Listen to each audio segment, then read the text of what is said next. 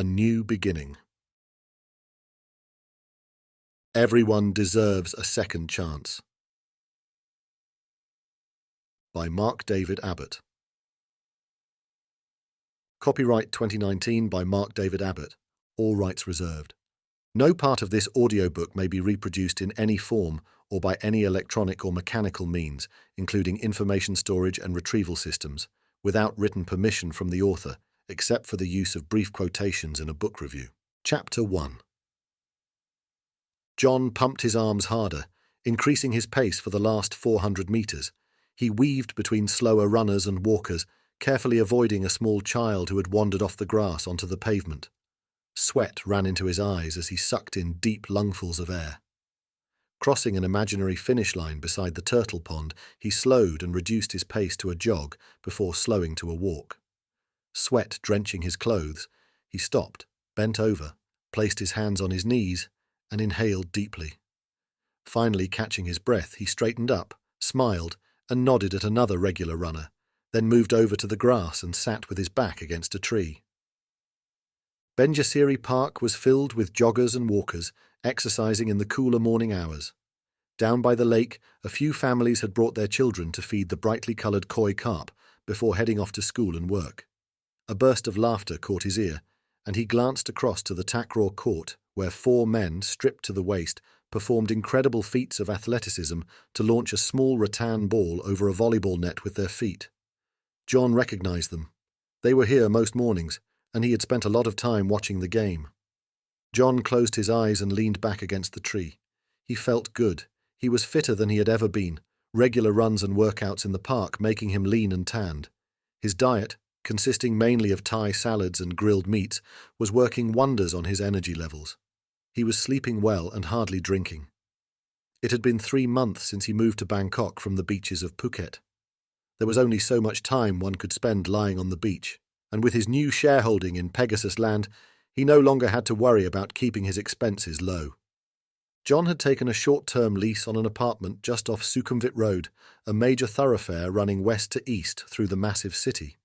The streets that ran off Sukhumvit were called Sois, and he had chosen an older building on the southwest side, around Soi 24, an upscale area of luxury apartments and large houses nestled in walled tropical gardens. It was a location popular with Japanese expats, and many of the stores and restaurants catered to that nationality. Compared to his previous home in Hong Kong, the apartment was huge. Large balconies lined with red-flowering bougainvillea wrapped around the 2 sides of the corner apartment from which he had expansive views out across the suburbs. An elderly Thai lady came twice a week to prepare food and clean the house, but otherwise he was left alone. It suited him. He spent his time keeping fit, exploring the city, and had enrolled in a local Thai language school to try to pick up the rudiments of the language. He was enjoying the relaxed pace of his life and had no rush to get involved in anything that would tie him down. One of the young men from the Takraw court wandered over and sat down, his body glistening with sweat, wiping his face with a small white hand towel. Sawadi Krupp. Kun John. John smiled and returned the greeting. Sawadi Krupp. Good game. Kup, the young man nodded. Yes, he grinned. You should join us, Kun John. Much more fun than running in circles. But I'm not as flexible as you, Kun Pichet. There is no way I can do that somersault kick of yours, John laughed. You can. Just practice. John smiled at Kun Pichet. They met a month ago, when John had been watching them play through the chain mesh fence surrounding the Takraw court. The game was like volleyball, but instead of using one's hands, only the feet and the head were allowed to touch the ball, a rattan ball about half the size of a football. The game was a good workout, and the flying kicks and somersaults performed by the more skilled players kept them lean and flexible. Pichet had invited him to join them, but John had declined, wary of injuring himself badly on the asphalt court. Over the next few weeks, they had struck up a few conversations, sometimes enjoying an occasional coffee together after the game. Pichet worked for a small import-export company, dealing in machine tools, and lived with his wife, young daughter, and parents in a small apartment in one of the back sois near to the park. He had explained to John the hour he spent playing Takraw every day was the only time he got for himself. the pressures of work and family life taking up the rest of his waking hours. "Have you got time for a coffee?" John asked. Me, Kun John. No, I'm sorry." Pichette checked his watch and frowned. "We have a client visiting from Europe, and I have to meet him for breakfast." He jumped up, wiped his body with the hand towel, and pulled on the t-shirt he had tucked into his waistband. "See you tomorrow?" John stood too and dusted the grass from his shorts. "I'll be here. Have a good day." Pichette nodded, gave a slight bow, and headed toward the main gate. John stretched and looked around. Laughter and birdsong filled the park, the air warm and scented with the incense burning in the small spirit house beside the side gate. He grinned. Life was good. Chapter 2. Opening his eyes, he glanced at the luminous display on the clock beside the bed, 11:30 a.m., about time he started his day. Swinging his legs off the bed, he sat up, scratched his belly, and yawned. Standing, he turned and looked at the girl stretched out on the bed. She wouldn't get up for a while. The cocktail of alcohol and drugs would take a few more hours to work their way through her system. The girl had been a good one. He might have her again. He wasn't bored with her yet. He sniggered and slapped her on the buttock, the girl stirring but not waking. Life had turned out well for the poor boy from the slums of Dhaka.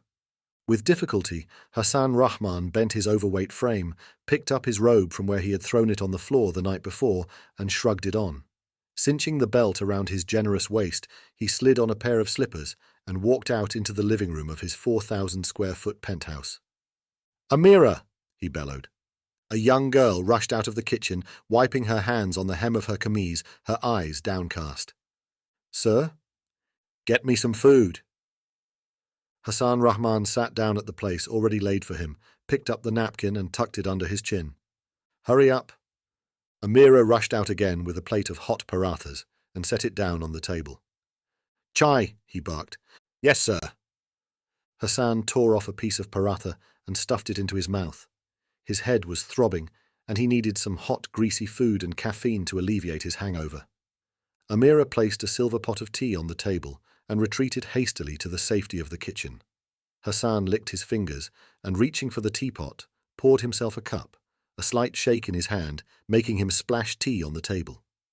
Ignoring the spillage, he took a loud slurp of the hot, milky liquid and reached for another paratha. The previous night had been a wild one even for a man of his appetites, and he was paying the price now.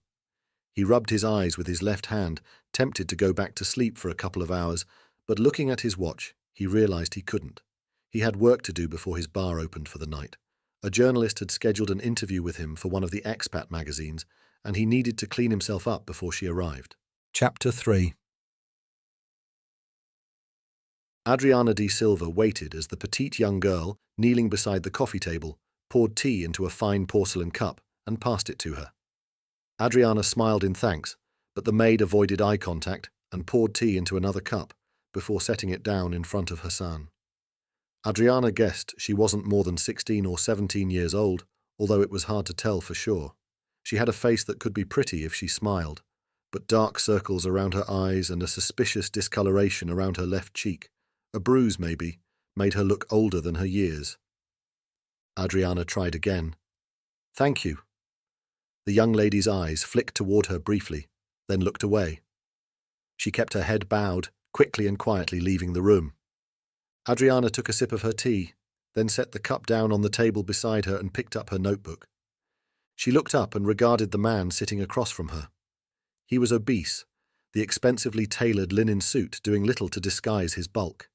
His hair was oiled and slicked back against his scalp, and small dark eyes peered out from the deep recesses of his pulpy, corpulent face. Despite the Arctic chill of the air conditioning, beads of sweat formed on his forehead. "Mr. Rahman, thank you for agreeing to see me." "Please, call me Hassan," he smiled, exposing a row of uneven yellow teeth. "It's always a pleasure to have tea with a beautiful lady." Adriana smiled politely at his attempt at charm, but inside she was irritated. Lines like that might work on young girls dazzled by his wealth, but she was a little more discerning. She had spent 4 years studying journalism, yet her career was reduced to writing puff pieces for sweaty businessmen. Still, as her father had always told her, whatever you do, you should do it well. She opened her notebook to a blank page and clicked her pen open. So, Mr. Hassan, what brought you to Bangkok? You are from Dhaka originally. I came here on holiday after selling my business and loved it so much, I stayed, Hassan smiled. How about you?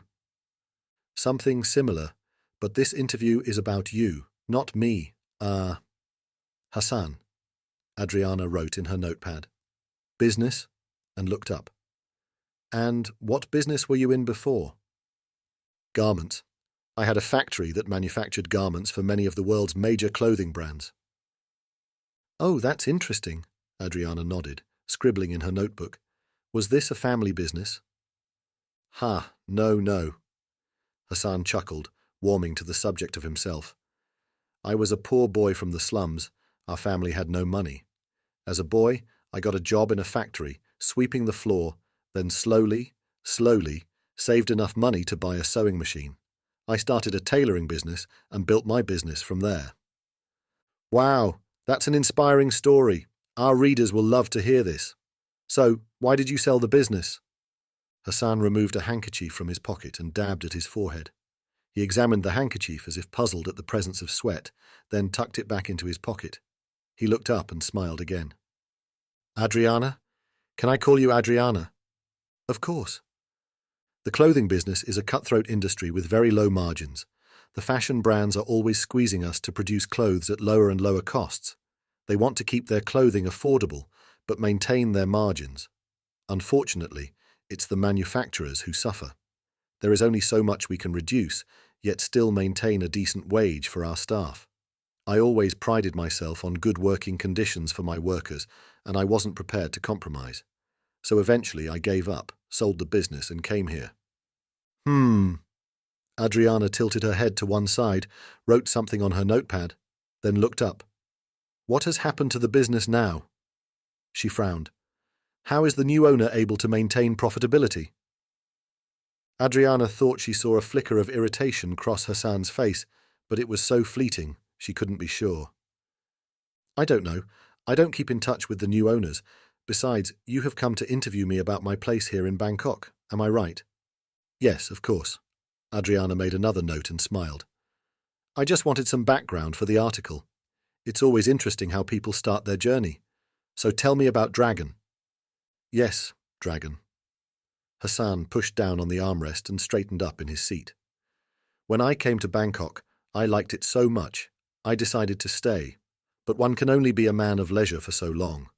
So, I looked around for something to do, and one day I noticed the site where Dragon was up for sale. Adriana looked up from her notes. So, what made you open a restaurant and bar? It's so different from what you were doing in Dhaka. Did you have any knowledge of the industry before? Not at all, but business is business. The principles are the same, whatever the industry. I was successful before, so I was confident I would make this a success. Have you been to the restaurant, Adriana? Have you seen how busy we are? No, I haven't. Oh, then you must come. As my guest. Have dinner with me tonight. Adriana felt Hassan's eyes roaming her body and shifted uncomfortably in her chair. That's kind of you, but I have plans this evening, perhaps another time. Of course. Hassan looked disappointed. It's important for you to visit before you write your article. Yes, I will visit. I'm just not sure of my schedule. The last thing she wanted was to spend an evening making small talk with him, but he did have a point. She did need to see the place. It was just he made her uncomfortable. She couldn't put her finger on why, but she was sure he wasn't always as charming as he was trying to be right now. Anyway, she would cross that bridge when she came to it. We have a beautiful bar area and fantastic food. Do you like Japanese food? Yes, I do. Why did you decide on a Japanese theme? Hassan laughed. Look around you when you walk the streets in this area. The largest expat community in Bangkok is Japanese. I have a captive market. It makes sound business sense. Interestingly enough, my clientele is mixed with people of all nationalities. He licked his lips. Come and see for yourself. I'll show you around. Adriana scribbled in her notebook, all the while thinking about how she could wind the interview up. Looking up, she said, Yes, I'll call you. Did you have any difficulties setting up the restaurant? After all, it's a new industry for you in a different country. Hassan raised his gaze from her legs and nodded. I won't deny there were difficulties, but nothing a man of my abilities couldn't handle. I assume you have a local partner. I think that's a requirement in Thailand. They must have been helpful. I have some minor shareholders, yes, Hassan frowned, but the investment and the skills are all mine. I'm sure. Adriana looked down at her pad. I think I have enough for now. I'll send a photographer around this week for some photos. She slipped her notebook into her bag and stood, smoothing the wrinkles out of her skirt. Thank you for your time. Finished already? That was quick. Hassan levered himself out of the chair. Please make sure you visit Dragon. He removed a card from his wallet. Here is my number. Call me and I will look after you. Adriana forced a smile and took the card. Hassan held out his hand and she shook it. It was damp and soft, and he held onto hers for longer than was comfortable. I hope to see you again. Adriana pulled her hand free and suppressed a shudder. She couldn't wait to get out of there. She forced a smile. Yes, I'll pop in. Thank you for your time. As she turned toward the door, she thought she saw the young lady watching her through the gap in the kitchen door. When she looked again, there was no one there. Chapter 4. Adriana sipped on her iced coffee and looked over her notes from the interview. She had enough information. With padding and a few photos, she could easily produce a printable article. They never wanted anything too detailed, just some words to accompany the glossy photos that filled the magazine. It wasn't highbrow literature or Pulitzer Prize-winning journalism, but sometimes life throws you a curveball, and your plans don't turn out as you want. She took another sip of her coffee and allowed her mind to wander. She thought back to how she had ended up in Bangkok in the first place, something completely unplanned. The plan had been to marry Miguel, settle down in Lisbon, and build a career, working for a quality newspaper like Expresso or Publico. His affair ruined that, the pig. Heartbroken, she hadn't been able to stay in Lisbon. They shared friends, ate in the same restaurants, and worked in the same neighbourhood. She couldn't bear to see him, especially flaunting that floozy Inés on his arm. Now, here she was in Bangkok, a city she had grown to love, but had never even thought of visiting when she was with Miguel. At least she was writing. Okay, it was freelance and for lifestyle magazines, but she didn't feel she had abandoned her love of writing completely. Taking another sip of coffee, she looked around the cafe. It hummed with activity, filled with wealthy locals and expats, and she had only managed a seat at the counter. The city buzzed all the time. She loved it.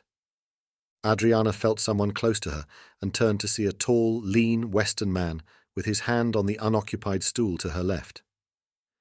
Do you mind if I sit here? He smiled. Adriana couldn't really say no. It was the only available seat left, and besides, he was polite and not bad-looking. Not at all. She returned his smile and went back to her notes. Hassan Rahman was undoubtedly creepy. The fancy apartment and his wealth didn't win her over, but she couldn't choose who she interviewed. It was pieces like this that paid her rent. However, the article wasn't due until the end of the week, and although it was starting to form in her mind, she didn't feel like writing it right now. She would leave it to her subconscious to put the words in place and write it later. Her mind wandered again, this time to the girl she had seen working in Hassan's apartment. She wasn't Thai, perhaps Burmese or even Bangladeshi, which was unusual. She didn't look happy. I wonder what her story is. It was bound to be more interesting than Hassan's. Sipping her coffee, she glanced sideways at the man sitting next to her. He smelt nice and had a deep tan, which meant he probably lived here. It wasn't the 1-week tan you saw on a tourist. As if confirming her impression, she heard him order a coffee in Thai. He caught her looking at him and smiled. I'm trying. Sounded good to me, Adriana smiled back. He wasn't bad-looking at all. The corners of his eyes crinkled up when he smiled. He had an English accent and a calm, relaxed manner. He picked up his phone and scrolled through his apps, which was a pleasant change. Usually men tried to hit on her as soon as she turned any attention their way. She looked down and tried to concentrate on her notes, but couldn't. Maybe it wouldn't harm to have a chat with him.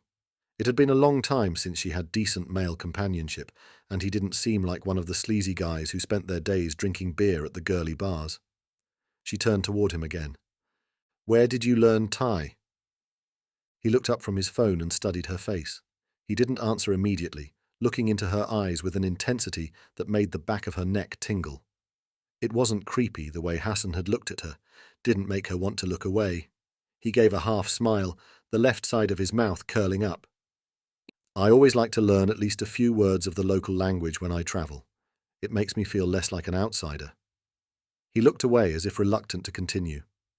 At that moment, his coffee arrived. She watched as he smiled at the barista and returned the sugar and the small jug of milk it came with. He noticed her watching him. No sense in wasting things. He sipped his coffee and licked his lips. Great. Yes, it's my first time here. I'm pleasantly surprised by the coffee. Are you on holiday? No, I live here. She held out her hand. I'm Adriana. Hi, Adriana. John Hayes. He shook her hand, his grip firm, confident. I live here too, at least for now. For now? He looked away, his eyes scanning the tables before replying. It's a long story. Let's just say I'm taking a break. Adriana looked down at her iced coffee and took a sip through the straw before replying quietly. Me too, in a way. She looked up and realized John was watching her. She smiled. Also a long story. Chapter 5. He hadn't seen her in here before, he would have remembered. She had smooth olive skin and jet black hair tied in a high ponytail, accentuating her high cheekbones. A thin gold chain around her neck and a pair of gold hoop earrings were her only jewellery. He noticed the absence of rings as her long, elegant fingers grasped her iced coffee. He felt guilty looking for a ring, but felt himself wanting to know more about her. Her English was accented. Spanish? South American? He wasn't sure. Where are you from, Adriana? She turned toward him, and again he felt transfixed by her eyes, hazel with flecks of gold as they caught the light. He felt a strange sensation in his chest, something he hadn't experienced for years. I'm from Portugal. Her face came alive when she smiled as if the sun had come out from behind a cloud. And you? England originally. John looked back at his coffee. Was he doing the wrong thing? Charlotte had been the only woman to make his heart jump like that. It had been almost 3 years since her murder, but he longed for female companionship. He thought of her every day, but her memory was fading with time. Without looking at her photo, it was becoming more and more difficult to visualize her face. He took a large sip of his coffee. Was he betraying her? He didn't know, but there was something about the woman sitting next to him that attracted him. Anyway, all he was doing was talking. What do you do here in Bangkok, Adriana? I'm a freelance writer. I write for a few magazines here and some travel magazines overseas. She shrugged. It pays the rent. You sound like it's not what you really want to do. I studied journalism, wanting to be an investigative journalist. My dream was always to work for a newspaper like Publico. Have you heard of the newspaper? John shook his head. Well, it's a well-regarded newspaper in Portugal. But life has other plans, and now I'm here instead. John watched her as she spoke, tucking a stray strand of hair behind her ear, exposing her long, slim neck. His heart was beating faster, and he could feel his body temperature rising. What was happening to him? He had avoided female contact for so long, it wasn't right. Charlotte was the love of his life, and should never be replaced. But he couldn't deny this woman fascinated him. He cleared his throat. Yes, life has a way of doing that. Picking up his coffee cup, he peered into it as if seeking inspiration in the black liquid. One thing life has taught me, though, make the most of every moment, and if you're doing something you don't enjoy, you must change it. Life is too short. Something might happen tomorrow that changes all your plans. She tilted her head, studying his face, but said nothing. I'm sorry. That sounds depressing. He drained his coffee cup and pushed back his chair. I have to go. It was a pleasure meeting you. John ignored her look of surprise and reached for his wallet, removing some cash and placing it on the counter. Please, the coffee is on me. Adriana stood up, and he realized she was only an inch or two shorter than him. John held out his hand. "Maybe I will see you around." She took his hand, and a tingling sensation ran up his arm. "I hope so, John." John let go of her hand and walked out of the cafe, confused. He felt guilt, but also desire. He needed to get his head straight. Chapter 6. Adriana sat back down, picked up her iced coffee, and absent-mindedly sipped from the straw. He was an attractive man. Why did he leave so suddenly? Was it something she said? She didn't think so. She set her drink down and sighed. Oh well. Perhaps it wasn't meant to be. She reached for her notebook again, running her eyes over the notes, and thought back to her interview with Hassan Rahman. A thought struck her. Placing the notebook back on the countertop, she picked up her phone, opened the web browser, and typed in his name. She cursed under her breath as the results took an eon to load. Looking around the cafe, she noticed everyone staring at their phones, all of them logged into the cafe Wi-Fi, slowing things down. She could always wait until she got back to her apartment where the speed was faster, but just then, the screen changed, and the results came up. Scrolling down, she skipped the articles about Hassan's resto bar in Bangkok, not wanting to read them in case they influenced how she wrote her article. She clicked through to the second page to find something more interesting. Nothing jumped out, so she added Bangladesh to the search terms and waited as the wheel spun in the toolbar. After a while, the results came up, and she scrolled through. A headline halfway down the page caught her eye. "Factory fire kills 3." Adriana opened the article from the Daily Star, Dakar's newspaper, and started reading. Police are investigating a suspicious fire in the factory of Rahman Impex today after a blaze destroyed the premises and killed 3 factory workers who had been sleeping in the building. The owner, Mr. Hassan Rahman, could not be reached for comment. Neighbours report the factory was often open 24 hours a day, 7 days a week, and working conditions inside were very poor. A police spokesman declined to comment on the incident, except to say investigations were ongoing. An unnamed source in the police department mentioned suspicion of insurance fraud. Adriana shifted back on the stool and looked across the cafe, her mind racing. Perhaps there was more to this guy than originally thought. Her journalistic instincts smelled a story. She slipped her phone into her bag. She had to go home. She needed faster internet. She was excited, all thoughts of the man she had met forgotten. Waving to the barista, she signalled for the bill. Chapter 7. Adriana's apartment was on the 25th floor of a building in Tonglaw, on the northeast side of Sukhumvit Road. In recent years, the area had undergone a redevelopment and now housed many of the trendier bars and restaurants, catering to the wealthier middle class of Bangkok. At just over 500 square feet, her apartment was small, but the location, close to the BTS, the SkyTrain that served the Sukhumvit area and Silom, was convenient. The traffic in Bangkok was always terrible, and without access to the rail system, getting anywhere was misery. The security guards stood as she entered the building and greeted her with a Y, their hands clasped together in front of their chests. She waved back before taking the lift to the 25th floor and walking along the corridor to her apartment. Dropping her bag on the dining table, she switched on the aircon, kicked off her shoes, and walked across to the full-height windows, looking out across the suburbs of Bangkok. The city was massive, buildings as far as she could see, and although the sky above was blue and cloudless, where it met the horizon, it was smudged with a dirty brown. She loved the city and the people, but staying here long-term probably wasn't the best choice for her health. While the apartment cooled, she sat down at the dining table and opened her laptop. It was time to find out more about Mr. Rahman. For the first time since she left Portugal, her investigative mind was itching to get going. There was a story here, and it wasn't the one the magazine had asked for. Chapter 8. Since John had met Adriana, he couldn't get her out of his head, returning to the coffee bar every day at the same time. Unfortunately, she hadn't been there. The day they met, he had gone back to his apartment and stared at the silver-framed picture of Charlotte he kept beside his bed. His heart ached for her, but sadly, she was never coming back, and he was lonely. Humans seek companionship, and he was no different.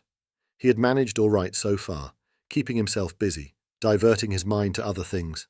But the meeting with Adriana had awakened long-forgotten feelings, feelings he had buried deep down, for fear of being hurt again. Looking at the photo, he had decided to forget the beautiful Portuguese woman, but the next morning he was back at the coffee bar after his run, then again the morning after that. Partly, he was glad she wasn't there, but he had to admit, he was also disappointed. On the fourth day, he was sipping his coffee when he felt someone pull out the stool next to him. He turned, and his heart skipped a beat. "Is this seat taken?" Oh, of course not," he stammered, suddenly, surprisingly nervous. He swallowed and composed himself. "Adriana, right? How are you?" "Very well, thank you, John." She smiled back, the light catching the gold flecks in her eyes. "Can I get you a coffee? What would you like?" Adriana looked around the cafe and spotted a drink on one of the tables. "I want to try one of those." John looked where she was pointing and grinned. He signalled to the barista and ordered for her in Thai. "I'm impressed with your Thai skills, John. I've been here for almost a year, and I can't speak a word. I'm fluent in a restaurant when it comes to ordering food, but please don't ask me to have a conversation." "Well, at least you know the important stuff," Adriana laughed. The barista approached the counter, placing a small glass and a white jug in front of Adriana. In the glass were 2 black ice cubes, frozen espresso. "I've always wanted to try this," she said as she reached for the jug and poured thick cream over the ice cubes. "I've never seen it anywhere else." The Thais seem to have a knack for beautifully presenting food and drink. John looked at his own cup. "I prefer my coffee hot and black, though, even in this climate." Adriana smiled, picking up a spoon and stirred her glass. "I think I need to wait for the ice to melt." "It will be pretty strong by the time you get to the end," John grinned. "Yes," Adriana chuckled. "Perhaps this wasn't such a good idea after all." They sat in silence for a moment, both watching the team of baristas as they bustled behind the bar, preparing drinks. John turned to face her. "So." At the same time, Adriana turned. "You—" They laughed at the awkward moment. Then John said, "Please, go ahead." Adriana toyed with her glass. "I was going to ask how you fill your days. You mentioned the last time we met you were taking a break." "Yes, I am." John shrugged. "I always find something to do. I go to a Thai language school twice a week. I exercise, I explore the city. Most of all, I enjoy not having a fixed agenda." John paused, still hesitant to share too much. He was in the habit of keeping things to himself, but it felt good to talk to this beautiful woman. "I've had a rough couple of years, so it's nice to take time out." Adriana gazed back at him, and he reluctantly looked away, glancing down at his drink. He looked up again, changing the subject. "What are you working on at the moment? You said you are a writer." "Yes," Adriana nodded and reached for her drink. "I'm writing a piece about a new restaurant and bar on Soy 20. She swirled the ice cubes around, the colour of her drink changing from white to a light brown as the ice cubes melted and the espresso mixed in with the cream. She took a sip, then glanced at John. "The restaurant is called Dragon. Have you been there?" "No, I've walked past but never been in. Is it the one with the wooden walkways through the garden and the koi ponds?" "Yes, that's the one. It looks nice. Maybe I'll go there one evening." Adriana nodded and stared into her drink, saying nothing. John watched her. She was exquisite. Her skin, the way her hair caught the light, her long fingers, the neatly trimmed, uncoloured nails, only a clear gloss. At that moment, she looked up and caught him staring at her. He looked away quickly, embarrassed. "John, I know we've just met, and this will sound a bit strange, but can I ask you a favour?" Chapter 9. Adriana had been putting off going to Dragon for a few days, but she needed to get her article finished, and her research was only raising more questions. She knew if she went there, Hassan would no doubt hit on her again, and she couldn't face an evening making polite conversation with him while fending off the inevitable advances. She was happy she had found John at the cafe. He seemed nice and was an attractive man. He appeared interested, but treated her like an equal, not as someone to pick up for a one-night stand. She would like to get to know him more, and perhaps he could be useful. I have to go to Dragon tonight for some research before I finish my article, and I don't really want to go alone. When I interviewed the owner, he kept hitting on me. If you don't have any plans, would you like to come with me? John looked surprised but nodded. Yeah. Sure, what time? Around 7? That's fine. Where shall we meet? Adriana thought fast. She didn't want to arrive alone. Why don't we meet at the entrance to the Soy at the junction with Sukhumvit, and we can walk down there together? Perfect. Thank you, John. I realize you don't really know me, and I'm being a bit forward, but it will help me a lot. Don't worry, I'm happy to help. He drained the last of his coffee, pushed back his chair and stood up. I have some errands to run. I'll see you tonight. Thank you, John. Adriana smiled and held out her hand. John shook her hand, then reached into his pocket for some change. No, John, today the coffee is my treat. John hesitated, his hand still in his pocket, then relaxed and smiled. That's very kind of you, thank you. See you tonight. Adriana sat back in her chair and picked up her drink. Tonight would be interesting. Chapter 10. John shifted his weight to the other foot. Even at 7 p.m. it was hot. His shirt clung to his back, and a trickle of sweat ran down the side of his face. The fumes from the traffic snarled up along Sukhumvit remained trapped underneath the SkyTrain line which ran above the road. He tried not to breathe too deeply. Across the Soy he watched heavily made-up Thai women in tight miniskirts and high heels beckon to the male tourists, inviting them in for cold beers and happy endings. He had gone to one of the bars once, but it wasn't for him. There was nothing wrong with it, everyone had to earn a living, but he didn't want his memories of Charlotte to be tarnished with a paid-for encounter in a seedy bar. He checked his watch. It was just before 7. Adriana should be here soon. An Indian man approached him, holding out a business card. Do you want Taylor, sir? No, thank you. John smiled and shook his head. I live here. Sir, please take my card. I make suits for many people here, not just tourists. I will give you special price. Local price. John politely took the card and pretended to look at it. My shop is over there. The Indian man pointed across the street to a tailor shop next to the beer bars. Okay, maybe next time, thank you. The Indian man spotted a Western family walking toward them and broke off to approach them, another card in his outstretched hand. A draught of ice-cold air blasted his back as the door from the 7-Eleven behind him opened and closed. John tossed the business card into the nearest rubbish bin. He had been given so many of them in the last few months. On the corner, a group of Rubjang in their orange vests sat side-saddle on their motorcycle taxis, smoking and laughing as they waited for their next passengers. The motorsai, as the motorcycle taxis were known, were often the best way to cut through the notorious traffic. John had caught them from time to time. It wasn't for the faint-hearted, though, as the motorbikes whizzed through the traffic at high speed, weaving in and out of the slow-moving traffic jams, knees just inches from the cars on each side. John. Turning to see Adriana standing beside him, his heart jumped. When she leaned forward to kiss him on both cheeks, he smelled citrus and flowers, and his brain failed to work for a moment as his heart danced a jig.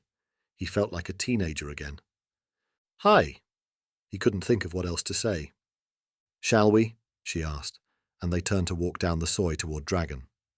John grinned as he saw the Rubjang stop their conversation and stare as the tall, elegant woman in her figure-hugging silk dress walked past. If her plan had been to avoid attention from the owner of Dragon tonight, she would fail miserably. Chapter 11. Dragon was located halfway down the Soy on the right-hand side, on a corner plot filled with trees and tropical plants. At the entrance, beside an ornately carved wooden booth, stood a tall, thin European woman with razor-sharp cheekbones and cosmetically enhanced lips. She looked Adriana up and down as she approached, and John detected a hint of disdain in her expression. With a sniff, she switched her attention to John. Dinner or drinks? John looked at Adriana. Dinner? Sure. The hostess consulted her clipboard, said, "Follow me," and led them inside, along a raised wooden pathway that led through banyan trees and big-leaf tropical plants. Beside the walkway, Koi carp swam lazily in pools, flashing orange, red and white in the reflection from the fairy lights hanging from the overhead branches. In the background, the soft pulse of a deep house track filled the air as they approached the open-sided restaurant. Converted from a traditional Thai house, a steeply pitched roof with carvings of the winged god Garuda on the gable ends covered the open-plan dining area. A veranda sheltering a long wooden deck ran the full length of the building, supported by ornately carved wooden pillars. Inside, half the tables were already occupied, and at the bar, which took up one side of the building, people were gathered for pre-dinner drinks. A DJ with headphones covering one ear bobbed up and down behind a set of decks in one corner. The air smelled of lemongrass and herbs. It was magical. As they walked in, John noticed with amusement men breaking off their conversations to watch Adriana pass by, with the exception of one man. At the end of the bar, toward the rear wall, a large Indian-looking man glared at John with undisguised hostility. The hostess led them to a table and without a word turned and returned to the front entrance.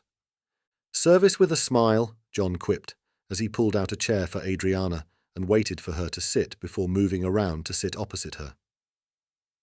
"Perhaps she can't smile with those lip fillers," Adriana replied with a cheeky grin. John looked around the restaurant. "It's a lovely place." He winked at Adriana. "I guess the angry-looking man seated at the bar is Hassan Rahman." Adriana looked at him in surprise. "You know who he is?" "No, but I've learned the hard way a bit of research is always useful." He glanced quickly toward Hassan, who was now studying a pile of papers on the bar top. Hassan Rahman, formerly of the garment trade in Bangladesh, sold his factory, moved here to Bangkok and started this restaurant with the proceeds. So the story goes." John raised an eyebrow. "You mean it's not true?" Adriana waited as another tall, thin European girl arrived at the table and handed them menus. "I have my suspicions," Adriana replied as she opened her menu. "Really?" "Yes, but let's order drinks first."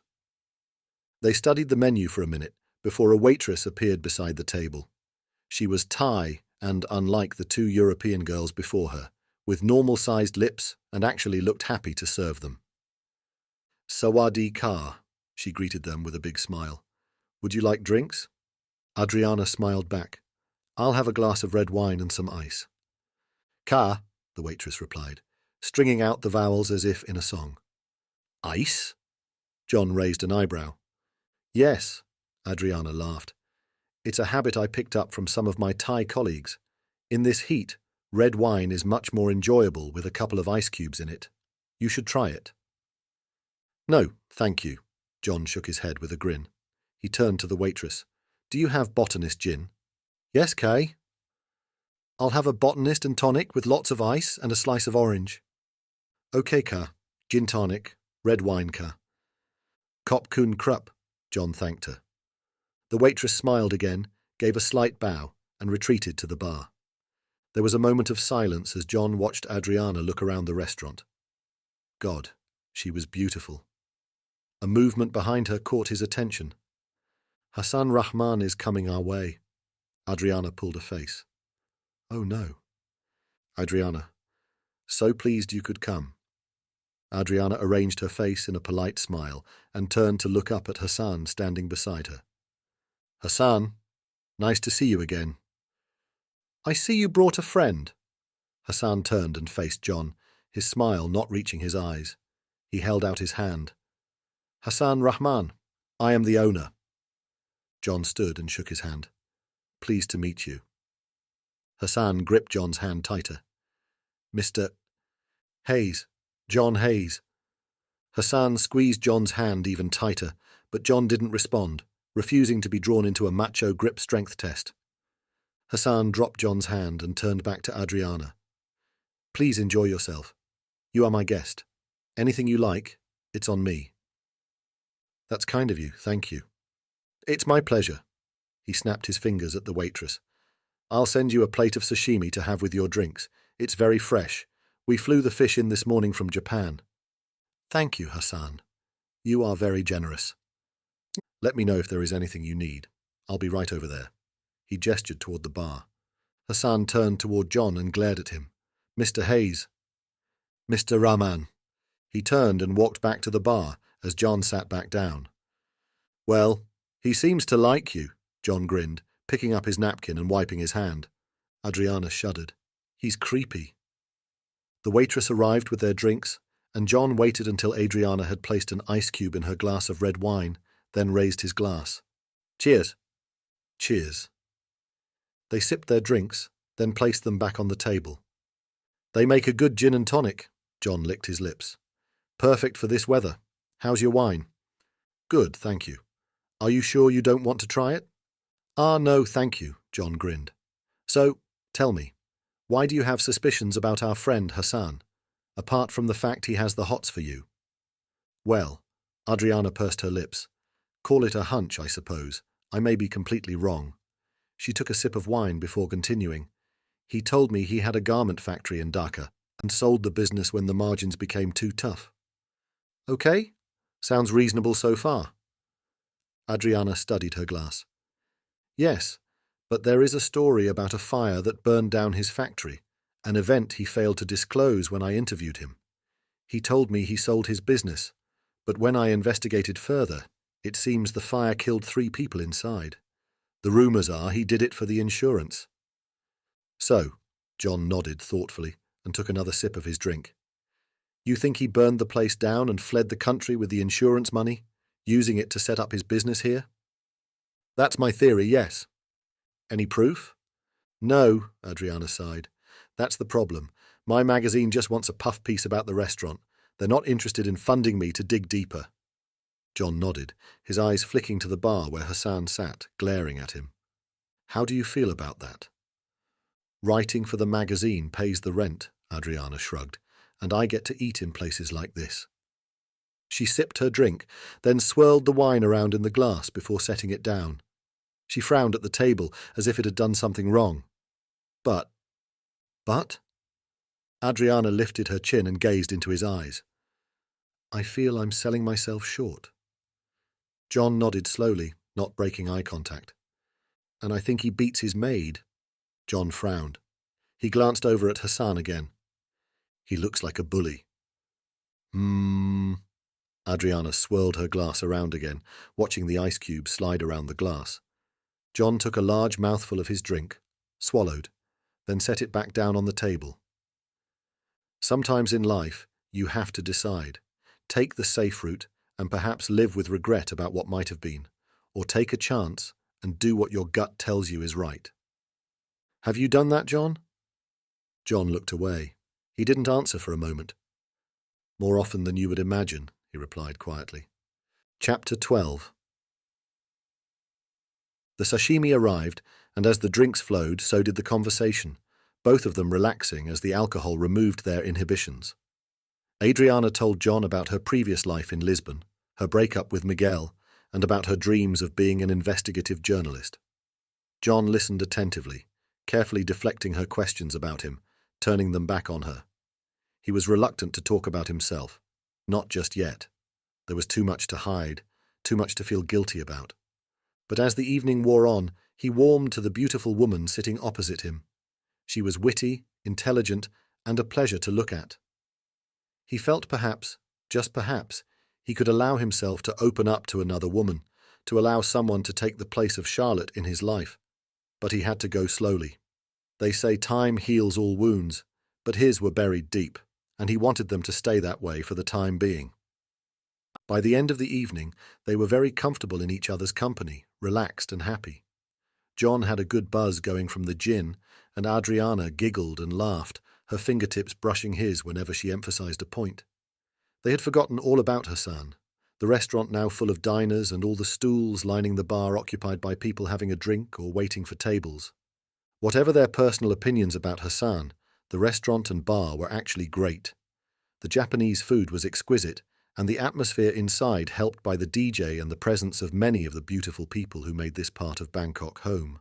Smartly dressed expats, elegant Thai high society figures, and the occasional tourist. The restaurant could have occupied a place in any of the major cities in the world and was far removed from the sleazy pickup joints and beer bars found lining the streets. Their meal over, John called for the bill, only to be told by the waitress it had been taken care of. "I suppose I should thank him," said Adriana, looking around the bar for Hassan. They spotted him at a corner table, huddled in conversation with two Thai men. He didn't look happy, but when he caught sight of Adriana standing, he got up, fixed a smile on his face, and walked over. "Leaving so soon?" "Yes, I have work tomorrow, but thank you so much, Hassan. The food was wonderful." Hassan leaned forward and took her hand in both of his. "It's my pleasure. Please come again any time." Still holding Adriana's hand, he scowled at John. "Mr. Hayes." "Mr. Rahman," John nodded. Adriana pulled her hand free. "Good night, Hassan. I'll let you know when the article comes out." Hassan looked back at Adriana, the smile returning to his face. "Good night, Adriana. If there is ever anything you need, anything," he winked, "please call me. I'm always available." Adriana smiled and made a show of taking John's arm and pulling him close. "Thank you." John nodded again at Hassan and moved toward the exit. They walked along the wooden pathway, past the koi ponds, toward the street.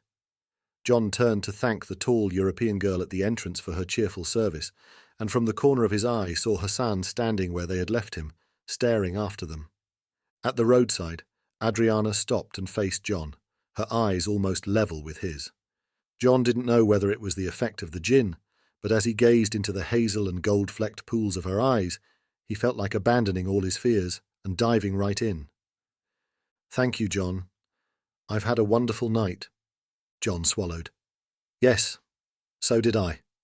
Thank you." They stood in awkward silence for a moment, not sure what to do next. "Well," Adriana cleared her throat, "I must go. I have work in the morning."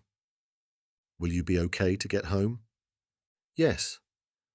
Adriana looked over at the row of taxis lined up on the opposite side of the soi. "I'll take a cab. There's little traffic at this time of the night, and I live nearby. I'll be home in minutes." He felt like a teenager on a first date. He wasn't sure what he was supposed to do next. Should he go with her? Should he kiss her? Adriana leaned in, and her lips brushed his cheek, sending a current of electricity from below his ear down his spine. Her fingertips brushed his arm. "Good night, John." John's breath caught in his throat, and his vocal cords seemed paralyzed as she smiled and turned toward the taxis. He stood and watched as the most beautiful woman in the world crossed the road and climbed into a taxi. As the taxi's red tail lights disappeared at the end of the soi, he finally breathed out. "What am I doing?" he said out loud. Chapter 13. For 3 days, John tried to push thoughts of Adriana out of his head. He ran hard every morning, swam laps of the pool in his apartment building, and caught the metro and sky train to other parts of the city, keeping himself busy roaming the streets. He was conflicted. He felt guilty about betraying the love of his life, but he couldn't get Adriana out of his mind. When he closed his eyes, it wasn't Charlotte he saw, but Adriana. The way the lines radiated out from the corners of her eyes when she smiled, the gentle curve of her neck, the shape of her lips. John craved companionship, yearned for a female touch. He wanted someone in his life, someone who was an equal, someone he could share things with. He was lonely, and it didn't matter how much he tried to keep himself busy, how many conversations he had with the takraw players in the park. He needed to fill the gaping void in his life.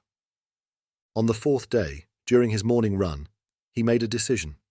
He walked back into his apartment and into the bedroom.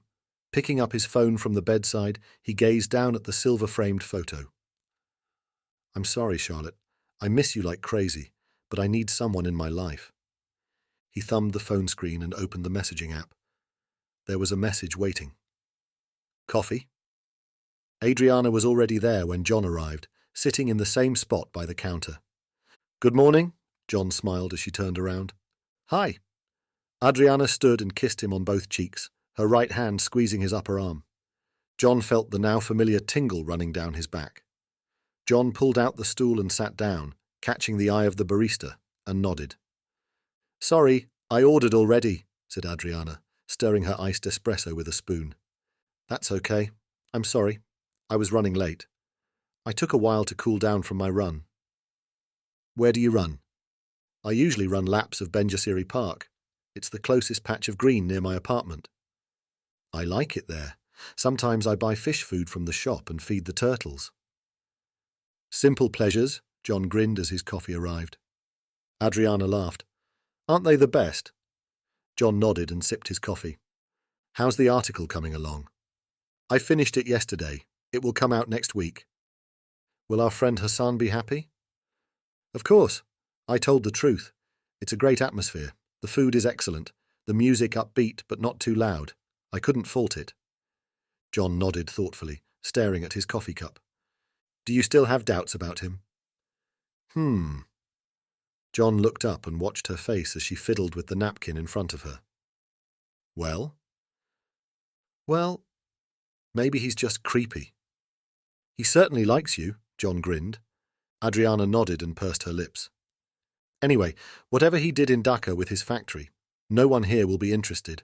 But she picked up her coffee, looked at it, and put it down again.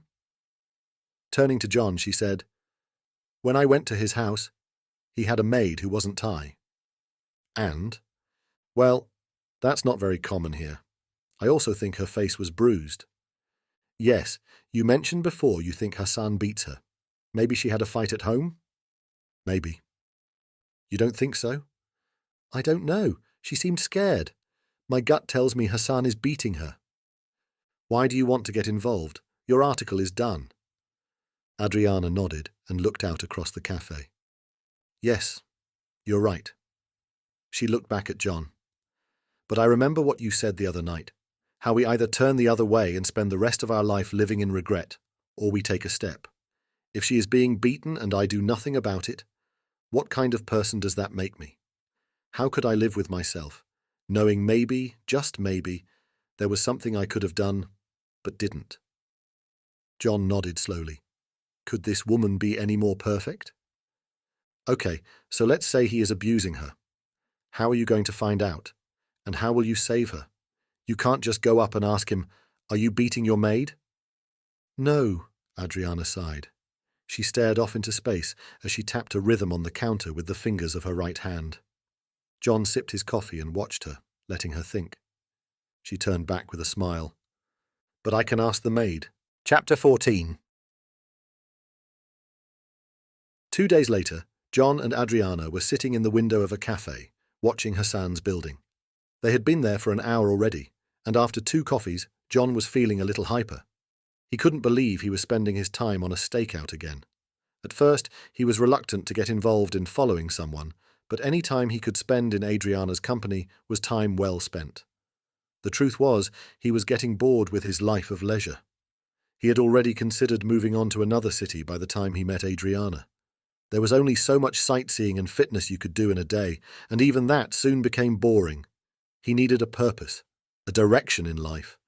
He felt Adriana's hand on his arm. There she is. He looked out the window as a petite girl, dressed in a shalwar kameez with a cloth carry bag in her hand, walked out of the building across the road. She looked both ways, then turned left and walked down the soy. Let's go. Adriana tugged on his arm and stood. John fished in his pocket for change and left a handful of baht on the table, then followed her out the door. Adriana had already set off down the soy in pursuit of the girl, and John jogged to catch up. So, what's your plan? I don't really have one, Adriana glanced at John. I wanted a chance to ask her a few questions away from the house. Okay. John guided her by the arm away from a broken paving slab as they continued down the soy, keeping the girl in sight. They weaved around street vendors, setting up food stalls on the roadside, and ignored the invitations for foot massages from the bored ladies sitting outside the parlours. At the end of the soy, the girl turned right. She must be going to the market. We better get closer. It will be easy to lose her in there. They increased their pace and entered the crowded marketplace just after her. Stalls piled high with vegetables and herbs competed for space with vendors selling large tubs of curry paste, fried snacks, and sweets made from coconut and rice flour. The smell of lemongrass and basil filled the air. A lady on the left fried quail eggs and served them with a drop of fish sauce on the yolk. A man on the right stirred a large wok of rice noodles and threw in a big handful of bean sprouts as steam rose from the wok. John tried not to get distracted by the smell of food. He was hungry and hadn't eaten since his morning run. Adriana tugged at his arm. "Come on, let's speak to her now before we lose her." The girl had stopped at a stall and was paying for a large bunch of greens. Adriana approached her. "Excuse me." The girl flinched, a look of surprise on her face. She looked at Adriana and John, her eyes darting from one to the other. "Do you remember me?" Adriana smiled. "I came to your house last week." The girl nodded hesitantly. "My name is Adriana." She held out her hand. "This is my friend, John." John smiled at her, trying to put her at ease. She was obviously nervous and not sure why two Westerners were speaking to her in the market. The girl gave a slight smile and briefly took Adriana's hand before dropping it again. "Do you speak English? What is your name?" The girl looked back and forth at Adriana and John, then at the people moving past.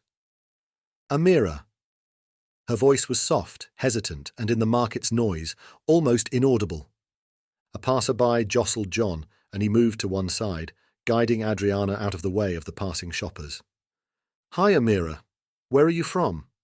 Again the girl's eyes darted nervously. She opened her mouth but closed it again quickly. She moved to push past Adriana, but Adriana blocked her way. "It's okay, Amira. I just want to ask some questions. I'm here to help you." Amira shook her head, tears forming in her eyes. She looked at John and then back at Adriana. No.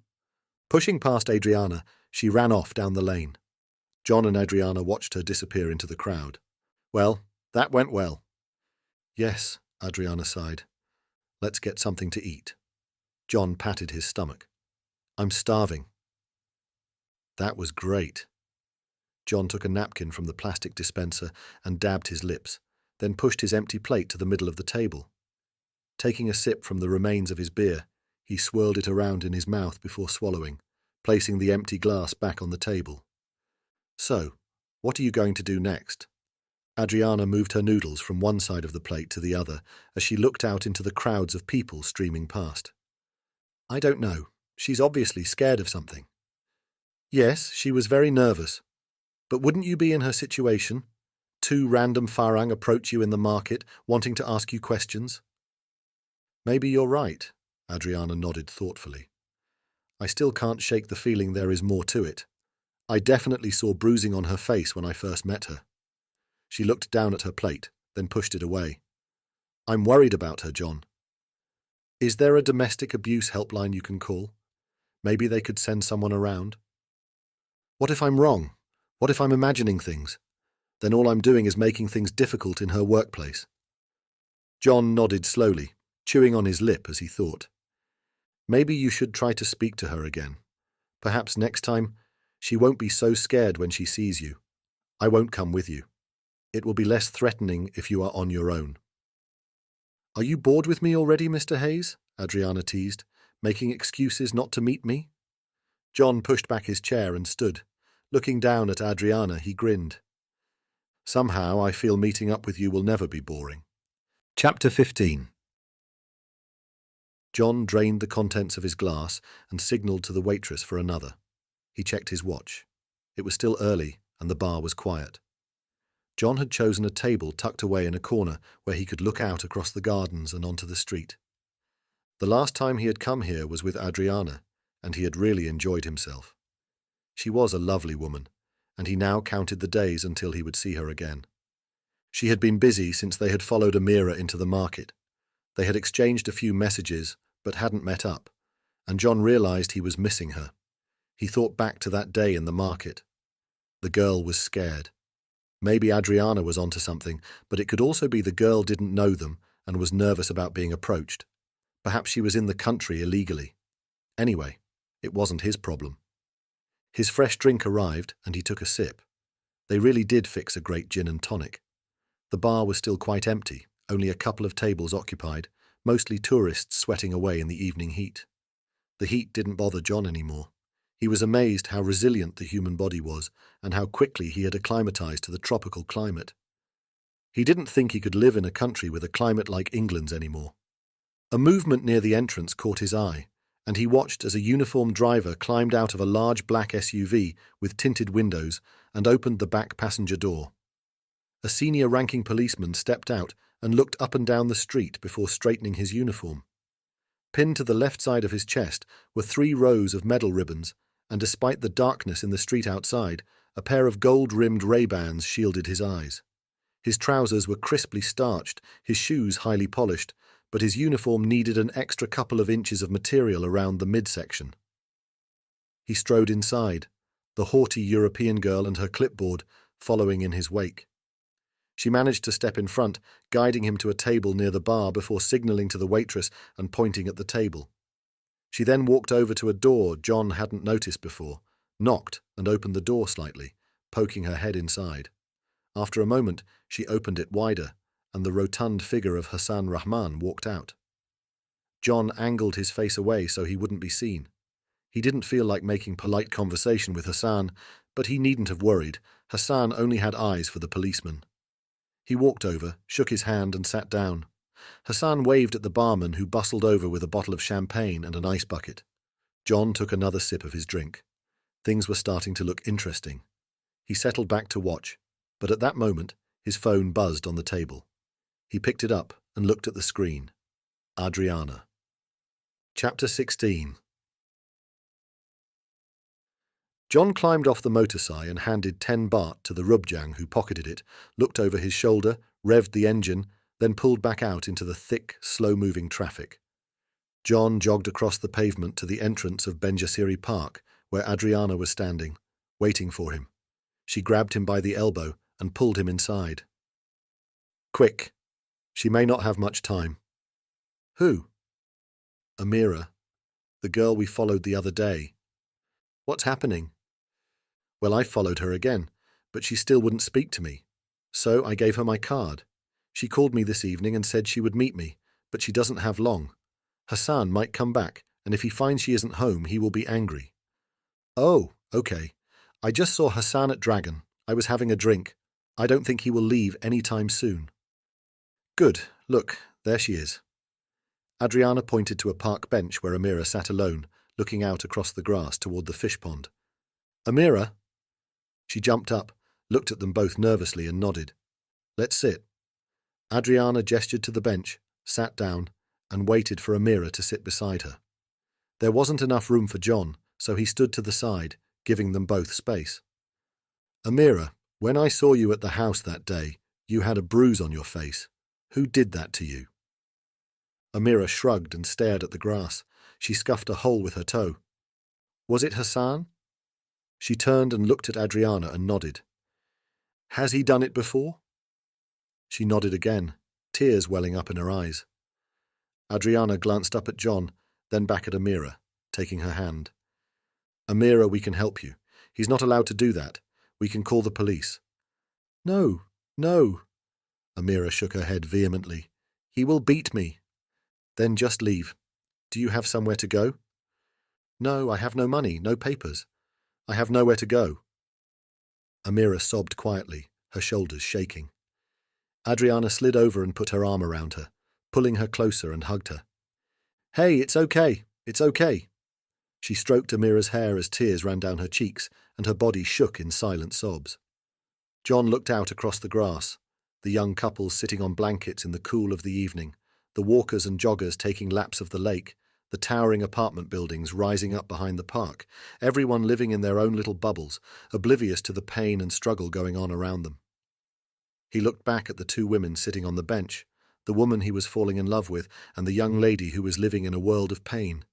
He couldn't just stand and watch. He knelt down on the grass in front of the bench. Amira, tell us what's happening. We'll do our best to help you and get you out of this mess. Chapter 17.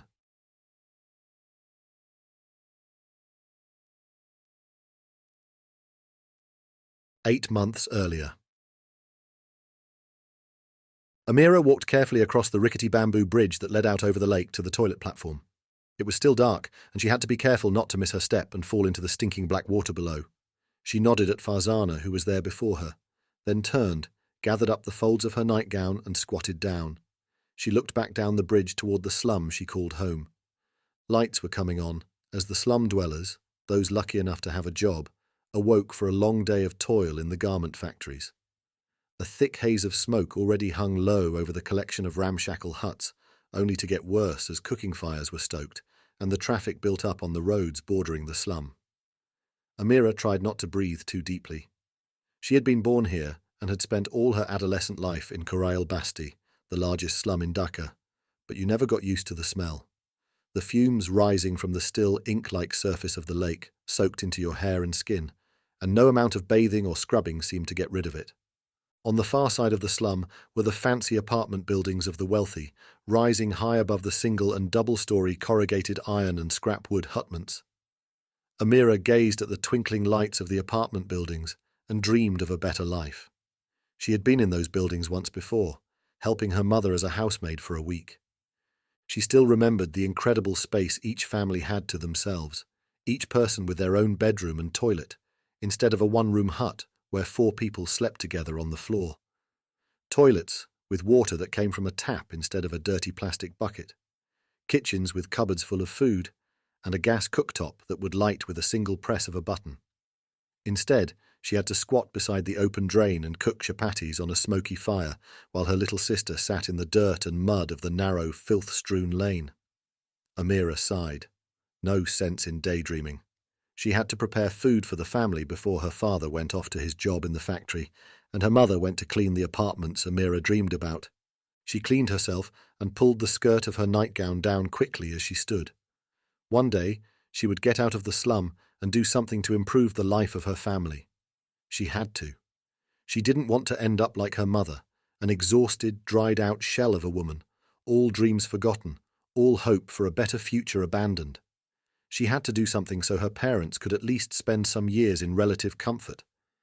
They had worked hard all their lives to provide for her and her sister.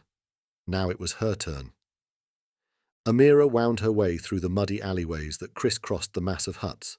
She paused at a junction, checking where she was. There were no signs, and she hadn't been to this part of the slum before, so wasn't sure which way to go. A frail old man in shorts and a vest squatted on his haunches beside the lane, and she asked him for directions. He looked her up and down, then waved down the lane. She thanked him and continued in the direction he had shown as he cleared his throat, coughed up a large globule of phlegm and spat in the dirt. Karim Abdul was a name she had heard spoken many times in hushed tones. There were countless stories about the man who ruled over the slums, but she had never seen him, only men who worked for him. The men who collected money each month for the illegal electricity connection and the supply of drinking water. Karim Abdul controlled everything that came in and out of the slum, and few people dared to cross him. She was nervous to seek his help, but Farzana had told her if anyone could get her out of the slums, it would be him. She approached a hut, larger than the others, 3 men loitering outside. They watched her approach and leered, making comments to each other which she couldn't catch, but the intent was clear. Steeling herself, she asked, "Karim Chacha Hain? Is Karim uncle here?" He wasn't her uncle, but everyone referred to him like that. It made him sound less threatening. One of the men, a thin young man with a straggly beard, nodded and waved her inside the open door. Amira looked back the way she had come. Did she really want to go through with this? She remembered how her exhausted father dragged himself off his bed in the morning before work after coughing all night. She had to do something. She ducked down and entered the hut. Inside, a large man in a white vest and checked sarong sat on the floor, eating chapatis and what looked like chicken curry. Amira's stomach rumbled. She couldn't remember when she had last eaten meat. It was too expensive for her family. The man looked up, his eyes roaming over her body, spending too long on her chest area, and she subconsciously pulled her dupatta down in an attempt to hide her shape. He licked his lips and belched. "What do you want?" "Sir, someone told me you could get me a job in Malaysia." "See this little princess?" He laughed and winked at the man cooking his food. "Wants to travel, work in a foreign country." The other man sniggered and went back to his stove, turning the chapati over in the flame before tossing it onto the plate in front of Karim. Karim turned back to Amira, his face stern. Why do you want to leave here? Stay here with me. I will give you a good life. Sir, Amira gulped. I need to earn more money. My mother is tired, and my father is unwell. I want to send my sister to school. They told me you could help me. If I work in Malaysia or Thailand, I can earn enough money to send home to my family. Karim nodded and tore off a piece of chapati, mopped up some chicken curry, and stuffed it in his mouth. He chewed noisily, his mouth open, curry stuck to his lips and the side of his mouth. Amira looked away and took a quick glance around the room. It wasn't much different from hers, slightly bigger, but he had a television and electricity. The rumour was he had a big house in Baridara near the American school, but he spent his days here in the slum, keeping a tight control on what went on.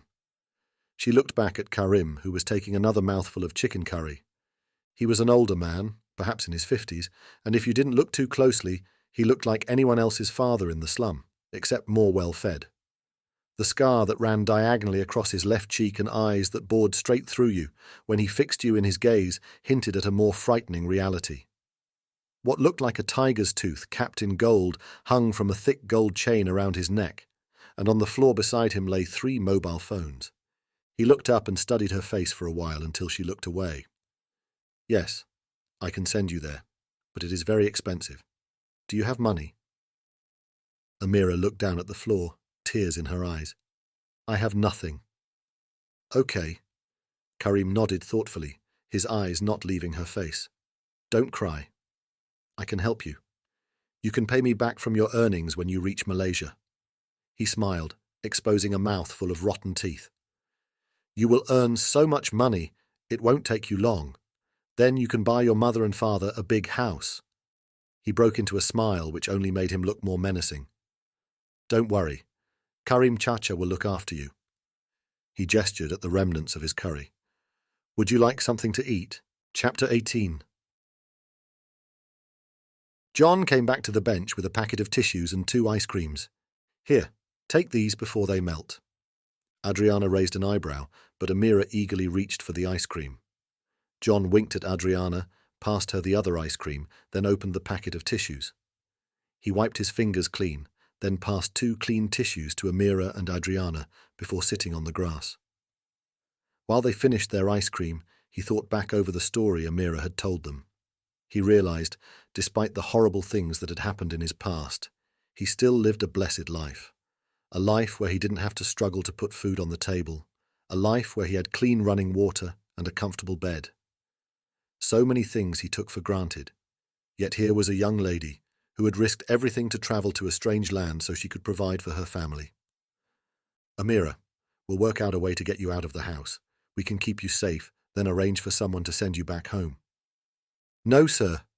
Amira wiped her fingers with the tissue. You don't understand. I can never go back home until I've paid off my debt. What do you mean? Asked Adriana, frowning. Hassan sir does not give me any money. He told me he paid Karim Chacha and said I must work for free until I pay my debt. If I don't pay him back, I can never return, and he told me he will have my family killed, my parents and my sister. Her eyes welled up with tears again. He'll tell Karim Chacha. Karim Chacha rules the slums. He is a bad man. It's okay, Amira. Adriana placed her hand on her shoulder. We will find a way out for you. John nodded. How much do you owe him? 350,000 taka. Adriana looked at John. How much is that? She asked. John pulled out his phone, opened the currency app, and did a quick calculation. Even if Hassan is honest and pays you a decent wage, it would take you almost 18 months to pay him back. He shook his head. Bastard, he muttered under his breath. He looked at Amira, tears still running down her cheeks. If life had worked out differently, he might have had a daughter her age. He made a decision. It's okay, Amira. I'll pay him. Both Adriana and Amira looked up in shock. John, how much is it? Adriana asked again. Don't worry about it. I'll cover it. Amira, I will take care of the debt. You can go home. Thank you, sir. Ma'am. Amira started crying again. Thank you. Adriana put her arm around Amira and looked across at John and mouthed a thank you. Amira wiped her face and looked up. But Hassan, sir, he will be very angry. He's also a bad man. He beats me. The money won't be enough. He will still punish me and my family. Amira, it's all going to be okay.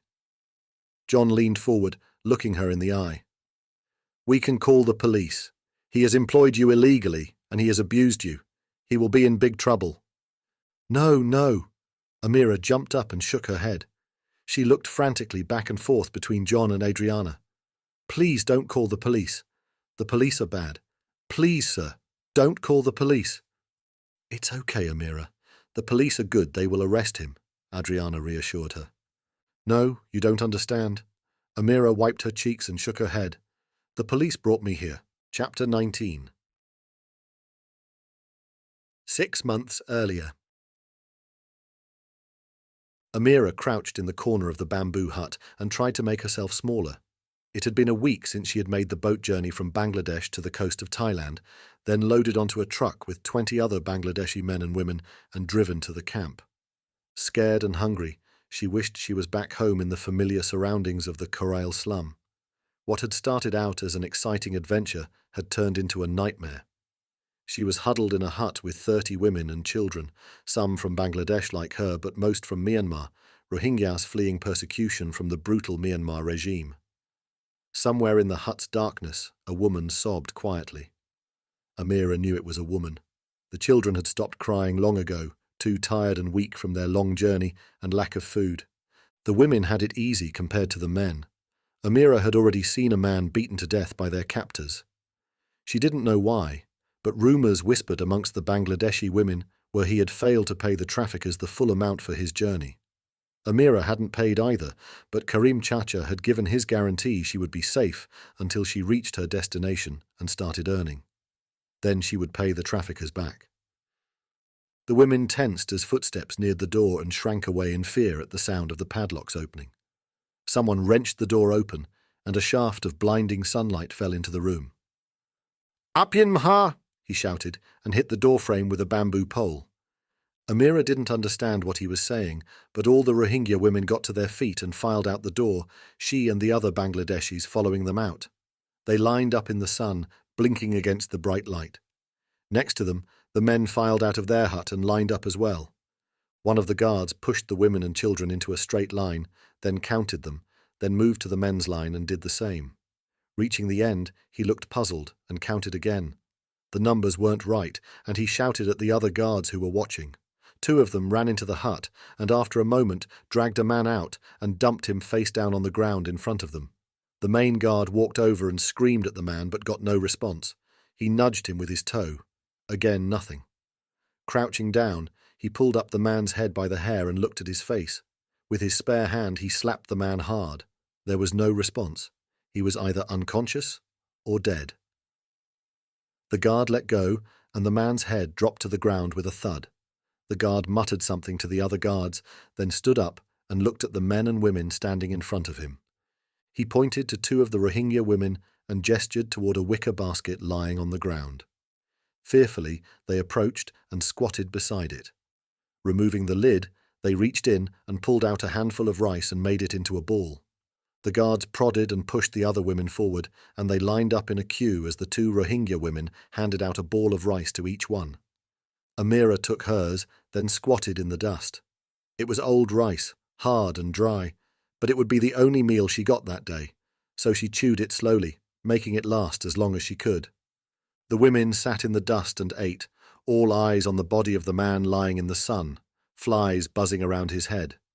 No one wanted to end up like him. Amira shifted uncomfortably in the dirt. She was hot and thirsty. They had been left in the sun for about 3 hours, and the heat was relentless. There was nothing to drink, and some of the older men and women were lying on the ground, weak with dehydration and hunger. They had moved the children into the small amount of shade offered by the walls of the huts, but the adults had to remain in the sun that beat down mercilessly, sucking all the moisture from their bodies. The guards had dragged the dead man out of sight, and they now lazed in hammocks strung from trees at the other side of the compound. In the distance, an engine could be heard, the sound increasing as it got closer until a vehicle appeared along the track, sounding its horn as it pulled up on the dirt track outside the gate. Amira and the other women felt a surge of hope as they looked at the vehicle, a black and white pickup with police written in large letters on the side and a red and blue light bar on the roof. The doors opened, and 2 policemen climbed out, straightened their uniforms, and pulled on their uniform caps. Amira glanced at the guards, expecting them to panic, but they didn't seem to be worried at all. Instead, the head guard walked over, pulled open the gate, and stood aside as they walked in. A discussion ensued, involving a lot of laughter and slapping on the back. Amira's hopes vanished. These policemen didn't look like they had come to rescue them. The refugees watched as the head guard reached into his pocket and pulled out a roll of cash and counted off a thick chunk of notes before handing it over to one of the policemen. The cop handed it to his colleague without looking at it, then glanced over at the women. He said something to the head guard, who stepped aside and gestured in their direction. The cop walked over and stood in front of them, his hands on his hips. He cleared his throat and spat on the ground, then turning his head slightly, he called out to the guard who came over and stood beside him. The cop continued looking at the women, his eyes studying all of them. He pointed to a young girl, and the guard waded into the group and pulled her out. Her mother wailed in distress and tried to hold on to her daughter's arm. The guard kicked her in the stomach, and she howled in pain, doubled up on the floor.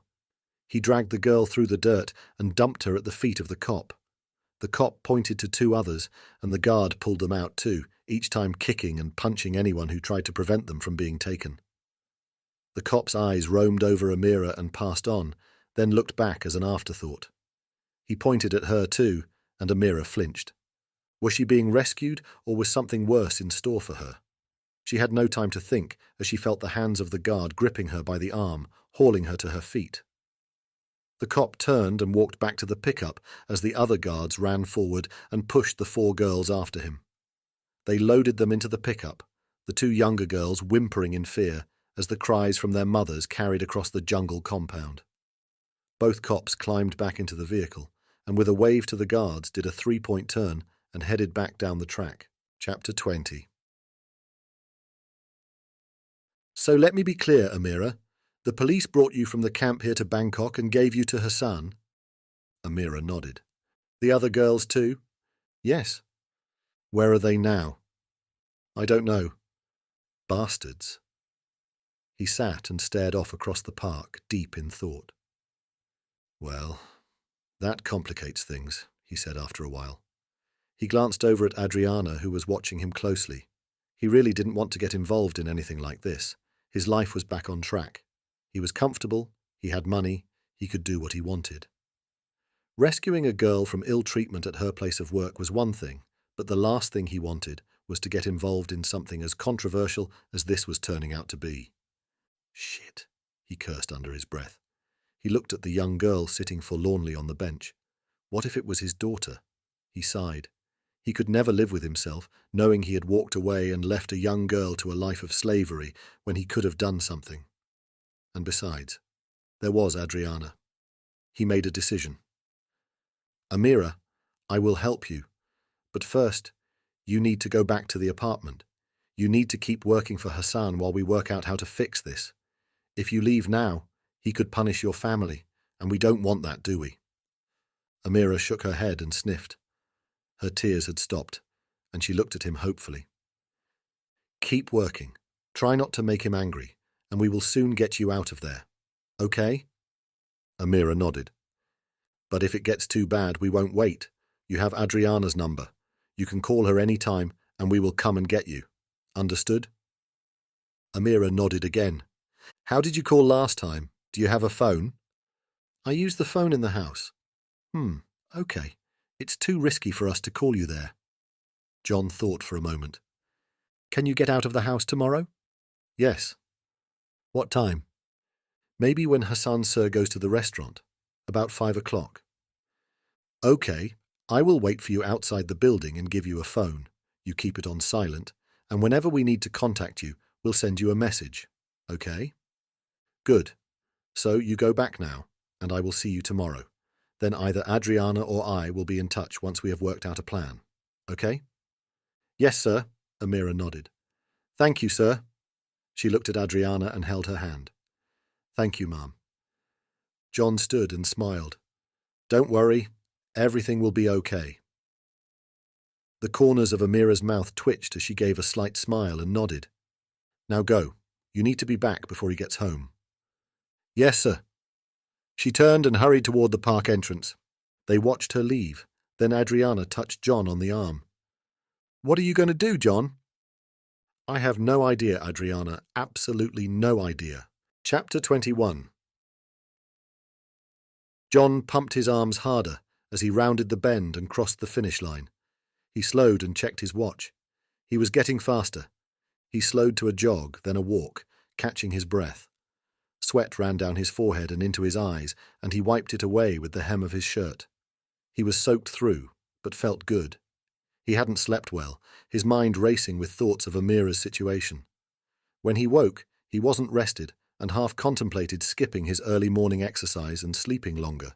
But running always made him feel better, and it helped him think. He had his best ideas when running, his mind achieving a clarity he got from no other activity. Plus, it kept him fit. A series of beeps sounded over the park's tannoy system. It was 8 a.m., and the national anthem of Thailand was about to be played. He stopped walking and stood still as all around him everyone else did the same.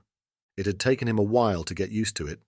The first time he'd heard the broadcast, he had been mid-run and almost ran into the people who had stopped in front of him. Now, he was prepared and always timed his exercise to finish before it played.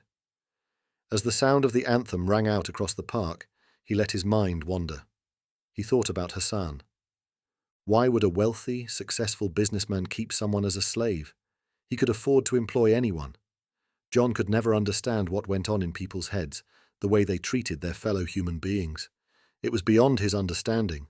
What was even stranger was if someone wanted a slave, why would they choose their own countryfolk? Surely there would be a modicum of respect for someone from the same culture as you. The anthem ended, and John started walking. He would never solve the problem of human cruelty, but he could at least work out a way to free Amira. The problem was, as Amira said, the police were involved, and judging by Hassan's drinking companion last night, his connections were high up indeed. John also needed to avoid anything happening to Amira's family in retaliation. He wasn't sure of the best way to deal with it, but was meeting Adriana for breakfast, so hopefully the two of them would find a solution. Chapter 22. We can't leave her there. I know, John nodded and took another sip of his coffee. But her situation is much more complicated than just sending her home. Adriana placed her hand on John's arm. It's very generous of you to offer to pay her debt. It's okay. I have the money. I might as well put it to good use. Yes, but most people wouldn't bother. It's a wonderful thing you are doing. They both sat in silence for a moment, John feeling a little embarrassed. If we can't go to the police, do you think the UNHCR will help? They've been doing a lot of work with refugees in the Mediterranean. I doubt they can help. I did some research on this last night. Thailand, unfortunately, is not a signatory of the UN Refugee Convention and doesn't recognize refugees. Besides, she's not strictly a refugee. Amira is what they call an economic migrant, so she won't get much sympathy from the Thai government. She could end up in a detention center for years while they figure out what to do with her. She would be exchanging one prison for another. John picked up his coffee cup and stared into it before setting it down again without drinking. I'm more worried about the repercussions for her family. We can rescue her ourselves and somehow send her back to Dhaka, and I can pay the money to settle her debt. But who's to say Hassan won't take out his anger on her or her family later? Or that Kareem and the traffickers, thinking they will get easy money, don't try to kidnap her again for ransom? They could move from where they live now? I doubt they have enough money to do that. John stared out the window of the cafe, watching the traffic stream by. So, there are 3 things we need to do. 1, get Amira out of the house and somewhere safe. 2, move her family. And 3, pay off her debt. There's a 4th thing. John turned to study her face. She looked determined and had a fierce light in her eye. What's that? I need to expose these traffickers and get them shut down. That will be dangerous. The police are involved, and who knows whether other government officials are as well. You will need to be very careful. Yes, I know, But I can't sit by and know things like this are happening and do nothing about it. No, I just took the safe route and continued writing about restaurants and cafes. John nodded slowly, looking at the fire flashing in her eyes, the colour in her cheeks. He leaned forward slowly and gently kissed her on the lips. Adriana didn't pull away but looked surprised, the colour in her cheeks spreading to the rest of her face. John, I'm sorry, but I've wanted to do that for days. I apologise. It was wrong of me. John studied the countertop. Damn it. What was he doing? He hadn't been able to help himself. After all this time alone, she was the first woman he was attracted to, the first woman he felt he could build a life with. And now he had blown it. It wasn't wrong, Adriana spoke softly. John looked up. She was smiling, and perhaps that was a tear in her eye. Adriana reached across, placed her hand behind his neck, and gently guided him forward. She kissed him, and this time John felt a rush of energy shooting through his body. His eyes watered as he felt his long-closed heart open, emotions not felt for years flooding out. He pulled away and gazed into her eyes, his own moist with tears. I'll help you, Adriana. It will be dangerous, though. The thing is— He looked away, his voice catching in his throat. He swallowed and looked back. The thing is, I have lost someone before, and I don't want to lose you. Adriana smiled and squeezed his hand. Nor are you, Mr. Hayes. Chapter 23. John sat on his balcony and gazed out at the twinkling lights of the suburbs. The sun had set not long before, and there was still a glow on the horizon, the residual light from the sun turning the fringes of the sky red and orange. Smog made for some beautiful sunsets. John took a large swallow of his gin and tonic as he listened to the background hum of the city. He had met Amira earlier and passed over a mobile phone with instructions on how to use it. She seemed a little happier, more confident now, the thought of escape giving her hope. John still didn't know what to do. Paying off the debt and getting her out of the house were easy tasks, although the more he thought about it, the less inclined he was to pay Hassan or the traffickers and reward them for their evil trade. It was nothing more than slavery, and he was reluctant to encourage it in any way. Even if he did pay, preventing any long-term negative repercussions against Amira and her family would be a lot more difficult. John certainly didn't want to get into trouble himself. Hassan was obviously a bully, and he wouldn't react well to Amira fleeing his employ, if you could call it employment. He was bound to strike out at her family if only out of spite. John couldn't go to the police because they themselves were involved. How would John know which police to trust? His experience in the past, both in India and in Hong Kong, had taught him to be careful when dealing with the authorities, and he had seen Hassan had high-level connections. If he found out John and Adriana were involved in freeing Amira, who knows what trouble he could cause them? He sighed. It wouldn't be easy, but like that old saying, how do you eat an elephant? One bite at a time. He had to break the seemingly insurmountable problem into smaller achievable tasks, one step at a time. First thing, he needed to make sure Amira's family was safe before freeing her. Then he had to decide whether to pay off Hassan and the traffickers, and he needed to prevent Hassan from lashing out. Stopping the traffickers? That would never happen, and John wasn't interested in getting involved in a one-man crusade against human trafficking. He played with his glass, clinking the ice cubes against the side. There were still too many questions and not a solution in sight. He picked up his phone and typed in a message. Call me when it's safe. John. He needed to find out more from Amira. He had finished his second gin and tonic by the time the phone rang. Making sure Amira's family was safe was priority number one. They needed to be contacted and moved out of the slum, but John couldn't do it himself. A white man wandering around the slum would draw too much attention. He picked up his phone. Amira, is everything okay? Yes, sir. He is at the restaurant. He won't be back until late tonight. Okay, Amira. I need to ask you some questions. Yes, sir. How do you contact your parents? Do they have a phone? No, sir. I've not been able to speak to them since I left. Hassan sir said he would send them a message, but I don't believe him. Okay. John stood up and paced around the apartment, an idea forming in his mind. Amira, What is the address of your home? There is no address, sir. My family lives in the Korail slum. We don't have streets or numbers. Then how does anyone find where people live? Sir, we just know. We were born there, we know every gully, every hut, and everyone knows everyone. John thought some more. Okay, could you draw me a map? I think so, sir. Amira sounded hesitant. Good. Find some paper and draw a map to where your family lives. Then take a photo of the map with the phone and send it to me. Do you know how to use the phone camera? Yes, sir. Good. Do it straight away. Okay, sir. But, sir, what are you going to do? I'll let you know soon, Amira. Don't worry. I have an idea. Just send me that map. Chapter 24. Thapa paid the rickshawwala and stepped down onto the street. He thumbed open the photo app on his phone and consulted the map. Looking up and down the street to get his bearings, he set off, checking the map all the while until he found the landmark drawn on the sketch map as a starting point. He had flown in the night before on the Cathay Pacific flight from Hong Kong and gone straight to a hotel where he had booked 2 rooms. It was a cheap traveller's hotel in the Gulshan district of Dhaka, close to Korail Basti.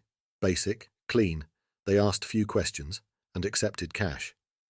That morning, he had taken a rickshaw to the Banani supermarket and picked up a local SIM and a cheap Chinese-made phone. He had also bought a kurta and pyjama, the long shirt and baggy pants worn by the local men, and a pair of cheap rubber flip-flops. He didn't look like the typical Bangladeshi from Dhaka, but with his Nepalese features, he might pass for someone from the north of Bangladesh up near the border with northeast India, particularly if dressed like a local. He wasn't worried about the language either. Bangladeshis spoke Bengali or Urdu, and both were close enough to Hindi for him to get by. He changed in the hotel and waited for dusk. The timing was important. John had called him 2 days previously, requesting his help, and Thapa had jumped at the chance. The last time he had helped John, it had been dangerous but exciting, and Thapa had even earned a tidy amount of money from the adventure. This time was different, though. It wouldn't be as dangerous, and there was no big payout for him, but the chance for Thapa to hit back at human traffickers, even in a small way, was one he couldn't refuse. He hated the trade in human lives. Young girls were trafficked all the time from remote villages in Nepal for brothels in India, Pakistan, and the Middle East. Yet another curse inflicted on the poor in their fight for survival. Thapa wished he could do more, but if they could save at least one girl, it would be worth it. Thapa found the barber shop he was looking for, nothing more than a 3-sided corrugated iron shack with 2 chairs and a broken mirror on the wall. Both chairs were occupied, their occupants leaning back in the chair with their faces lathered and the barbers shaving them with cutthroat razors. Beside the barber shop, a narrow lane ran into the slum, and after checking the map once more, he entered. The lane was narrow and dark, the only light coming from the occasional fluorescent tube or naked light bulb hanging from wires overhead. It became even darker as he walked further in. The slum huts, precarious 2- and 3-level constructions built out of scavenged materials, leaning in overhead. Raw sewage ran along both sides of the lane, overflowing in places. Thapa hitched up the pants of his pyjama as he waded through the puddles, trying not to think about what he was stepping in. People pushed past in both directions, rushing to and from their places of work, while undernourished and dirty children played in the dirt, watched over by thin, elderly people sitting in their doorways. Thapa tried not to breathe too deeply, his nose wrinkling at the stench from the open drains as he counted the cross lanes until he reached the 3rd. He consulted the map again, then turned right. He passed another 2 cross lanes before taking a left. The deeper he reached into the slum, the more people looked at him quizzically, knowing he was not a local, wondering what a stranger was doing there. He was glad of his local clothing and realized why John couldn't have come himself. 4 huts in from the last turn, he paused, took one final look at the map to confirm, then approached the hut to his left while the neighbours stared. He bent down and peered into the dimly lit, smoke-filled interior. As-salam alaikum? A tired-looking woman glanced up from the cooking fire where she squatted, stirring a pot of boiling dal, the lentils that formed the only source of protein the poor could afford. Wa alaikum salam. The reply came from the left side of the hut, and Thapa looked to see a man reclining on a mat on the floor. He pushed himself up to peer at Thapa, a questioning look on his face. He was thin and clad only in a dirty, torn white vest and a blue and black checked sarong. Next to him, a girl of about 10 years old looked up from a battered textbook she was studying in the light of a kerosene lamp. Nazir Mustafi? The man glanced at his wife, a worried look on his face, then looked back at Thapa. Yes. I have news from Amira. She is safe. The woman gasped, her hands flying to her face, and started crying. Alhamdulillah, thank God. Nazir beckoned Thapa inside. Please, come in.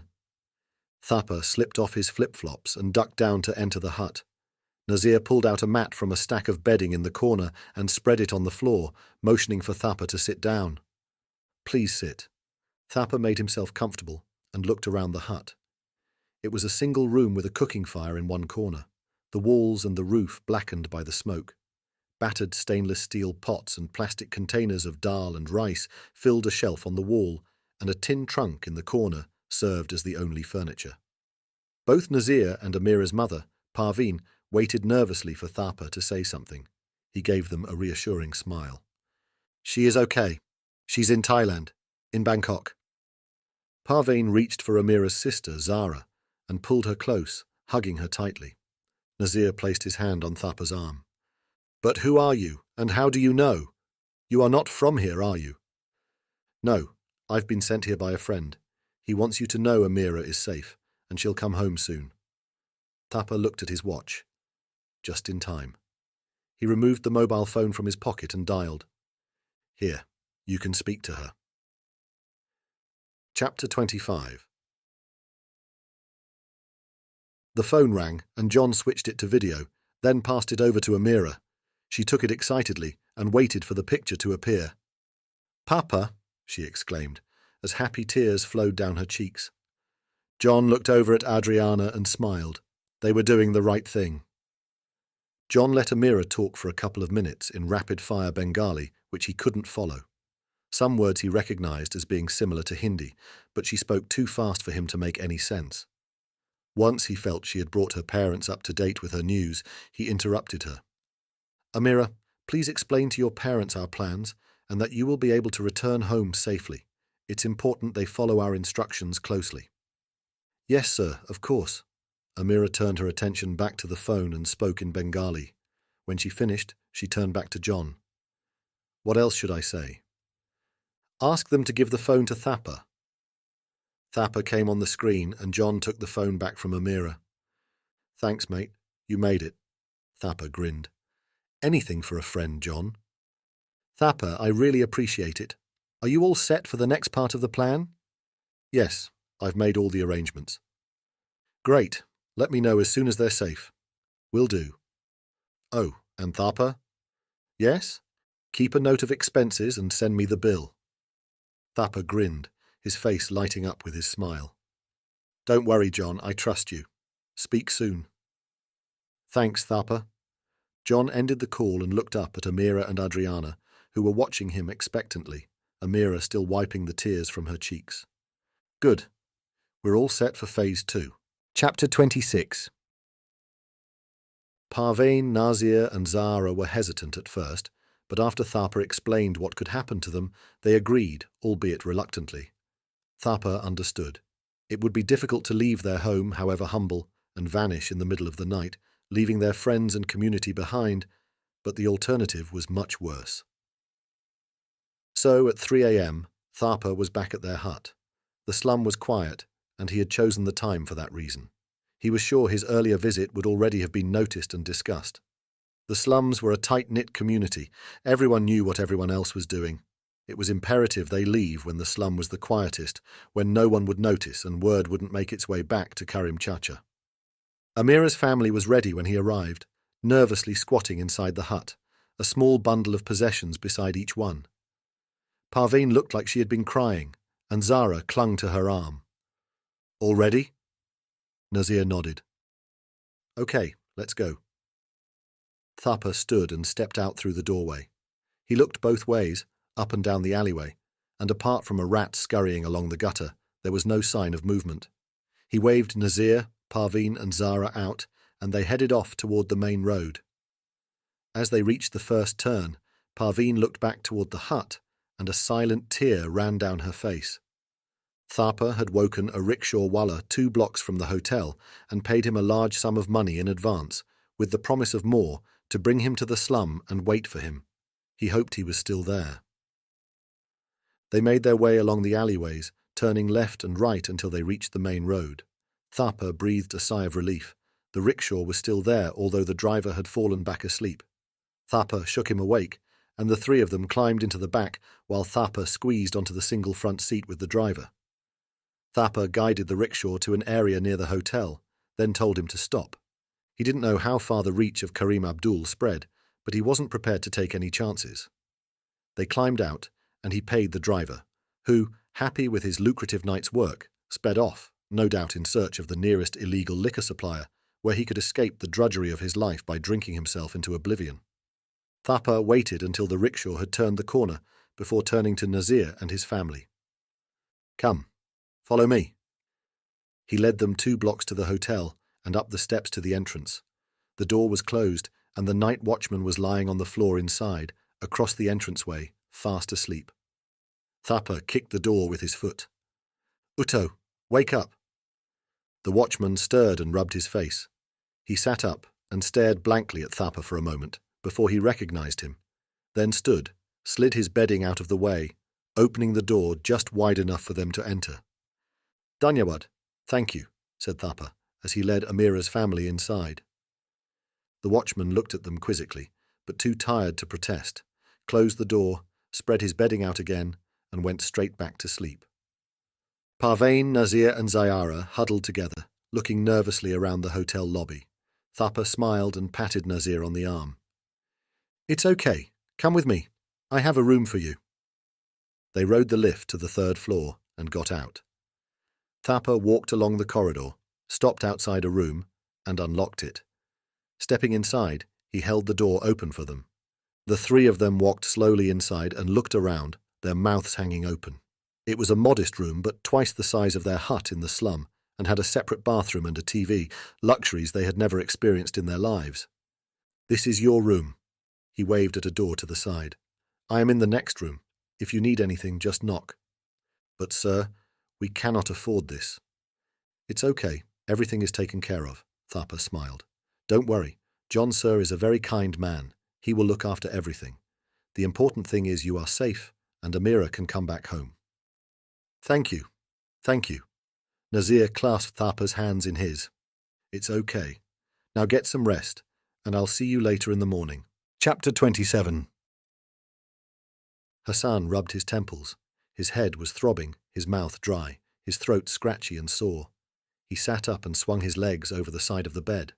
Pausing, he shook his head clear, then stood up.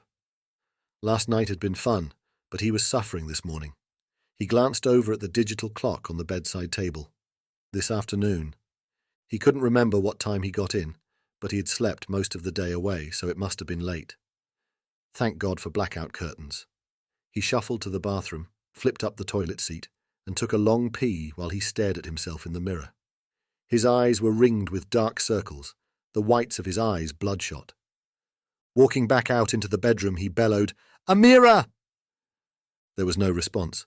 He opened his bedroom door and poked his head out. "Amira! Chai!" Silence. Where was the little bitch? He screwed up his face in irritation and crossed the living room and dining room, pushing open the door to the kitchen. Amira! She was nowhere to be seen. Stupid Margie. She must have gone to the market. He had got up later than usual, but she was supposed to wait until he got up before going out. How many times had he told her? He would sort her out when he got back. She needed a good slapping to put her in her place, but right now he needed caffeine. He opened the cupboard doors looking for tea leaves, but he didn't know where anything was kept. That's what she was for. His irritation grew into anger the more he searched, until finally, in one of the cupboards, he found what he was looking for. He banged the tin of tea leaves on the countertop, then, with difficulty, bent down to look for a pot in one of the lower cupboards. As he did, he noticed the open waste bin in the corner of the kitchen, empty but for a piece of paper. It was the sketch on the paper that had caught his attention. He reached into the bin and removed the paper, flattening out the creases on the countertop. He looked closer at what appeared to be a hand-drawn map. Frowning, he turned it around until the words written beside the map were the right side up. He read, "Road number 8, Adil Road." His frown grew. With his finger, he traced down to the next line of words. Korail Basti. "Behin chod," he exclaimed. What the fuck was the little bitch doing drawing maps of her home in Dhaka? He slammed the side of his fist down on the kitchen countertop. What was she up to? He picked up the tin of tea leaves and threw it across the kitchen. It hit the opposite wall, the lid coming off, spilling the leaves in a brown shower all over the floor. Where was the little bitch? He would find out what she was planning, then teach her a lesson she wouldn't forget. Chapter 28. It was 10 o'clock the next morning when John's phone rang. He glanced at the screen, the 880 dialing code showing it was from Bangladesh. Thapa. Good morning, John. All okay? Yes. They are safe. Scared, but safe. Good. Thank you, Thapa. I'll be in touch soon. John disconnected and looked out the window. Everything was going to plan. Let's hope it continued that way. He dialed Adriana. Hi, John. Good morning. Just hearing her voice sent shivers down his spine. Good morning. They are safe. Oh, thank God. Thank you, John. Now we can get her out of there. When should we do it? John looked out over the city, mentally weighing up the options. Well, there's no point in hanging around. Let's do it tonight when Hassan goes to the restaurant. Okay. I'll send Amira a message. 8 o'clock? Yes, that sounds good. See you tonight. Yes. And thank you again, John. I'm lucky to have met a man like you. John blushed and couldn't think of an appropriate reply. It's nothing. See you tonight. As he stood staring out across the city, he wondered, would he be helping the girl if he hadn't met Adriana? Was he only trying to appear a good guy in her eyes? He wasn't good. He had done a lot of bad things. John clenched his fists. No, there was no way he could stand by and let a young girl be trapped in slavery when he had the ability and the means to do something about it. Adriana was just the bonus. He was doing the right thing. He turned away from the window. Time for some coffee. He had a long day ahead of him. The day passed slowly. John spent the time reading and thinking. Getting Amira out of Hassan's clutches was just the beginning. He somehow had to get her back to Bangladesh without travel documents and without alerting the police. He was sure there was a way. However, in the long run, Amira's situation wouldn't have changed. Her family would still be poor, the whole reason she had left home in the first place. There had to be a longer-term solution, but by the time his phone rang again at 4 p.m., John still hadn't thought of anything. He saw Adriana's name on the screen, and he smiled. Hi. John, Amira's in trouble. What do we do? Hassan has beaten her and locked her in her room. Wait, slow down. What happened? Amira called me. She was sobbing. Apparently, Hassan found the map of the slum she had drawn for you. He wanted to know what it was for, and she told him she was homesick, so she drew a picture of her home. He didn't believe her. He beat her up, threw her in her room, and locked the door. She can't get out. Shit. Okay. Where are you now? I'm at home. John, what do we do? We have to rescue her. She sounded terrified. We'll sort it out. Text me your address. I'm coming over. John disconnected the call and gritted his teeth. He could feel the anger growing inside him. He hated bullies, and more than anything, he hated men who preyed on women. It brought back memories of what had happened to Charlotte, and it made his blood boil. He could feel the bile rising in his throat, and his hands trembled with adrenaline. Hassan was twice the size of Amira. She was a scared young girl in the country illegally, just trying to support her parents. He would not let the bastard get away with this, no matter how rich or connected he was. Chapter 29. John checked his phone as he stepped out onto the street and looked for Adriana's text. He read the address, thought about the quickest way, then waved down a passing motorcycle. Soy hasipha, soy 55. The motorsai Rubjang nodded and handed him a helmet as John climbed on the back. The motorcycle sped off before he fastened the helmet strap, weaving between the traffic. John gripped his legs tight to the motorbike and reminded himself the handlebars were wider than his knees as they passed just inches from the queued traffic on the left and the oncoming traffic on the right. They reached the junction with Sukhumvit Road just as the light turned green and joined the busy thoroughfare. The traffic was snarled up as usual, but the motorbike manoeuvred between the lanes of stalled cars and buses, heading toward the Thonglor district. John pulled out his phone and entered Adriana's building address into the map function. The building was located in one of the minor soys. Once they reached Soy 55, he guided the Rubjang with hand signals until they pulled up outside her building. He paid him, handed back the helmet, then jogged into the lobby, his heart still racing from the breakneck ride across town. Adriana buzzed him in, and he rode the lift to the 25th floor, where Adriana was already waiting with the door open. "John, what do we do?" "It's okay," he said, hugging her. "We'll work something out." He let go of her, holding her at arm's length, and looked into her eyes. "Don't worry. Trust me. There is always a solution." She nodded, her face set in a worried frown. "Come in." She took him by the arm and guided him inside, closing the door behind her. John looked around the apartment as she walked past him. It was a one-bedroom apartment, small but elegantly furnished, no clutter. The white walls, light-coloured furnishings, and full-height windows made it seem larger than it was. Adriana waved to the sofa. "Make yourself at home." She walked over to the open kitchen, poured a glass of water, and brought it over, setting it down on the coffee table in front of John before joining him on the sofa. "Okay." John sat forward and looked at her. "So, tell me what happened."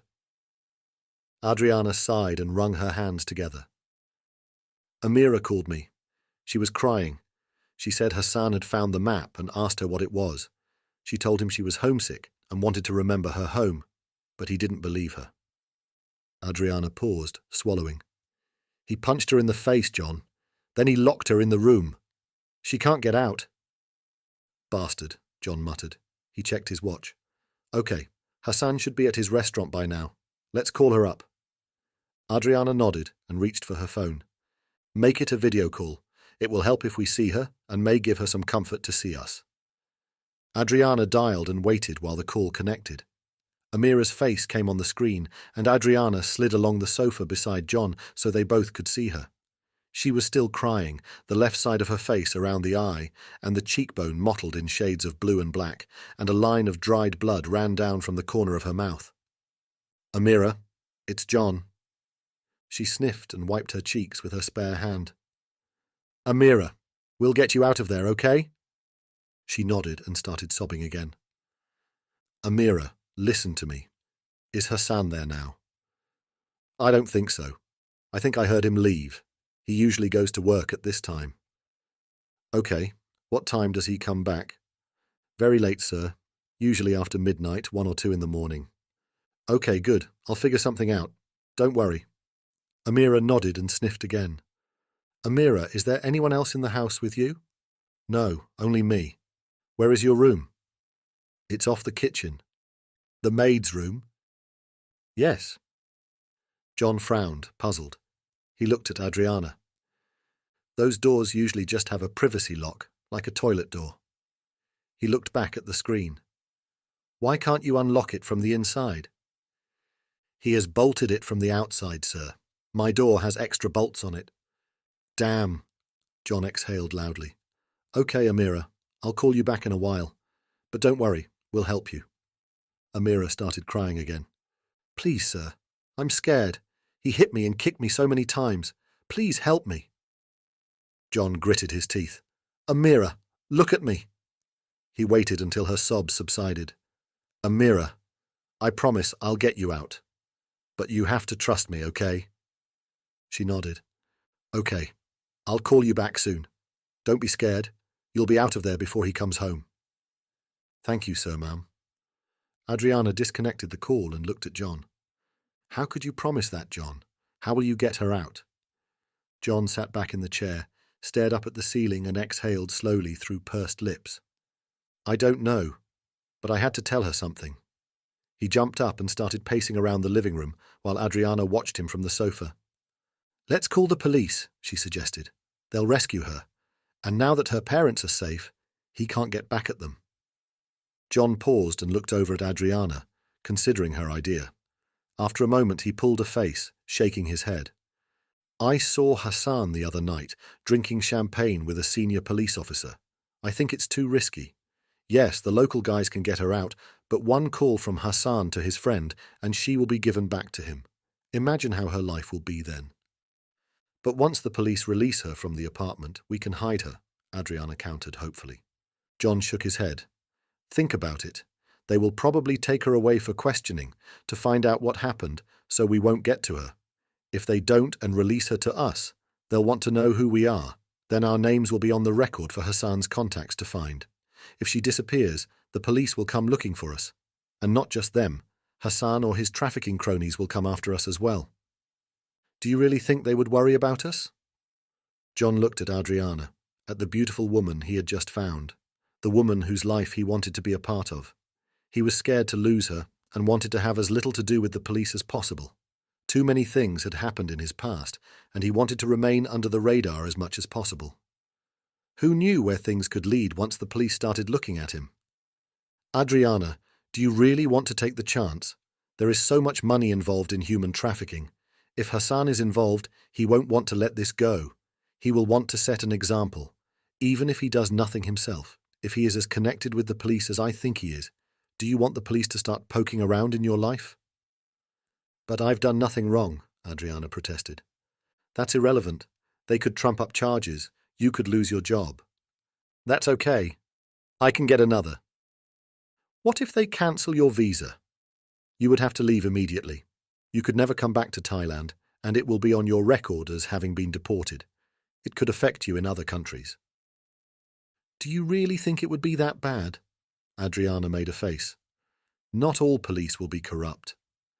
"No, most won't be, but we don't know who we can trust. I really don't want to take the chance." "So what do we do? Just leave her there?" John shook his head. "No. I gave her my word. I'll get her out." Chapter 30. John stood with his hands in his pockets, staring out across the roofs of Tonglor, his mind turning over possibilities. A hand on his shoulder brought him back to the present. He turned and took the proffered mug of coffee from Adriana's hand. "I thought this would help you think. It might be a long night." John smiled and took a sip. "You've been to his apartment. Describe it to me." "Well, based on the size of the living room, it's huge. Must be a few thousand square feet. It's on the top floor. I only saw the living room, though, so I can't tell you much more." "Do you know if it was alarmed?" "I have no idea, but I doubt it. Most apartments don't have alarm systems because they have security in the building. There's a guard at the front gate, and there will be cameras too." John nodded. "Let's say you get into the building. How will you get into the apartment? It will be locked." "I don't know. Do you know how to pick a lock?" "Nope." Adriana moved away and slumped onto the sofa. "So? We're stuck then." John watched her as he drank his coffee, feeling the hot liquid slide down his throat. "I think I can get into the building easily enough. As a white guy, if I walk in confidently, most guards won't stop me. They're often scared of confrontation, especially if they speak little English." "Okay, but you still can't get into the apartment." "No." John chewed on his lip. "But I might have an idea. It's the top-floor apartment you said?" "Yes." "Can I use your laptop?" "Sure." Adriana stood up, walked into her bedroom, coming out with her laptop. Setting it down on the dining table, she opened the screen and entered her password. John walked over, placed his coffee mug on the table, pulled out a chair, and sat down. "What is the name of his building?" "Aranraj Mansion." John typed the name into the search bar. He scrolled through the results, then clicked on one of the links. A picture of the building opened on the screen. "This the one?" "Yes, that's it." John zoomed into the photo and studied it. It was a 24-story building of concrete construction, painted white with large curving balconies wrapped around all sides. From some levels, cascades of red bougainvillea spilled from planter boxes on the balconies, and others were filled with ferns and palms. He pointed at the screen. "So, it will be this apartment here, I assume." He clicked back on the search results. "There must be a floor plan here somewhere on one of these real estate agents' websites. Ah, here we go. There's an apartment to lease." He clicked on the description and enlarged the floor plan. "Look at this. It's not the same apartment, though. His must take up the whole upper floor." Adriana leaned forward and studied the screen over John's shoulder. "Yes, his living room is much bigger, and the entrance door is over on this side." John sat back in the chair, an idea forming. He looked up at Adriana, a smile on his face. "What is it?" "I know how to get in." Chapter 31. Sawadi Ka, the young lady greeted them with a big smile and raised her hands in the traditional Y. John and Adriana smiled back and pressed their hands together in front of their chests, returning the greeting. "Pleased to meet you, Kun Stephen. Kun Mary. First time you come to Bangkok?" "Yes, our first time." Adriana tucked her arm inside John's and pulled him close. "We are excited to move here." "Thank you for agreeing to see us at such short notice. We are in a hurry to find something," said John. "It's my pleasure," the young lady smiled. "Please, look at the brochure. This building is very nice. A lot of my clients have rented apartments here. Let me show you inside."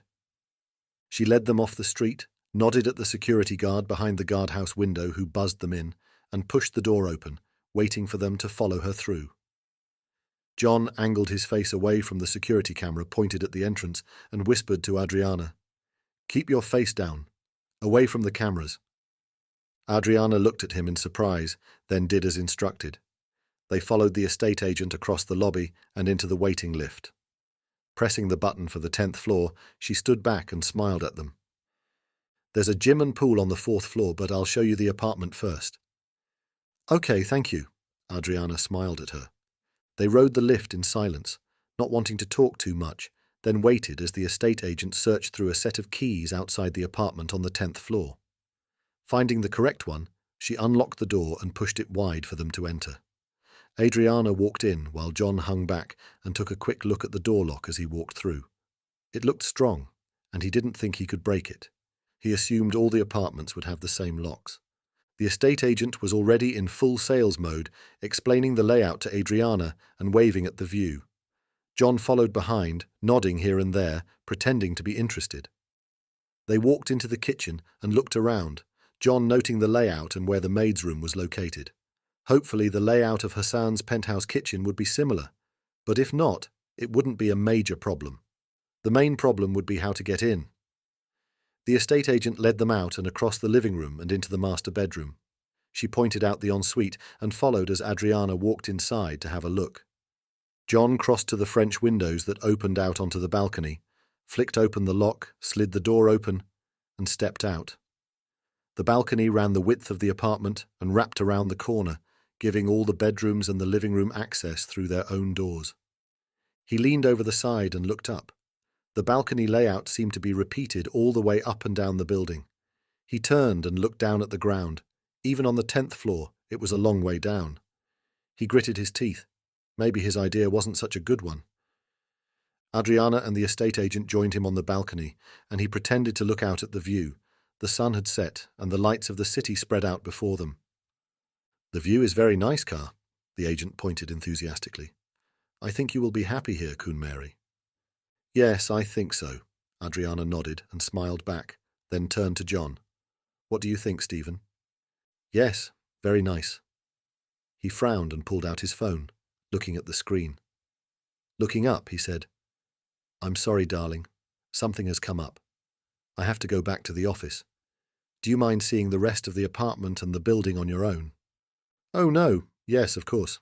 I'll see you later at the hotel?" "Yes, I'll be back as soon as I'm finished." John turned to the agent. "Kop kun kup. Thank you." He raised his hands in a Y, gave her a big smile, and walked back into the apartment. Letting himself out the front door, he walked over to the lift and pressed the button, waiting for it to arrive. Stepping inside, he pressed the button for the 24th floor. Chapter 32. John stepped out into the 24th floor lobby and looked around. Directly ahead of him was the entrance to Hassan's apartment. He had called Amira earlier, and she confirmed she hadn't heard Hassan return and assumed he was still at the restaurant. John walked over and tried the door handle on the faint chance it was left unlocked, but was disappointed. He looked under the doormat for a key, but there was nothing. He stood back and examined the door, then ran his fingers along the ledge above the doorframe. Still no key. Damn it. He wasn't looking forward to Plan B. John turned, looked around for the emergency exit, then walked over and opened the door. He walked through, then climbed the stairs to the roof. Pushing the door bar down, he unlocked it and walked out. Walking over to the edge of the roof, he looked over and a wave of vertigo swept over him. He stepped back and grabbed the wall to steady himself. Shit. This wouldn't be easy. He leaned over again. Fuck. Best not to look down. He had to get on with it. He looked left and right until he located the external service duct containing the water pipes he had noticed when studying photos of the building earlier. Closing his eyes, he inhaled fully. His pulse was already climbing in anticipation of what he was about to do, and he needed to calm himself. Taking another full breath, he opened his eyes and stepped forward. Throwing his leg over until he was sitting astride the wall, he reached for the large water pipe which ran down the center of the duct. His heart was hammering away, and he took another couple of deep breaths. Did he really want to do this? Closing his eyes again, he remembered Amira sobbing in the park. He imagined Hassan beating her and how scared she must be. He had to try.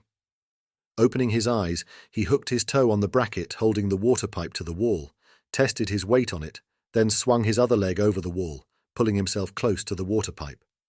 The pipe was iron and around 8 inches in diameter. He couldn't get his hands all the way around it. It was too close to the wall, but it gave him a reasonable handhold. The toes of both feet were now resting on the thin metal bracket, and he prayed the bolts attaching it to the wall would hold.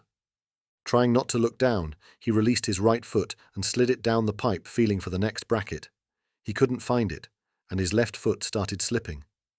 He gripped hard with his fingers and pulled himself up until both feet were back on the bracket. He had to rethink this. He was breathing hard with tension, and his face was wet with sweat. He released one hand and wiped it on his shirt before doing the same with the other. He didn't want to, but he had to look down. Once again, he gripped the pipe tightly, then leaned out a little and looked down through the gap between his arm and his body. He could see the bracket, but it was just out of reach of his leg. Fuck. What could he do? He grimaced. Shit, shit, shit. Okay. Taking a deep breath, he gritted his teeth and slid his right foot off the bracket again. Gripping the pipe with his fingers, he hugged his elbows in until they were squeezing the pipe, then released his left foot and quickly squeezed the pipe with both thighs and the side of his feet. He started sliding, slowly at first, then picked up speed. John closed his eyes, his face screwed up in terror, but he squeezed the pipe with all his might, trying to arrest the slide until bang, his feet hit the next bracket and his elbows hit the first bracket. The second bracket shifted slightly under his weight, but it held. John realized he had been holding his breath and expelled the air forcefully before sucking in another full breath. The brackets were about 5 feet apart, so he figured he would have to slide down once more until he was level with the balcony of Hassan's apartment. Shit. He had to do it again, there was no other way. He couldn't go back up. At least this time he had a bracket he could hang onto with his fingers. Hooking his fingers over the top of the bracket, he closed his eyes, gripped the pipe with every part of his body he could, and released both feet. He knew what would happen this time, but it didn't make it any easier. Again he slid, but he could control the speed with his hands and arms. However, by the time his arms were at full stretch above him, his feet were still nowhere near the next bracket. Shit, he hadn't thought it through. He would have to release his grip of the bracket and instantly grab the pipe beneath it with his hands. John exhaled repeatedly in short, sharp puffs of air, inhaled fully through his nostrils, hugged the pipe with his knees and thighs, and released his grip on the upper bracket. He slid, his palms now slick with sweat, doing little to arrest his slide. He pressed them against the pipe as hard as he could, increasing the friction until with a thud his feet hit the bracket below. His left foot slipped off, and John scrabbled to regain his footing, finally making himself somewhat secure. The second bracket was now at chest height, and slowly, one hand at a time, he lowered his arms until he was gripping it with the fingers of both hands. Blinking the sweat from his eyes, he looked to his left. He was almost there. Taking another deep breath, he took his left foot off the bracket and stretched his leg out until it found the top of the balcony railing. He shifted some of his body weight onto it, then reached out with his left arm until his fingers found the corner of the wall and pulled himself over. He was now spread-eagled across the face of the building, 24 floors above the ground, his left foot on the stainless steel railing which ran along the top of the balcony wall, while the toes of his right foot were perched on a thin piece of metal. With his left hand, he gripped the corner of the wall as it turned inside the balcony and pulled more of his body weight toward the balcony, took what might be his last breath, then pushed himself off the water pipe with his right hand and foot. His left foot slipped off the railing, and he fell. Chapter 33. John gasped for breath, his left leg hooked over the railing as was his left arm. When he fell, he had thrown his arm over the balcony rail and now hung there, half astride the railing, gripping it for all his might with his left armpit and the inside of his left knee. He closed his eyes, not wanting to remember how high up he was, then gently slid his right hand up until he could grip the railing and pulled himself up and over, collapsing on the floor of the balcony. He lay there panting, shaking with the adrenaline racing through his body, his muscles quivering with the forced exertion. He breathed deeply until the terror he had felt moments ago slowly left his body, replaced by relief, then elation. He grinned, then chuckled until he laughed out loud. Fuck me. He waited until his breath was almost normal again, then rolled onto his side and pushed himself up. His hands were stinging, the palms scraped and scuffed from the slide down the pipe. Dust and flakes of paint covered his shirt, and he dusted it down, wincing at the tenderness in his palms. He stood, feeling a little shaky on his feet, his inner thighs still quivering from gripping the pipe. He was halfway done. Now he had to get into the apartment. John was gambling on one of the glass sliding doors from the apartment to the balcony being left unlocked. He often forgot to lock his, and he was hoping Hassan did the same. He walked along, checking each door and window until he had covered the entire length of the wraparound balcony, stretching the whole 2 sides of the apartment, but they were all securely fastened. Shit. He would have to break a window. The glass doors were too big and would make too much noise, so he walked along the balcony to find a suitable window, small enough to break easily, but large enough for him to get inside. Next to the sliding doors, into one of the bedrooms, was a set of windows divided into 3 panels. The middle and top ones could be opened. If he could break the glass of the middle panel, he could reach inside, open it, then climb in. John looked around for something to break the glass. Spotting a fern in a large clay pot, he walked over and picked it up, hefting it in his arms. It was heavy enough. Walking back to the window, he raised it up, then threw it at the window pane. The glass shattered, and the plant pot flew inside and broke into pieces all over the bedroom floor.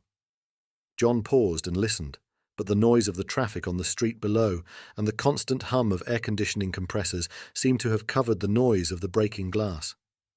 Slowly he reached through, careful not to cut himself on the shards of glass, unlatched the window and pulled it open as wide as he could, then pulled himself through the opening. His feet crunched on the broken glass as he walked across the bedroom and cracked open the door. The apartment was dark and empty. Pausing for a moment, he listened for any sign of Hassan, then walked across the living room to the kitchen. Opening the door, he stepped inside and flicked on the lights. Spotting the servants' room, he walked over and slid back the large bolt securing the door and pushed it open. Inside, Amira lay curled on her bed, her face streaked with tears, the side of her face swollen and bruised. She looked up in terror, then relief. Jumping up, she threw her arms around John and started sobbing. Chapter 34. It's okay, John held her tight. You're safe now. Her sobbing slowly subsiding, she pulled away and wiped the tears from her face. Amira, we need to leave. Do you have a bag? Is there anything you need to take with you? Just some clothes, but I don't have a bag. Okay, get your clothes together, and I'll find a bag. John walked out into the kitchen and looked around. Walking over to the sink, he opened the cupboard underneath and, searching around, found a roll of black plastic rubbish bin liners and tore two off. He opened them both up and put one inside the other, then walked back to Amira's room. "Here, use this." He looked at his watch. "We have to hurry." Amira threw her meagre possessions into the bag, then looked up at John, a new, determined look on her face. John smiled. "Everything will be okay. Ready?" "Yes, sir." "Let's go." John strode out into the living room and toward the front door. He peered through the peephole, but the lift lobby outside was clear. He turned back to see Amira standing in the middle of the living room, the black plastic bag under her arm, gazing around the apartment. "Everything okay?" John asked. She looked back and nodded, a forlorn young girl in shalwar kameez and rubber flip-flops. "Yes, sir. Just saying goodbye to the house. It was my home." John smiled and waited.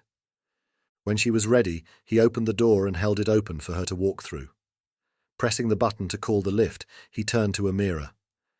"Amira, it's better we don't leave together. You go down first and go out the gate as if you're going shopping. Turn right and go to the end of the road. Adriana is waiting for you there. I will follow behind." Amira nodded and clutched the bag tighter to her chest. John reached for the bag. "Here, let me take this. The security won't question me, but if you leave with this, they might think you're stealing something."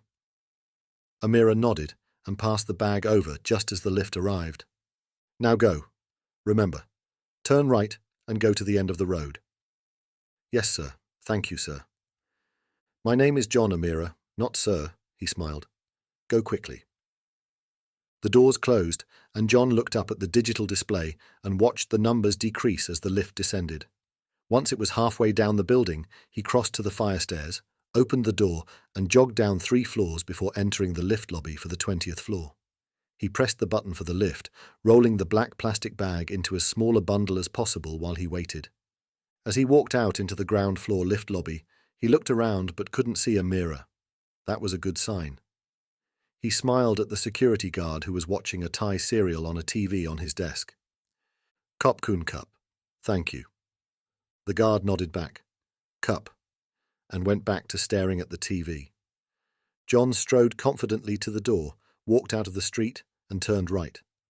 Adriana was waiting with Amira at the end of the street, her arm around her, holding her close, and when she saw John approaching, she flagged down a taxi. The 2 women climbed in the back, and John jumped in the front seat, glancing over at the expectant taxi driver. "Soy e sip si cup." "Cup," the driver replied, and pulled out into the traffic. John turned in his seat and looked back, a big grin on his face. Adriana smiled back, her arm still around Amira, who was leaning against her and staring out the window, watching the buildings rush past. John turned around, settled back in his seat, and breathed out, the adrenaline from the past hour finally dissipating.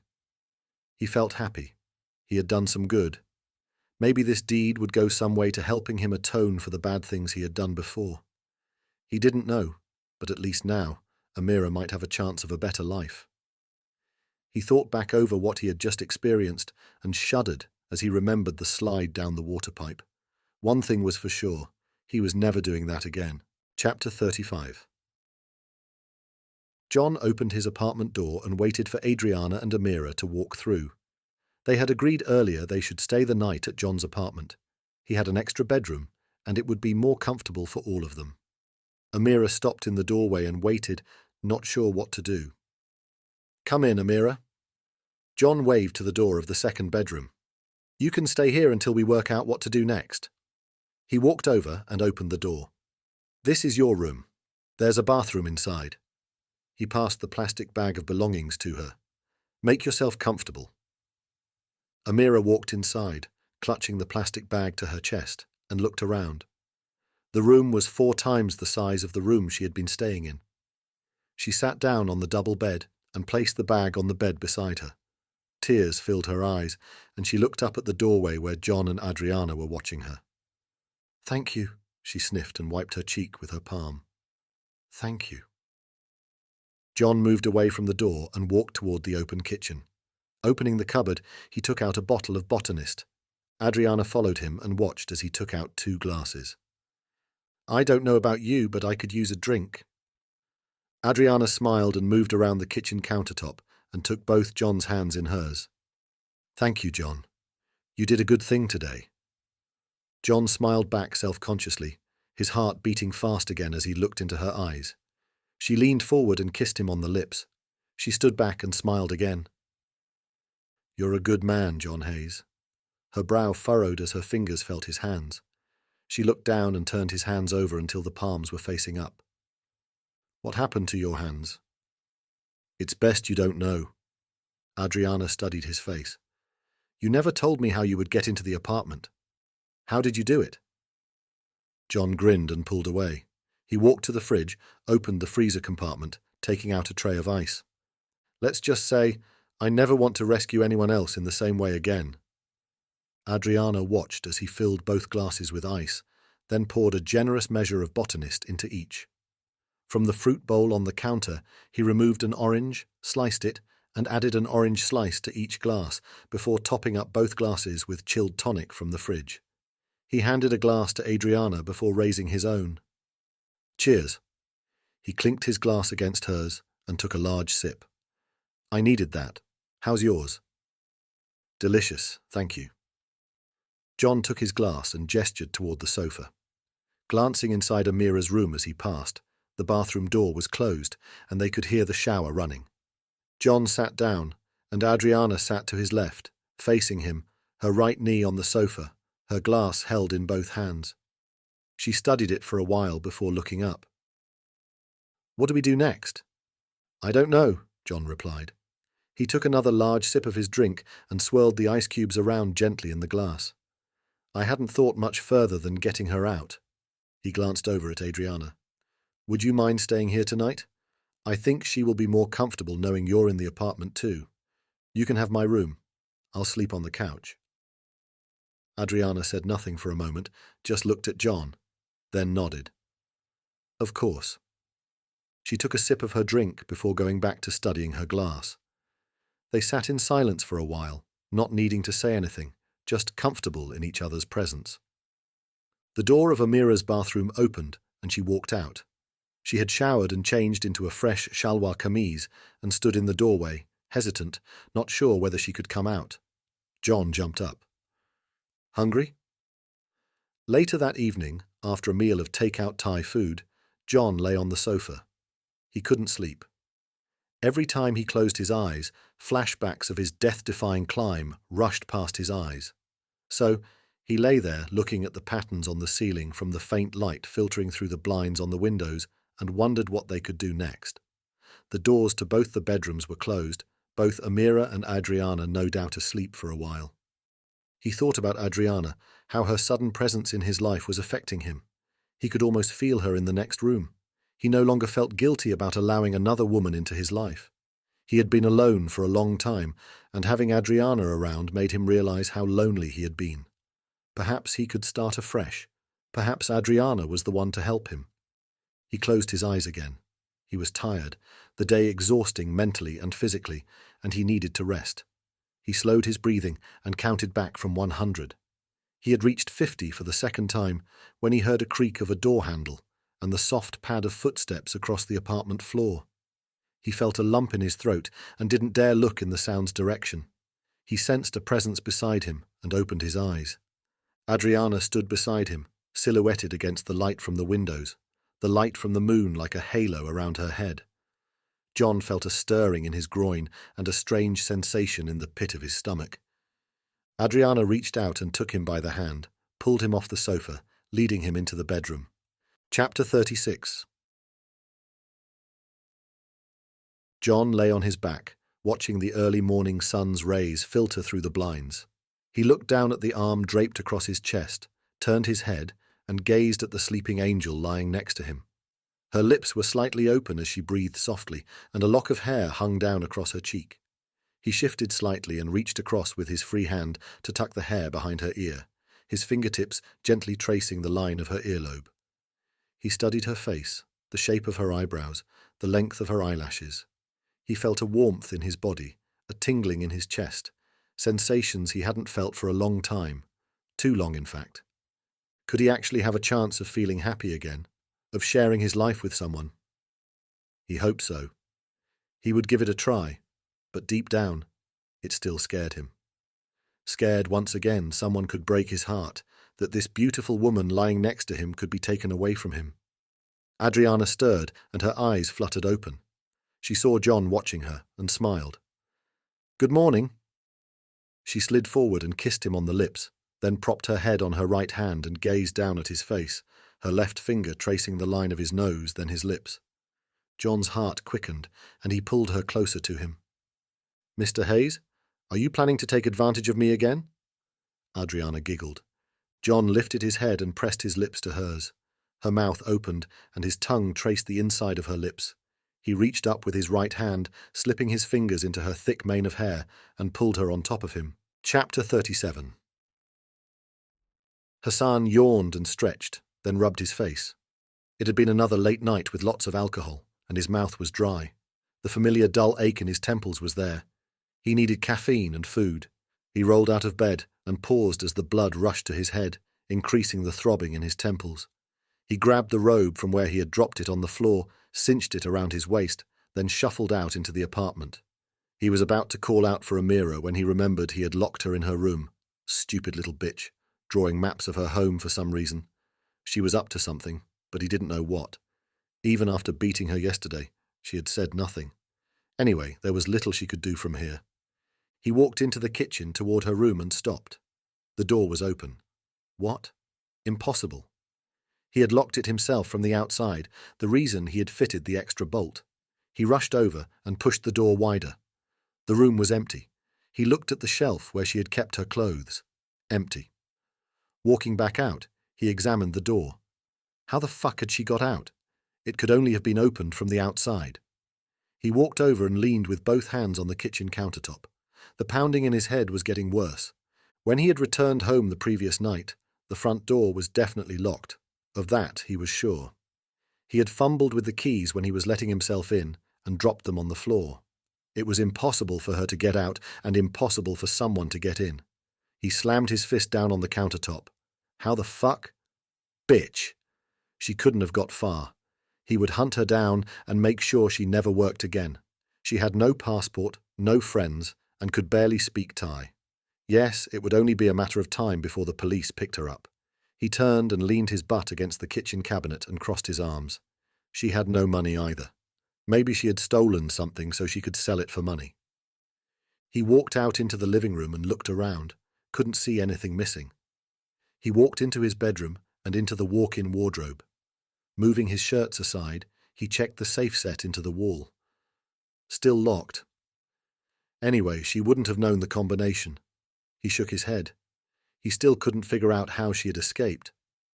He walked out, entered the second bedroom and looked around. Again, no obvious sign of anything missing. He opened the door of the next bedroom. The room was hotter than the others, and the noise from the street outside more noticeable. Fuck.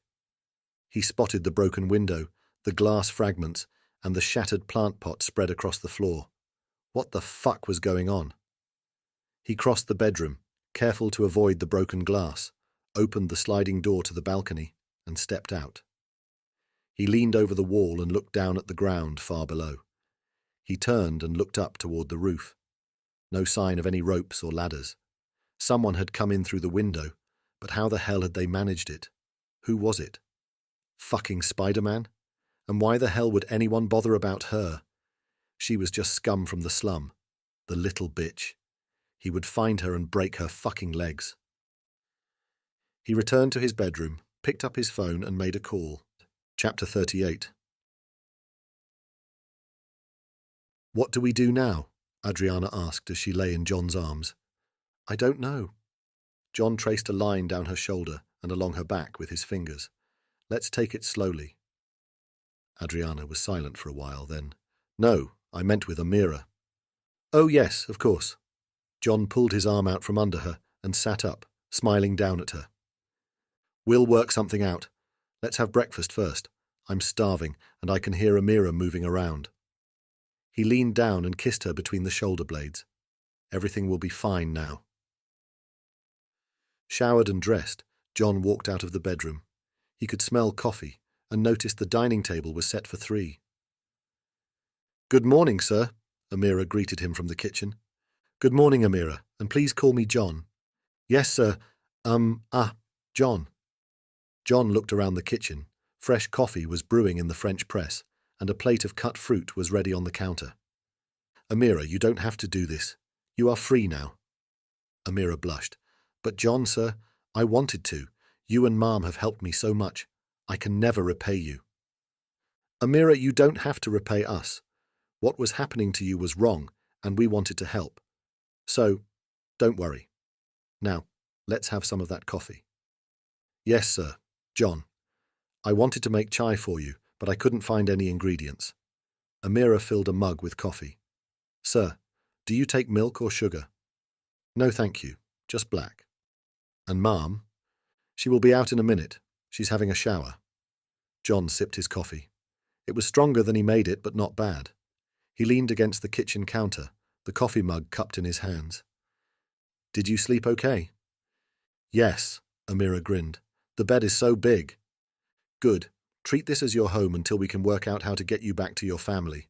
If there's anything you need, please tell me." "Yes, John, sir."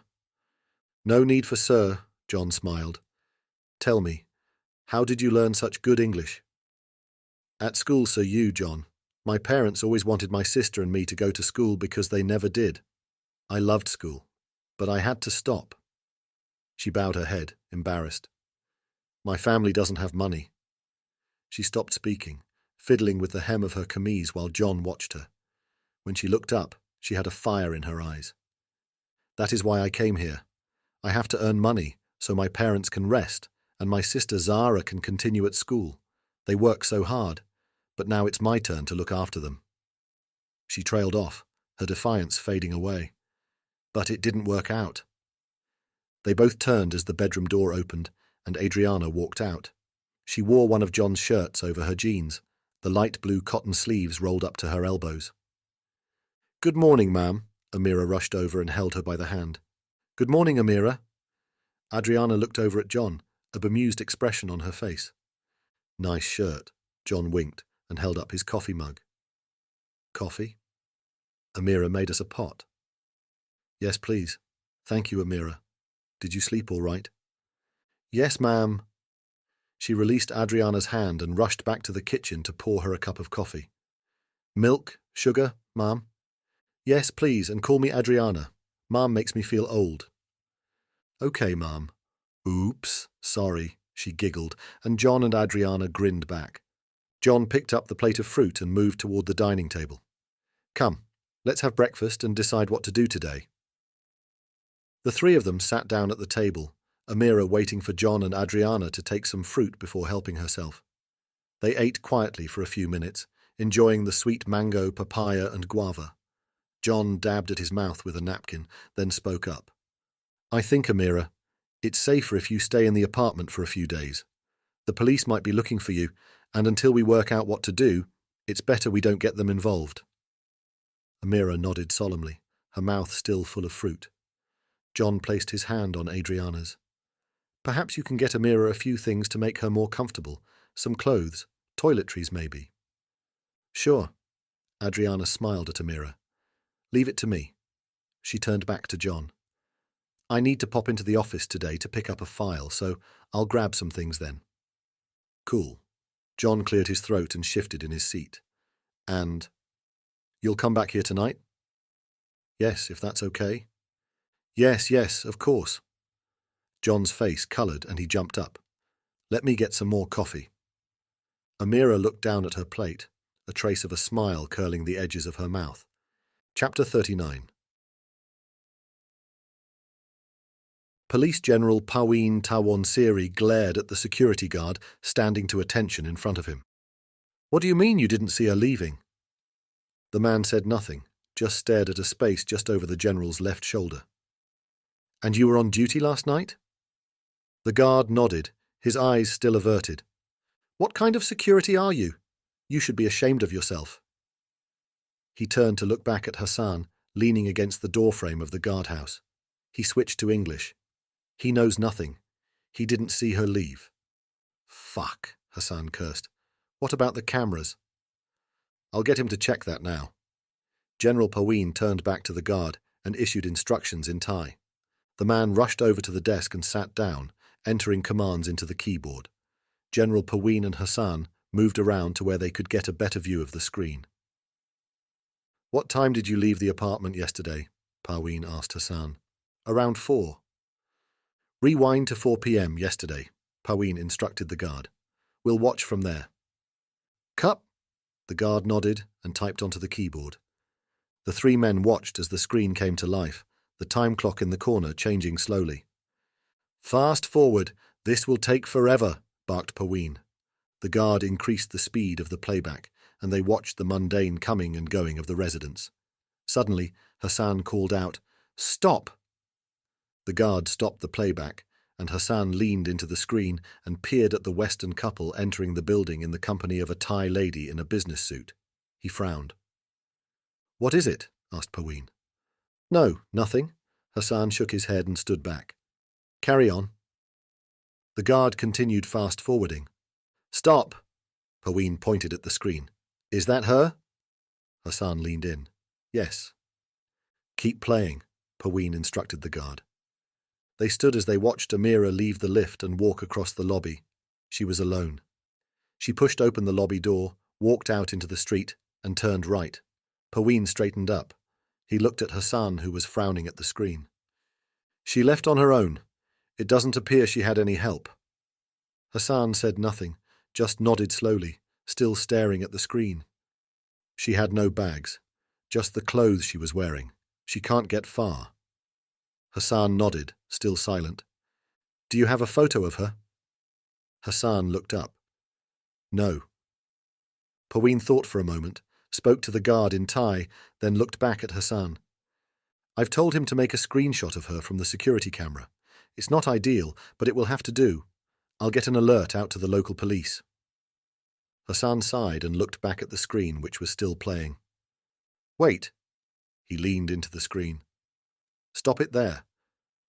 Paween moved closer and peered at the picture of a tall, fit-looking Western man crossing the lobby. He appeared to have a rolled-up plastic bag under his arm. "Who is it?" Hassan stared at the screen. "Someone I met before." "Does he live here?" "No." "Do you think there is a connection?" "I don't think so." Hassan shook his head slowly. "Probably a coincidence." He stood back. "Can you ask the guard to make a copy of the video? I want to have a look at it again in my own time." Paween nodded and instructed the guard. "Leave it to me. I'll get the local police to look for her, but—" He shrugged his shoulders. "She could be anywhere by now. Bangkok is an easy place to disappear. Anyway, with no money or passport, she won't have much of a future. She will probably end up giving handjobs in massage parlors." He placed his hand on Hassan's shoulder. "If I was you, I would forget about her. There's plenty more where she came from," he grinned. "A new shipment is arriving next week. You can take your pick." Chapter 40.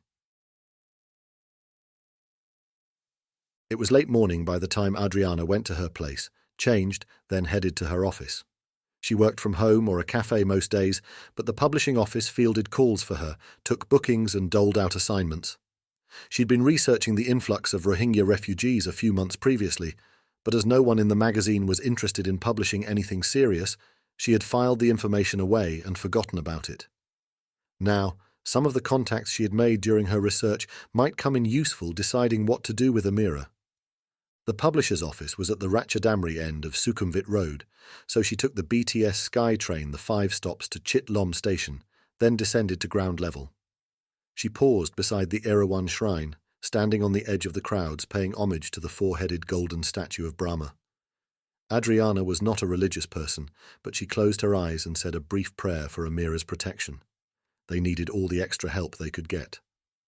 Opening her eyes, she walked past the vendors selling incense and flowers and declined the offer to release captured birds from a cage. She certainly wouldn't encourage that practice by paying money. She shook her head. The things people did in the name of God.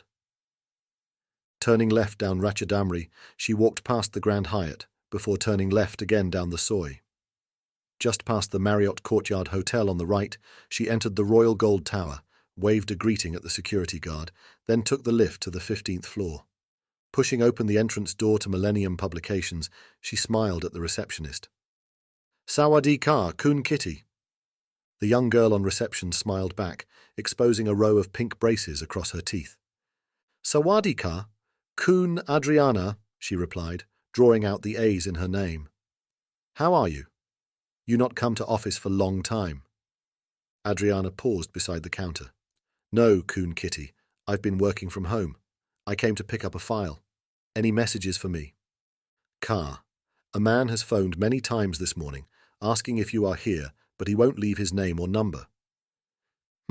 Adriana frowned. "Strange. Thai or Farang?" "He sounds like Farang. He cannot speak Thai." Adriana bit her lip, and her fingers drummed the reception countertop as she thought.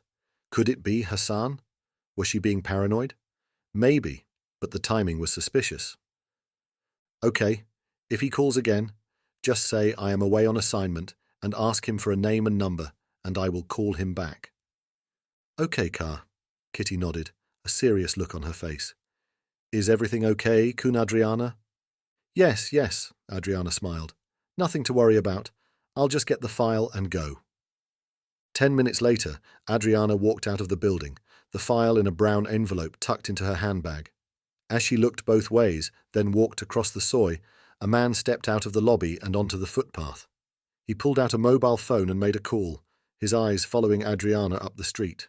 Chapter 41. John rubbed his face in frustration. Yet another dead end. He had been calling government departments and refugee agencies all morning to no avail. The problem was, Amira was not a refugee. She wasn't fleeing a war zone or religious or racial persecution. As far as everyone was concerned, she was an economic migrant. She had come to Thailand for financial reasons, to find a better life. When there were already unemployed people in Thailand, why would the government help her? The fact she had suffered abuse at the hands of Hassan didn't really matter in official eyes when she wasn't supposed to be in the country in the first place. John shook his head. Every call he made ended at a dead end. He didn't know what to do next. Hopefully, Adriana was having more luck. John looked at his watch. She had mentioned contacts she had in a file at her office, and it wouldn't be long before she was back at his apartment. The anticipation of seeing her again gave him butterflies in his stomach. He breathed out and looked across the room as Amira laughed out loud. She was sitting on the floor in front of the sofa, watching a Hindi language serial on the TV. It was the first time he had heard her really laugh. He grinned and picked up the phone again. There had to be an organization who could help her. Chapter 42. It was around 7 when John's entry phone rang, and he buzzed Adriana in. John had expected her earlier and was puzzled why she was arriving so late. He had called her, but his calls went to voicemail. Adriana walked in, her face flushed with the heat, and her normally tidy hair tied up in a messy bun on top of her head. She dumped her bag on the floor beside the door and flopped down on the sofa with a sigh as John and Amira looked on. "Tough day?" John asked. "You could say that." Adriana kicked off her shoes, leaned her head back against the sofa, and closed her eyes. Amira fetched a glass of chilled water from the kitchen. "Ma'am," she said, and passed the glass to Adriana before sitting cross-legged at her feet. Adriana opened her eyes and smiled. "Thank you, Amira." She took a sip, then looked over at John, who was still watching her, his forehead creased with the trace of a frown. "I think I'll need something a little stronger, John." John nodded, gave a half smile, and walked over to the kitchen. Pulling out the bottle of Botanist, he fixed 2 large gin and tonics and returned to the sofa. "Here you go." He passed the glass to Adriana, then sat down in the armchair as she took a long drink. "Ah, I needed that." John sipped his drink as he watched her, waiting for her to say more. She took another sip, then placed the glass down on the side table and looked first at Amira, then John. "I think I'm being followed." Chapter 43.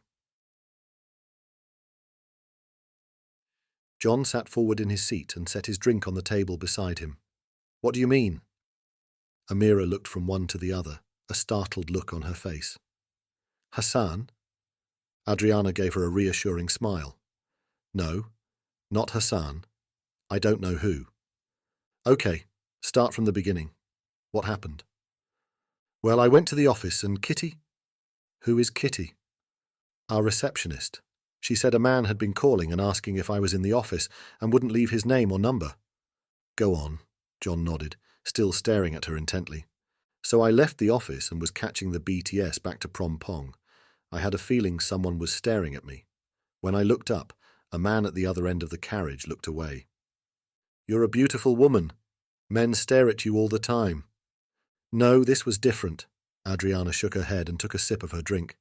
He wasn't looking at me like that. So I got off the train at Asok, swapped platforms, and caught the BTS back toward National Stadium. She fixed John in her gaze. John, the same man was on the train with me. John sat back in his chair and pursed his lips. After a moment he asked, Thai or Farang? Thai. Did he follow you back here? No, this is the good bit. She reached for her glass and took a long drink before continuing. I got off at Chittlam, walked through the Grand Hyatt, and took a taxi from the main entrance. I got out in Silham, then took a motorcycle to Lumpini Park. I walked into Lumpini Park and sat on a bench for a while, but couldn't see any sign of him. So I crossed the park to the other side, took another motorcycle to Asok, walked through the mall at Terminal 21, then finally another motorcycle here. There is no way he could have followed me. I'm impressed, John grinned. If you ever tire of journalism, there's always a career for you in the CIA. Let me fix you another drink. He stood and took Adriana's now empty glass from her hand. You've earned it. John moved across to the kitchen and poured another generous measure of botanist into the glass. Amira spoke up. Weren't you scared? No, Amira, Adriana smiled. Not scared, but I don't want whoever's following me to know where I live. She looked over at John in the kitchen. Or where John lives. Leaning forward, she held Amira's hand. And if it's Hassan's people, I definitely don't want them to find out where you are. I think we'll be okay. John walked over and passed the fresh drink to Adriana. Cheers. He sat back down in the armchair, picked up his own drink, and stared at it. It would have been very difficult for him to follow you on a motorcycle. The way those guys race through the traffic, it's impossible to keep up. Who do you think it was? Hassan's people? Unless you've been upsetting a lot of other people, I would say yes. John nodded slowly. It's too much of a coincidence. I don't know how he got onto us so fast. Will he find us here? Amira asked, her eyes darting back and forth between John and Adriana, the question meant for both of them. Don't worry, Amira. We'll make sure he won't find you. He looked across at Adriana. But we need to be careful from now on. Don't go back to the office for a while. Maybe tell them you're out of town. I told Kitty to say I'm away on assignment. Good. It's likely they'll go back there to keep an eye out for you. We need to work out what to do next. Did you have any success today? Adriana asked. Still working on it. I'll tell you about it later, John said, giving a slight nod toward Amira, who sat silently on the floor, fiddling with the ends of the rug. Adriana nodded in understanding. She patted the sofa next to her. Amira, come sit with me. Tell me about your day, then we'll order some food. Chapter 44. Later, after another takeaway meal, John and Adriana sat together on the sofa, John's arm around her, her head on his shoulder. Amira's door was closed, but they spoke softly as they gazed out the French windows at the city lights. You did well today. I'm really impressed. Thank you, Mr. Hayes. I'm glad you approve. It's probably best you stay here for a while. It won't take long for them to find out where you live. Someone at the office will talk. You just don't want me to leave? John chuckled. That too. Are you worried? John didn't answer immediately, choosing his words carefully. He knew what people could do, so he was worried, but he didn't want Adriana and Amira to panic. I think we'll be okay. Neither spoke for a while, Adriana feeling the calm, steady heartbeat in John's chest, John enjoying the scent of her hair. I had no luck today with the refugee agencies, John said after some time. They don't consider her a refugee, and she isn't high profile enough for them to bother. They won't get any publicity, so they would rather spend their funding on someone more high profile. Adriana shifted and turned her head so she could look up at John. So, what do we do? I don't know, but I know a man who might help us. I'll make some calls tomorrow. I've been thinking it might be a good idea if we went away from Bangkok for a while. Somewhere where they won't look for us. Adriana just gazed at him, her face so close she could only look at one eye at a time. Eventually, she leaned forward and kissed him softly on the lips, then pulled back and smiled. I never realized life would get so exciting when I first saw you in that cafe, Mr. Hayes. Trust me, excitement is overrated. I know from experience. Adriana reached up and pulled his head closer. Well, how about we try another form of excitement for now? Chapter 45. John sat on the balcony, gazing out across the city skyline. Lights from the buildings still twinkled as the darkness gave way to light, the early morning horizon painted in shades of orange and red as the sun announced its arrival. He had awoken early, his mind filled with ideas. Unable to sleep longer, he left Adriana in bed and got up to make coffee. Sipping his coffee, he mulled over the situation. Based on his calls yesterday, there didn't seem to be any official channels for returning Amira to her family. The police were an unknown as he didn't know how far Hassan's tentacles reached, and the refugee agencies couldn't do much as she wasn't technically a refugee. Her family was still holed up in a hotel in Dhaka, waiting for news, and Amira couldn't stay cooped up in his apartment forever. One thing was for sure, she wasn't safe in Bangkok. If Adriana was being followed, it wouldn't be long before they found out where she was and took Amira back. A germ of an idea had been forming in his mind, and the more he thought about it, the more it seemed like the only possibility available to him. It would be risky, but he knew a man who might help. He looked at his watch. Still too early to call, it would have to wait for later. His mind drifted to more pleasant thoughts, making a new life with Adriana. Could it be possible? Things were going well so far, but was it only because events regarding Amira had thrown them together? Would their relationship endure a more peaceful time, a more mundane pace without the excitement of rescuing a girl from her brutal captor? He sighed and closed his eyes, leaning his head back against the chair. The picture before his eyes was that of Adriana, tucking a lock of her raven-black hair behind her ear, turning toward him, those hazel eyes flecked with gold sparkling with amusement. His heart rate increased, and he smiled. Only time would tell how things would work out, but he was prepared to give it a try. Opening his eyes, he drained the rest of his coffee.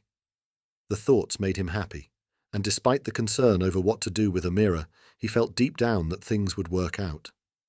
Standing, he reached over his head with both arms and stretched. Time for a run. John changed into his running clothes, careful not to wake Adriana, and had just picked up his running shoes when the doorbell rang. Adriana stirred in bed and raised her head. What time is it? John frowned and glanced at the clock beside the bed.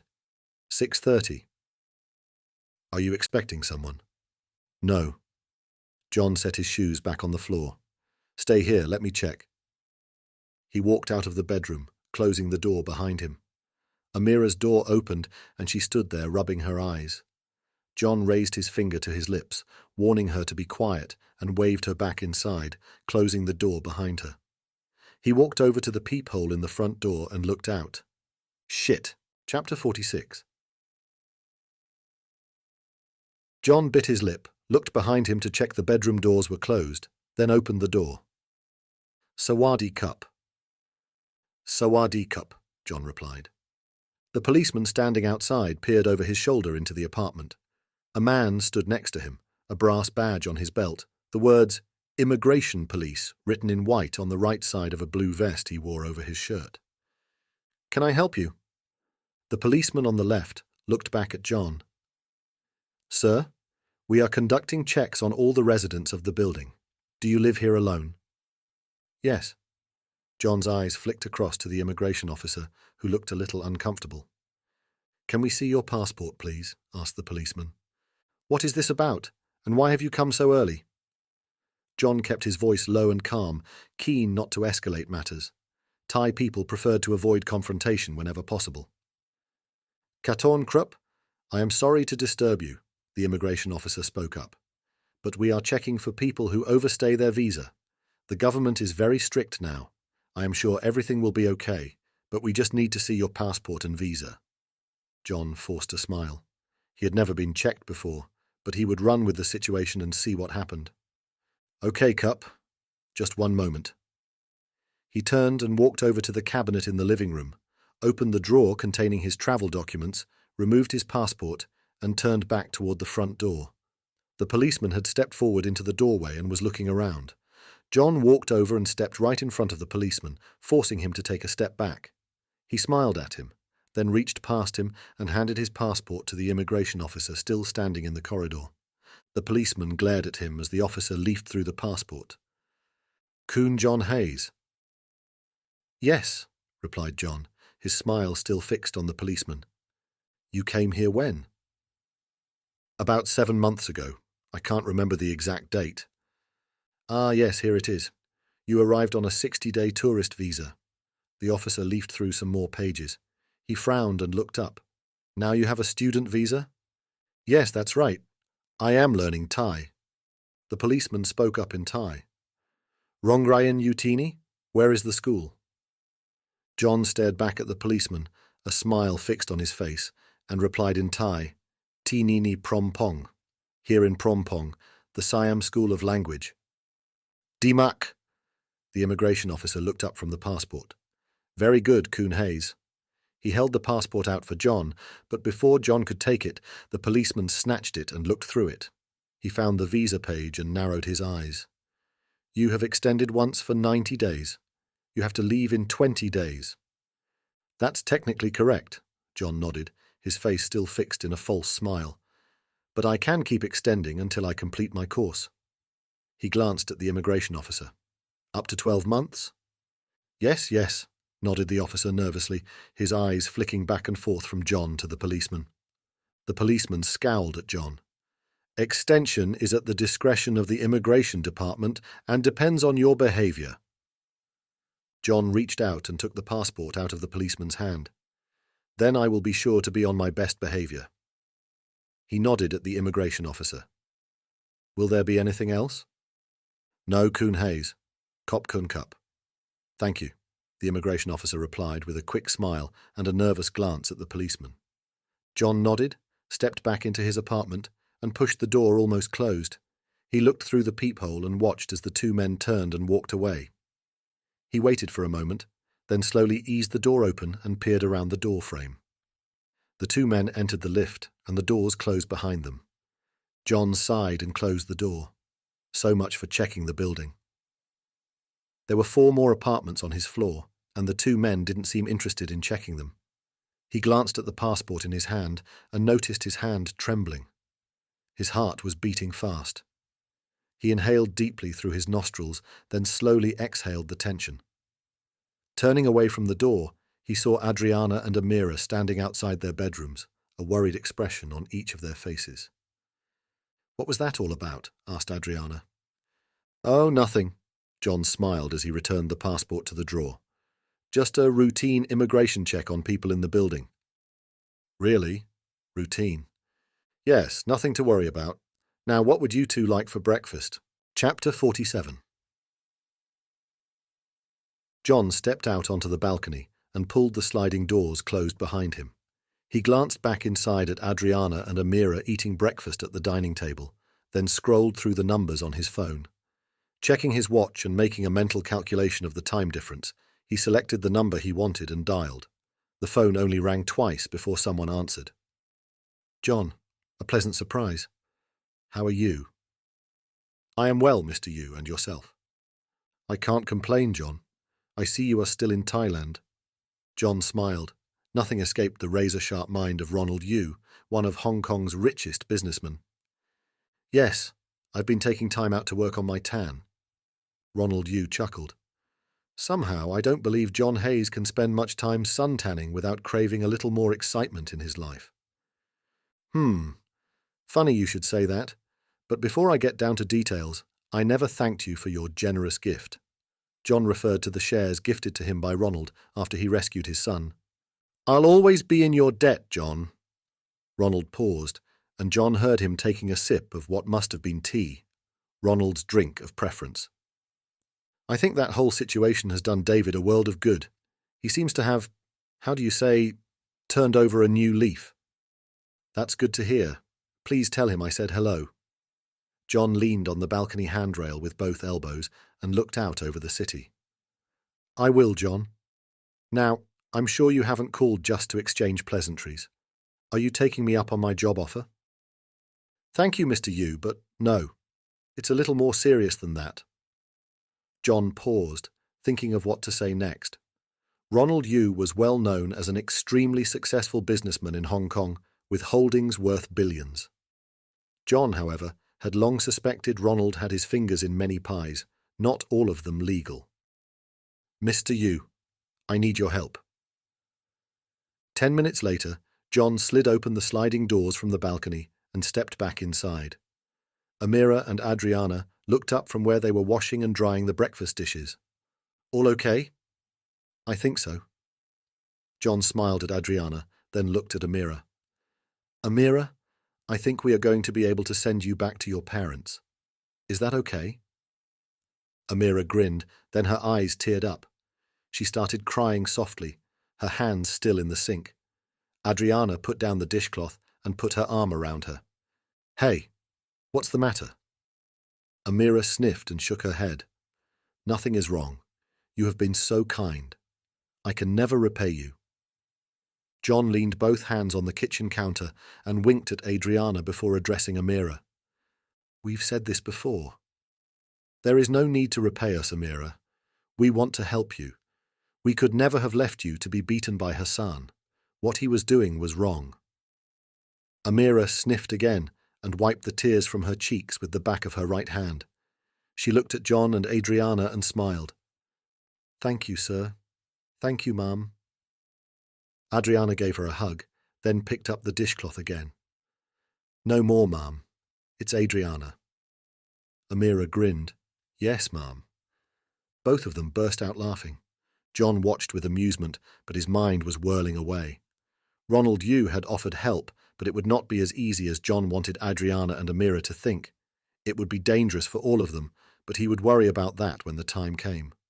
In the meantime, there was another matter he wanted to address. He waited until the laughter had died down, then spoke up. Amira, one thing we haven't discussed. The whole reason you left home was to make a better life for your family. If you go back, nothing will have changed. In fact, it may be worse because you can't go back to your home in Korail. It's okay, sir. I mean, John. Amira dried her hands on a towel. I just want to go home. Well, John nodded thoughtfully, then glanced over at Adriana. And I'm sure Adriana will feel the same. We want you and your family to have a better life. He looked over at Adriana again. She was leaning back against the kitchen counter, her head cocked to one side, watching him closely. God, she was beautiful. He cleared his throat. I will help you. I'll pay for you and your sister to go back to school, and I'll send you enough money so your parents don't have to work. He grinned at her. You can pay me back by graduating, is that okay? Amira ran around the counter and threw her arms around him and started crying. Thank you. Thank you. John looked over her shoulder at Adriana, who grinned back at him with misty eyes. Chapter 48. John stepped out of the lift into the lobby and smiled at the security guard. Sawadi Cup. The guard smiled and returned the greeting. John had left Adriana and Amira in the apartment. They were getting along well, and where he was going, he preferred to be alone. He also didn't want to risk either of them being spotted. He stepped out onto the street and looked both ways as his eyes adjusted to the bright sunshine. The thick, humid air, in complete contrast to the chilled environment of the entrance lobby, hit his body like a wall, and sweat immediately formed on his forehead. A tuk-tuk driver called out, but John ignored him and scanned the street. He felt an eerie tingling on the back of his neck, something he'd felt before. He looked carefully at his surroundings. An elderly lady swept the street with a long-handled broom, her large brimmed straw hat protecting her from the sun. An overweight tourist, his face red and his shirt discoloured with damp patches under the arms, walked past, fanning himself with a leaflet he had just been handed by a tout outside one of the spas. Everything looked normal, but John still felt uneasy. The tingling in his neck had served him well in the past, and he had learned never to ignore it. Across the road, a young Thai man sat side-saddle on a parked motorcycle, staring at his phone screen. Again, a scene he had seen many times before. Perfectly normal. John frowned. Perhaps he was being paranoid. He thought about the best way to get to his destination. He was heading to Yaowarat, Bangkok's Chinatown, and the quickest way would be by taxi, but he wanted to make sure he wasn't being followed, so he turned left toward the Sky train station. Pausing outside a real estate agent's shop, he gazed at the property listings in the window. Changing his focus, he examined the reflection of the street in the glass. Nothing out of the ordinary. He took a step sideways and looked in the window that angled 45 degrees from the street toward the front door. It gave him a better view of the street in the direction he had just come from. Ha! Gotcha! About 200 meters back, the young man now sat astride the motorcycle, watching him, waiting for him to move on. Despite the gravity of the situation, John grinned. He could deal with this. He'd been in this situation before. A movement inside the shop caught his eye, and he noticed one of the real estate agents moving toward the door, convinced they had a new customer to pounce on. John moved away from the door before they could open it and thought fast. His senses now in heightened awareness, he heard the motorcycle engine start up over the sound of the traffic. He made a decision and continued toward the Sky train. Reaching Sukhumvit Road, he stepped onto the escalator that led up from the street level toward the ticketing platform. He pretended to look around at the street as the escalator ascended, and in his peripheral vision caught sight of the biker parking his motorcycle on the footpath next to a lamppost and dismounting. John removed his rabbit card from his pocket and held it on the turnstile sensor and walked through. Walking toward the left side, he took the escalator up one more level to the platform for trains headed south toward Bering, the opposite direction of where he wanted to go. He walked toward the front of the platform where it was less crowded and waited. The railway line was poker straight, and in the distance he could see the train, stopped at Asok station. He had a couple of minutes before it reached him. Pulling out his phone, he pretended to study it while he waited. The platform guard blew his whistle to warn the commuters of the approaching train, and John looked up, slipping his phone into his back pocket. He looked down the platform at the approaching train, scanning the platform as he did so. The biker was there on the platform. Judging by where he was standing, he would get in the next carriage. The train pulled up and John waited as people disembarked, then stepped inside. He angled himself as if he was looking out the window, but still had a view down the carriage into the next one. The biker was holding on to the overhead handrail with his left hand and looking at his phone in his right. John sensed, rather than saw, his eyes flicking up now and then in John's direction. John waited. Then, just as the alarm beeped, announcing the closing of the doors, he pushed past the other passengers and slipped out the door, back onto the platform. The doors closed behind him, and the train pulled out. John turned and grinned at an unhappy-looking biker staring at him from the departing train. Amateur. John left the station and descended to Sukhumvit Road, raising his hand to flag down a taxi. A bright pink taxi pulled up, and John gave him an address in Yaowarat. The taxi driver nodded and turned on the meter before pulling out into the traffic. John settled back into his seat for the 30-minute journey. He felt good. Things were working out well. Chapter 49. John passed over a handful of baht to the taxi driver and got out. He had given him an address a block away from his actual destination and waited until the taxi driver pulled away before removing his phone and opening the mapping app. Entering the address, he waited until the directions loaded. Checking the screen, he looked right, waited for a gap in the traffic, and jogged across the road. 5 minutes later, he pulled open the door to a shop, the tinkling of a bell above the door announcing his arrival. He looked around at the leather bags displayed on the shelves lining 3 sides of the shop, and the smell of new leather and incense filled the air. At the rear of the shop, a pretty young lady dressed in emerald green silk smiled at him and raised her hands in a Y. "Sawadee ka, sir. Can I help you?" "Sawadee Cup. My name is John Hayes. I have come to see Kun Sritangratanakul. I am sorry, sir. He is not here. John glanced up at the security camera watching him from the top left corner of the shop. He smiled at the young lady. I know he is here. Please tell him Mr. Yu sent me. The young lady's right eyebrow twitched almost imperceptibly, her smile fixed on her face. She studied him for a moment, not moving. Then John heard a click, and a section of the shelf unit making up the rear wall of the shop swung forward about an inch, and she stepped aside. He will see you now, Coon Hayes. John walked forward, glanced at her, then reached out, pulled the shelf unit forward a little more, and slid through the gap, the shelf unit clicking shut behind him. He was in a large room, also lined with handbags. John looked closer at the familiar-looking designs, Louis Vuitton, Chanel, Gucci, picking one up, examining it closely. It looked real, but then he couldn't tell the difference between the genuine article and a well-made fake. A voice called out from further back, and John looked up. Please come in, Mr. Hayes. I am sure you haven't come here to look at handbags.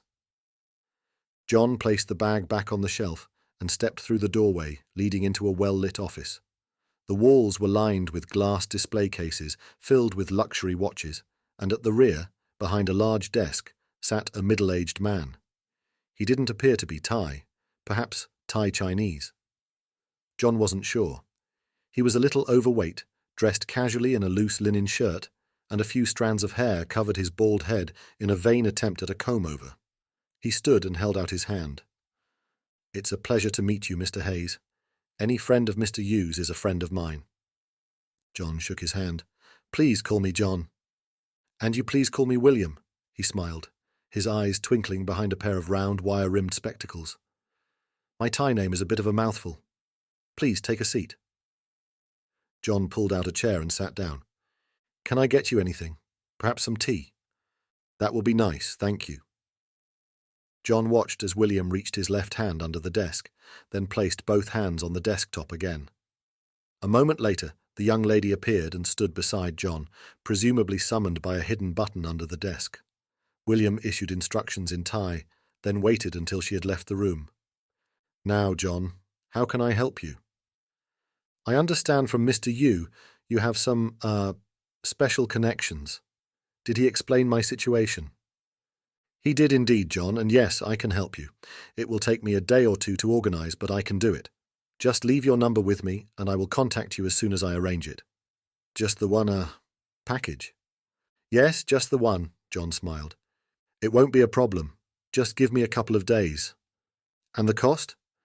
Don't worry about that, John, William smiled. Mr. Yu said he would bear all the expenses. He must hold you in high regard. I helped him out with something. William nodded thoughtfully, then he glanced over John's shoulder as the young lady silently entered the room and set a tray down on the desk. They both waited as she poured from a teapot into 2 small porcelain cups. Steam rose from the liquid, and the smell of lemongrass filled the room. She bowed slightly and left as quietly as she had come. John picked up the cup and blew softly across the surface, cooling the liquid before taking a sip. Very nice, thank you. He set the cup down. There is something else I need help with. William raised an eyebrow. I will need some personal protection. You have come to the right place, William grinned. Setting his cup down, he opened a drawer in the desk and removed a set of keys before standing up. Please, come with me. He led John into another room and unlocked a dark wood cabinet, opening the doors to reveal a selection of handguns displayed against a velvet background. What would you like? John hid his surprise and stepped forward, scanning the displayed weapons, looking for something familiar. I'll take that one. Of course, a good choice. He removed the Glock 17 and handed it over.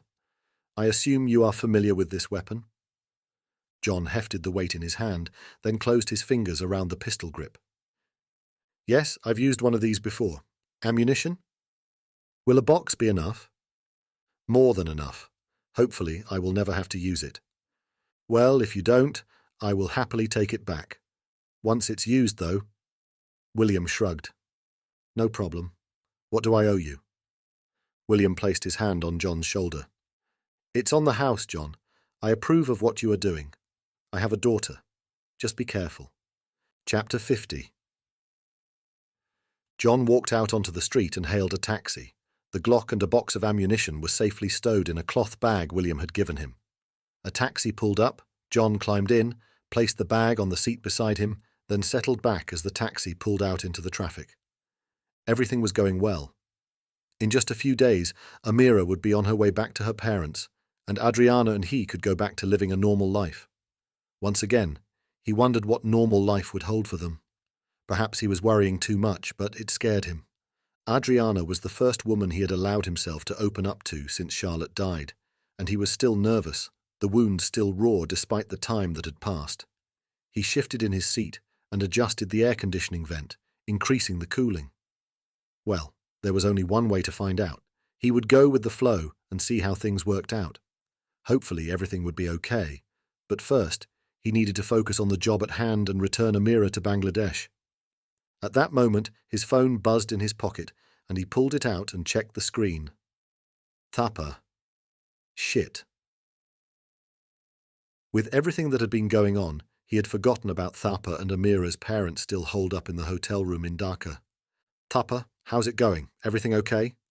I think so, John. They are getting a bit stir-crazy stuck in the room, though.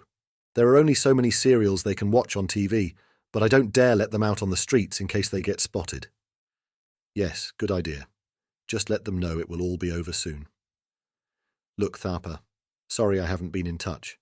I've been trying to sort a few things out here. The good news is Amira should be on her way back within a few days. That's good news, John. I'll let you know when I get more details. How are you keeping up? Anything you need? Are you still okay to stay for a few more days? Yeah, I'm okay. I've got my dad keeping an eye on the coffee shop in Hong Kong, but as soon as this is over, I'll head back. I don't want to be away too long. I understand, Thapa. I really appreciate what you're doing for me. It's okay, John. It's for a good cause. Hopefully we can do something for the family.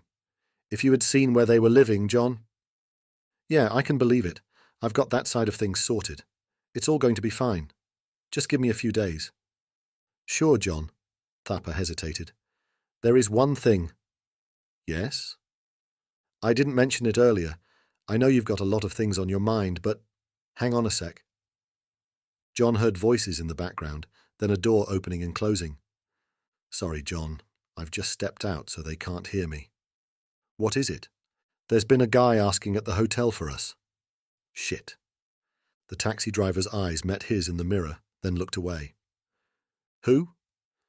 I think it's one of Kareem's men. I don't know how they got onto us so fast. Maybe the rickshaw driver who dropped us off talked. Damn it. I thought they would be safe there.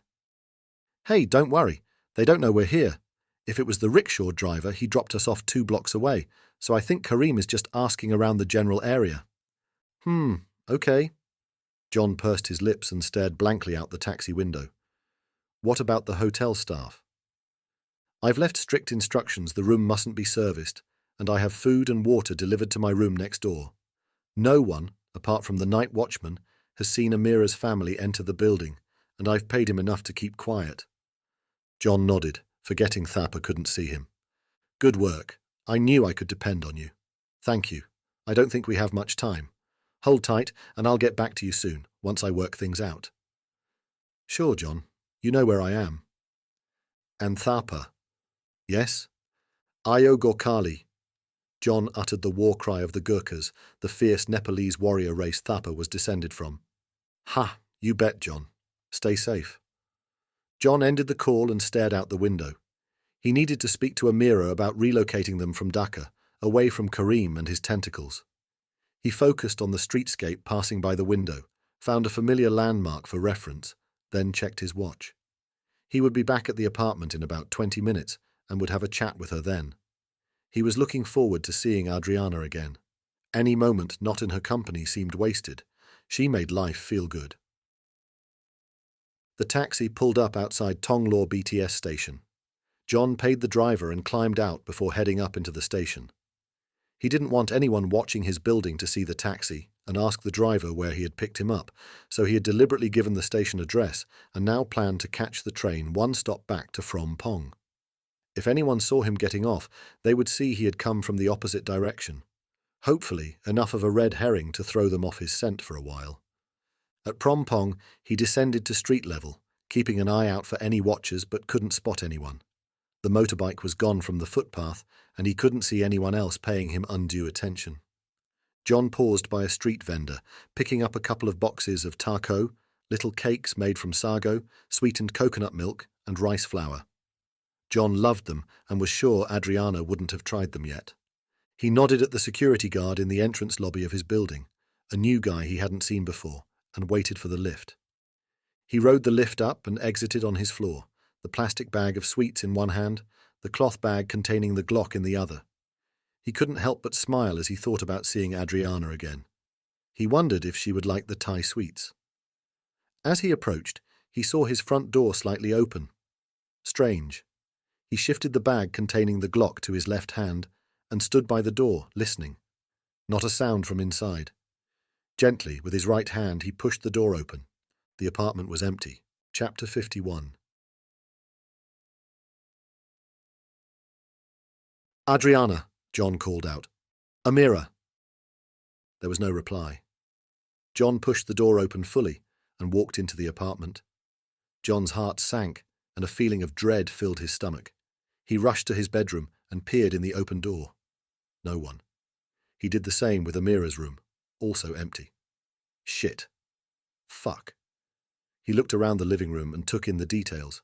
A lamp was lying on the floor, one of the dining chairs in pieces against the back wall. They hadn't left of their own accord. Bastards. How had they found them? Thoughts raced through John's head. What should he do? Where were they? Fuck. He rushed out the door, jabbed at the lift button, and watched impatiently as the lift rose to his floor. He jumped in and stabbed at the button for the ground floor. The lift took forever to reach the lobby, and as the doors opened, John rushed over to the security guard's counter. The guard who was there when he had entered the building was gone, the desk empty. He looked at the desk, the computer keyboard, and the bank of TV screens above it. There must be a record of everyone's comings and goings, but he had no idea how to access the security feed. Shit. He heard a noise behind him and spun around to see a service door to the rear of the lobby opening and the regular guard coming out, wiping his hands and looking surprised to see John behind the desk. "Sawadee Cup?" "How do I see the security footage?" John demanded. "Cup?" John clenched his jaw. His brain wasn't working, and he couldn't think of the correct Thai words fast enough. He pointed at the screens. "TV, TV, rewind, rewind." He motioned with his hands, circling his fingers. Slowly comprehension dawned on the guard's face. He walked over, sat down at the desk, and entered a few commands into the keyboard. John did a quick mental calculation, then pointed at his watch. He motioned again with his fingers, holding 2 fingers up, then making a rewind motion with them in the air. "Rewind 2 hours." The guard nodded, then keyed in instructions on the keyboard until the on-screen clock showed a time 2 hours before. Then with the mouse, he clicked play, and the clock ticked over. John stared at the screens. Nothing was happening. This would take forever.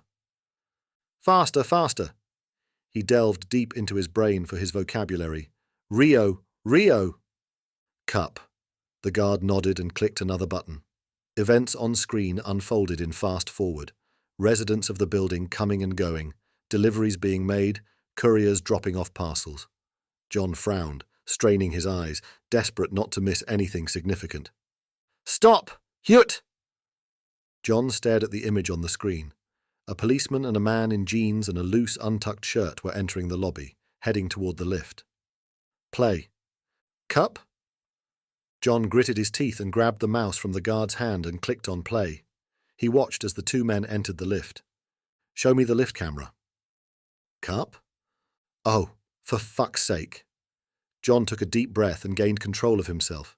He needed to remain calm, although every fibre of his being wanted to scream out loud in frustration. "Lift! Lift!" He pointed across the lobby at the lift doors. "Camera!" He mimed a film camera with his hands. "Ah, cup." The guard smiled, typed more commands into the keyboard, and the lift feed came up. Without John asking, he rewound the feed until the same time as they had paused the lobby feed, then pressed play. They watched as the 2 men rode the lift. The lift stopped, the doors opened, and the two men got out. John couldn't see which floor they were on, but his gut knew the answer. The guard looked at him expectantly. John motioned for him to fast forward. They watched closely until they saw the lift doors open again. "Stop!" John watched as they shoved Amira inside the lift, and she cowered against the back wall. The policeman followed her and stood over her. Adriana followed, the man in plain clothes holding both her arms by the elbows, her hands handcuffed behind her back. She struggled, and he shoved her forwards, stepping inside after her. There was no sound, just a silent struggle unfolding on the screen. The policeman pressed the lift keypad, and the doors closed. Adriana turned around and glared at her abductor, the anger clear despite the lack of sound. Her abductor said something to her, and he and the policeman laughed. Adriana appeared to reply, then spat in his face. The man wiped his face clean with his sleeve, then with the same hand backhanded her across the face, sending her flying against the side wall.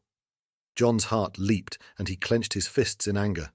He watched Adriana straighten up, raise her chin in defiance, then turn to look at the camera. She stared at the camera, then mouthed something. "Stop and rewind," John demanded. The guard looked at him, his expression of shock replaced with one of blank incomprehension.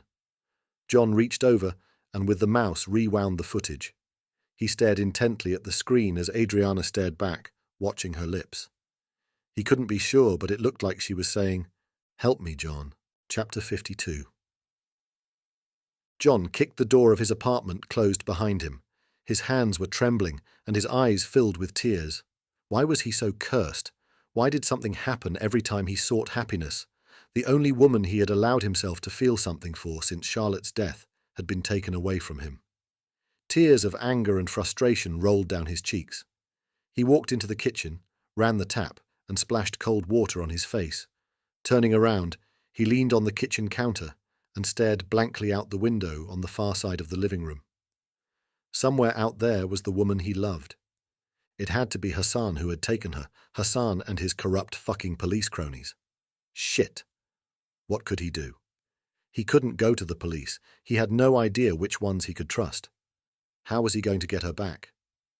His gaze withdrew from the sky, and he focused once again on his living room.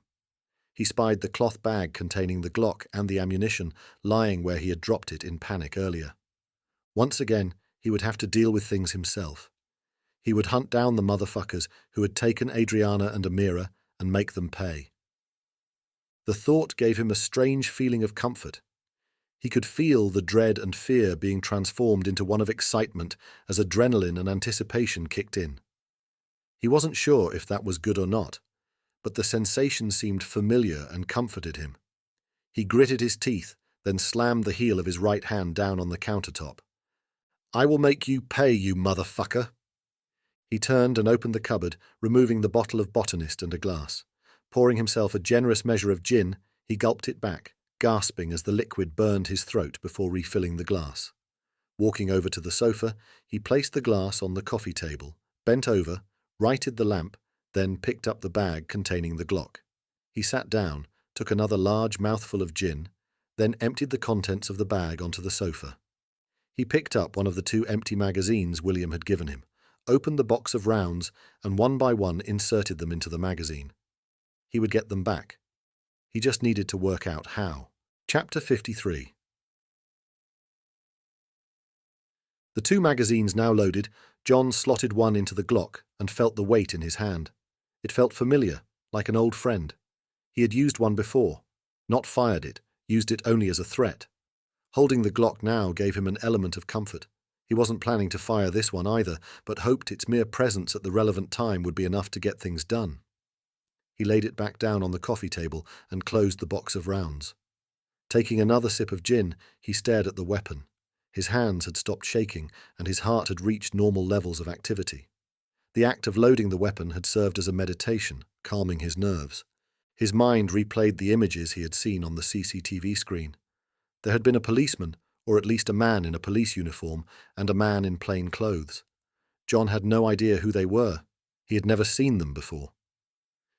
John rubbed his face with his hands, then stood and paced around the room. What should he do next? What was the next step? He thought hard. Of the two women, it would be harder for them to deal with Adriana. Amira was illegally in the country. There would be no record of her, and no one in Bangkok would notice her missing. It would be an easy matter for them to lock her away, never to be seen again, or even worse, kill her and dispose of the body. The thought made John's heart race again, and he took another deep breath to calm his nerves. He would have to do something fast. Adriana would be harder to deal with. She was a registered resident of the country, a foreign national with a passport, a job, a lease on an apartment. If she went missing, someone would notice it in a short space of time. What did they plan to do with her? John stopped pacing and stared out the window, his hands on his hips. He assumed they would use her as a bargaining tool. But for what? One thing was for sure. Judging by the fire evident in her eyes in the CCTV video, she wouldn't be an easy hostage. John turned and focused on the Glock lying on the table. The only person he knew who was definitely involved was Hassan Rahman. He would start with him. Chapter 54. John sat on a tiny plastic stool on the pavement, his iced coffee untouched on the equally tiny fold-out table beside him. He had a clear view of the entrance to Hassan's building down the street. The street coffee vendor busied herself, sweeping her little patch of pavement, preparing for the evening rush. John ignored her, not once taking his eyes off the building entrance. He wore a baseball cap and sunglasses, the Glock hidden under his shirt, tucked into the rear waistband of his pants. Beside the footpath, a motorcycle sat waiting, the bored-looking Rubjang sitting side-saddle, watching people walk past. John had paid him a large amount of baht to be on call for him. He didn't know if Hassan was in his building, but when John had called the restaurant, a staff member told him Hassan hadn't come in yet, so John hoped he was still home. He had nowhere else to wait. After half an hour, his iced coffee had melted into a brown slurry, and the street vendor was getting increasingly annoyed about John taking up her valuable real estate without spending more money. A few cars had come and gone from the building, but none of them contained Hassan. John sat forward and watched as the gates opened again, and a black Lexus pulled out, pausing as the driver looked both ways before merging into the traffic. As it passed, John spotted the unmistakable shape of Hassan in the back seat. John jumped up, almost knocking his drink over, and rushed to the motorcycle. He patted the rider on the shoulder and pointed after the Lexus before climbing on the back.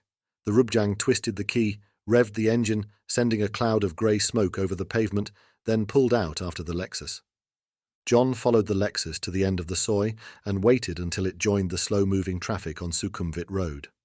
He motioned for the Rubjang to slow down, curbing the rider's instinctive desire to race between the cars. The Rubjang shook his head, but did as John instructed, keeping 2 taxis and a Toyota pickup between them and the Lexus. John was sure Hassan was heading to the restaurant as usual, but hadn't wanted to take the chance he would miss him. Sure enough, after 10 minutes, the Lexus indicated left and turned down onto Soi 20. John signalled to his motor-C Rubjang to follow slowly, and as the Lexus pulled up outside the restaurant, he instructed him to pull over. He got off, handed over 2 100 baht notes to the now very happy young man, and sauntered toward the restaurant. He stopped about 50 meters away and crouched down as if tying his shoelace. Hassan had entered, and the tall, unfriendly European woman with the clipboard stood at her usual place at the entrance. John stood up and looked around. To his left was a doorway to a shop storeroom. He stepped back into the shadow and observed the surroundings. It was early evening, and the street was busy, now that the temperature had dropped a little. Traffic flowed past in each direction, and tourists and locals wandered past, either heading home from work or out for dinner and shopping. Across the road, a group of heavily made-up women in pink satin blouses and matching skirts sat on the steps of a brightly lit foot massage parlour, chewing gum or staring at their phones, occasionally calling out, "You want massage?" as someone walked past. A tour bus disgorged its load of Indian tourists outside the Indian restaurant, and a scrawny cat with half a tail scampered across the road, just avoiding being hit by a motorcycle. The street looked normal. No one seemed to be waiting for John. He thought fast. He had no plan. Maybe he should confront Hassan and find out what he'd done with Adriana and Amira. He bit his lower lip and reached back for the Glock in his waistband, checking it was still there, drawing comfort from the knowledge he could use it if needed. He couldn't decide what to do. How was he going to find them? He clenched his fingers open and closed and shifted from one foot to the other, trying to release nervous tension. A vision of Adriana being slapped in the lift flashed before his eyes, and he made a decision. He removed his dark glasses, useless now in the low light of dusk, waited for a gap in the traffic, and crossed the road, slowing to a casual walk as he approached Dragon. He smiled up at the haughty European and walked straight past her. "Sir," she called out. John pretended not to hear and walked into the restaurant, the woman deciding it was too much trouble to chase him in her vertiginous heels. John stepped up onto the raised decking and quickly scanned the restaurant and bar area. It was still quiet, only a couple of businessmen sitting at the bar and a young couple canoodling at one of the corner tables, while in the center of the restaurant, a tourist family with 2 young kids sat for an early dinner. Good.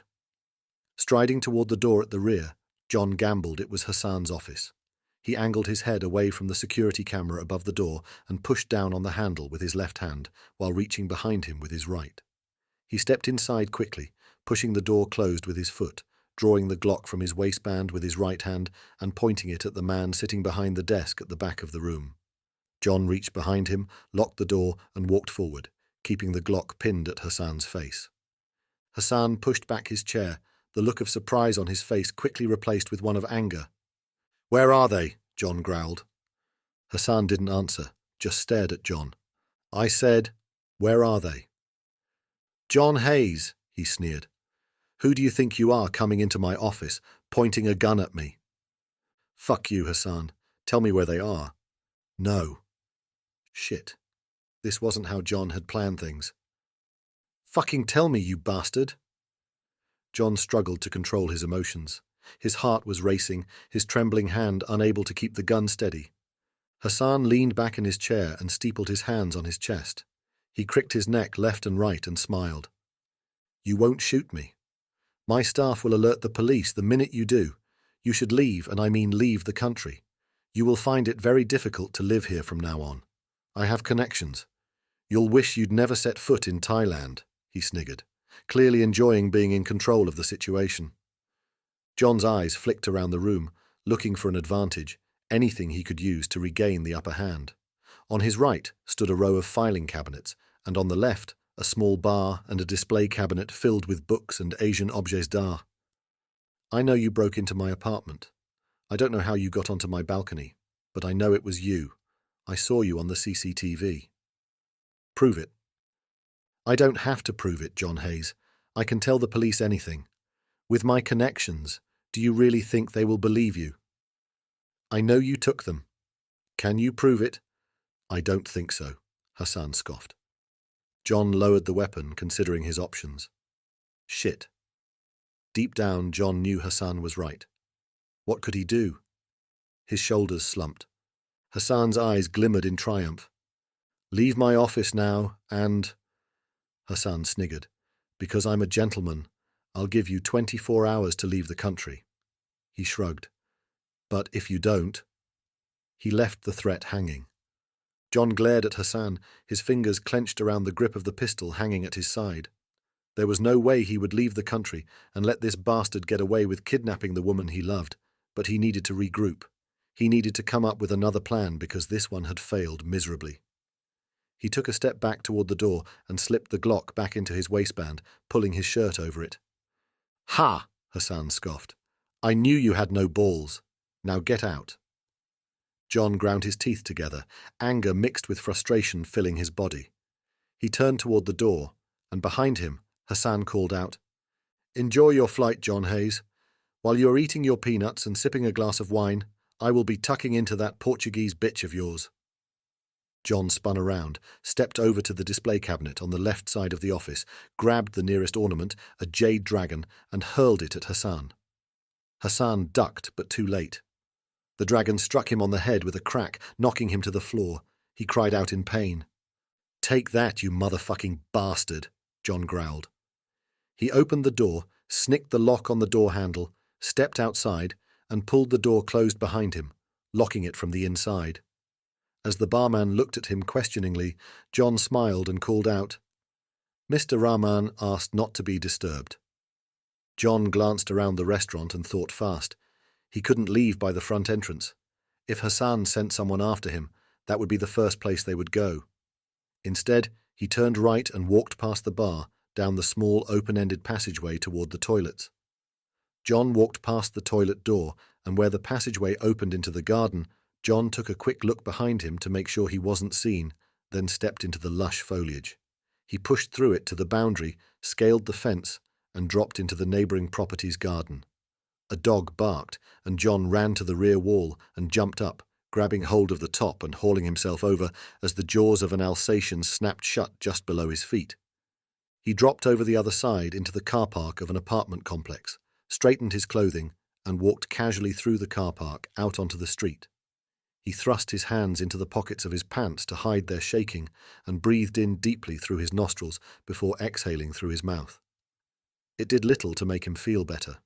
His temples throbbed, and as the adrenaline slowed its passage through his body, he was filled with an overwhelming sense of despair.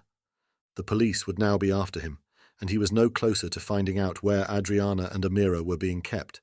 He was screwed. Chapter 55. John walked blindly down the soy, completely unaware of his surroundings. All he could think of was Adriana handcuffed and beaten. Why did he let her get involved in rescuing Amira? No. He shook his head. He would never have been able to live with himself knowing Amira was being kept as a slave, and he did nothing about it. He had to get a grip on himself and his thoughts. Defeatist thinking would not rescue the two women. He could never have known they would be captured, but now it had happened, and he had to find a way to deal with it. The women's lives depended on him. John stopped his mindless walking and looked around. He was in the middle of Soy 18, running parallel to the soy where Dragon was located. The thought of Dragon gave him some satisfaction. The jade dragon must have weighed almost 4 pounds. It was a fitting weapon and would have hurt. John scanned the shop fronts around him.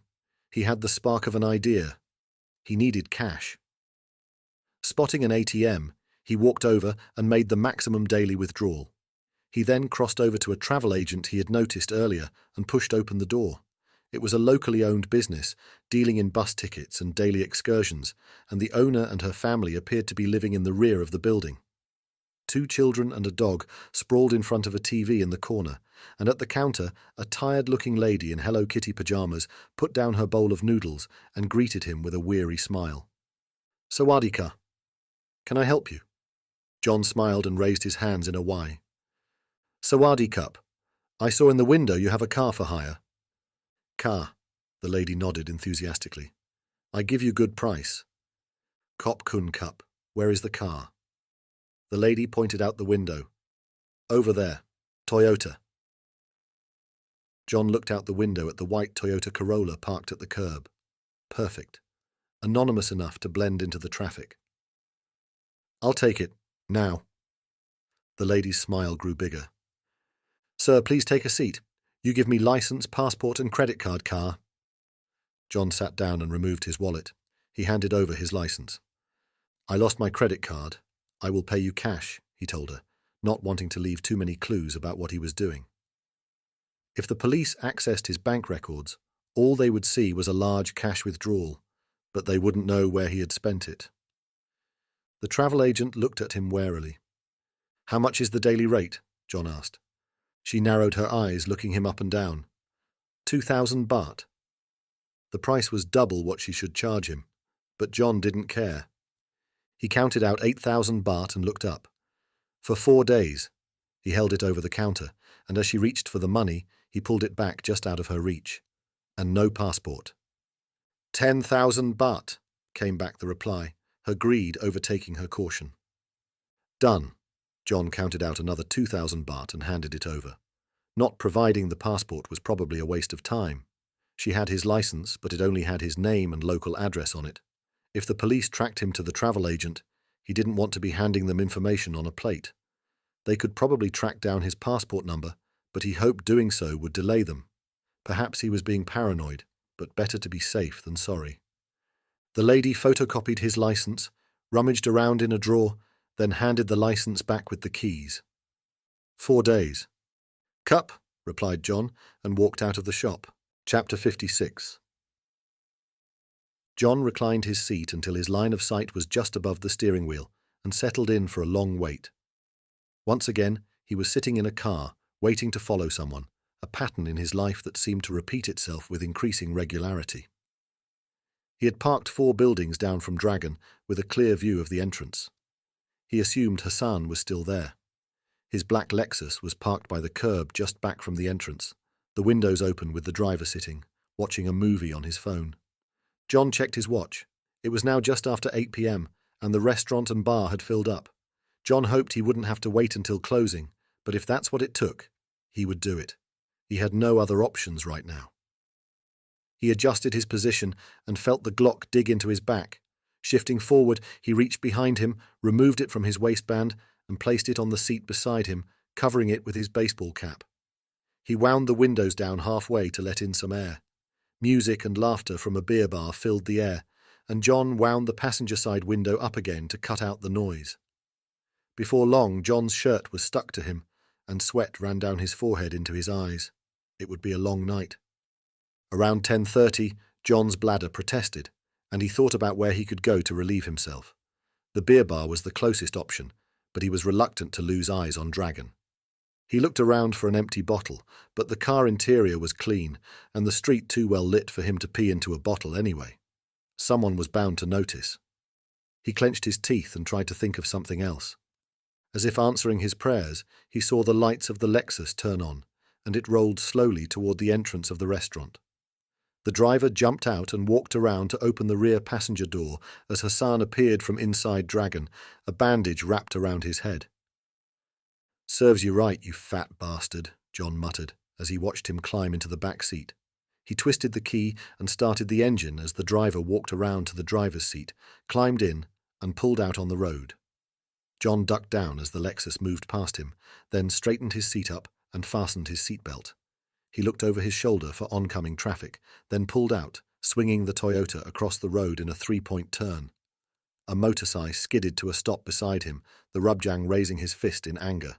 John ignored him, reversed back a little, swung the steering wheel over, and sped off after the Lexus. John slowed as the Lexus reached the junction with Sukhumvit and waited until the lights turned green before turning onto the main thoroughfare. John followed, taking care to keep a few cars between him and the Lexus. The Lexus was heading in the opposite direction from Hassan's apartment building, reinforcing John's belief he wouldn't be foolish enough to keep the 2 women in his own apartment. He felt confident he was doing the right thing. Even at this time of night, the streets were full, the traffic crawling at just above a walking pace. 3 lanes of cars, buses and 2-wheelers crammed together on the road running under the concrete pillars and railway line of the BTS SkyTrain. As the traffic approached the junction at Asok, the Lexus slipped into the extreme left lane and took the free left turn down Ratchadafisek Road, passing the 52-acre Benjakitty Park on the right. John followed the Lexus onto Rama 4 towards Silham, concentrating hard to keep the Lexus in sight, but still remain a sensible distance behind. They passed the Sofitel and the Canadian Embassy on the left before turning onto Silham Road. After about 3 kilometres, the Lexus slowed and indicated left before pulling into a side street. John reduced his speed as he neared the street and stopped before making the turn, ensuring he had a view down the street. The road was narrower, just enough room for 2 cars. An Indian temple stood on the corner, and the shops on the opposite side, now shuttered, bore both Indian and Thai names. John watched the brake lights of the Lexus brighten as it pulled over to the right-hand side of the road and stopped. John glanced in his rearview mirror to make sure he was clear, then reversed back quickly so the car wasn't blocking the street entrance, but he could still see down the street. He doused his lights and wound down the passenger window for a better view. He watched as Hassan, with difficulty, climbed out of the car, walked up to a building, and went inside. John thought quickly. What was Hassan doing? Was this where he was keeping Adriana and Amira? He had to get a closer look. Flicking on the lights, he turned onto the street, driving slowly toward the Lexus. The car had stopped outside an old 3-story shophouse. A shop occupied the ground floor, a sign announcing "Authorized Money Exchange" above the shuttered front window. To the right, a narrow alleyway ran past the building, and to the left of the shop, A grilled steel door gave access to the upper floors. John turned his face away as he passed the Lexus and continued down the street before turning left at the end. He pulled up and parked, picked up the baseball cap from the seat, pulling the brim down low over his face, and tucked the Glock into his rear waistband. Opening the door, he climbed out and, stepping onto the footpath, turned right, back down the street. Chapter 57. Hassan settled into the cream leather seats of the Lexus as it pulled away from Dragon. His mood was foul, his temples throbbing. He raised his hand to the side of his head, probing it gently, and winced. That bastard John Hayes. Who the fuck did he think he was? Coming into his restaurant and threatening him. The English fucker would wish he had never been born. He would make him pay once he got his hands on him.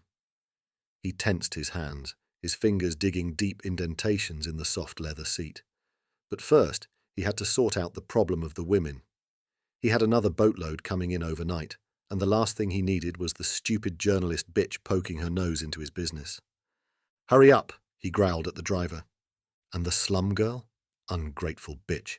He had given her a job and a roof over her head, and this was how she repaid him. What did she expect after all his expenses? They were all the fucking same.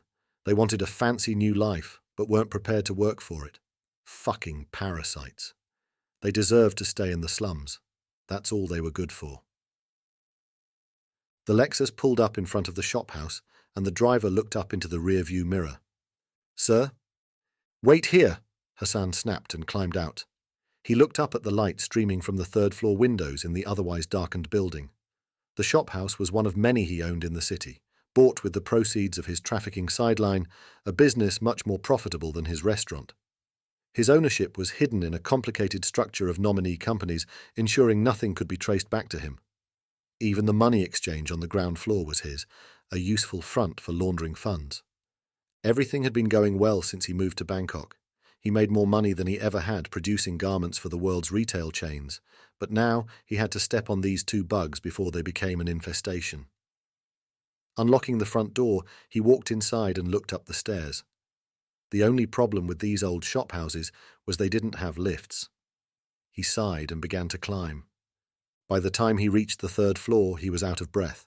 He paused, holding onto the handrail with his left hand, sucking in air. He removed a handkerchief from his pocket, wiping the sweat from his forehead. Once his breathing had gained some normality, he knocked twice on the door. The door opened slightly, and a young Thai man peered out warily before opening it wider once he recognized Hassan. Hassan walked past him into the room, wrinkling his nose at the smell, stale sweat, fear, and cold Thai food. "Open the window, Boone. It stinks in here." While Boone rushed over to open the window, Hassan examined the room. To the left was a grimy stainless steel sink, its tap dripping slowly, below it a plastic bucket with dirty rags draped over the rim. Beyond that, on a narrow camp bed, lay some half-eaten noodles in a polystyrene takeout container. That explained the smell. Hassan turned his attention to his prisoners. Adriana glared at him from a chair at the side of the room, her eyes pouring venom from above the duct tape covering the lower half of her face. Hassan examined her restraints, her legs duct-taped to the chair legs and her wrists handcuffed behind the chair. Hassan sneered, then turned his attention to Amira, who sat on the floor in the corner, her arms hugging her knees pulled up to her chest. "Stand up," he barked.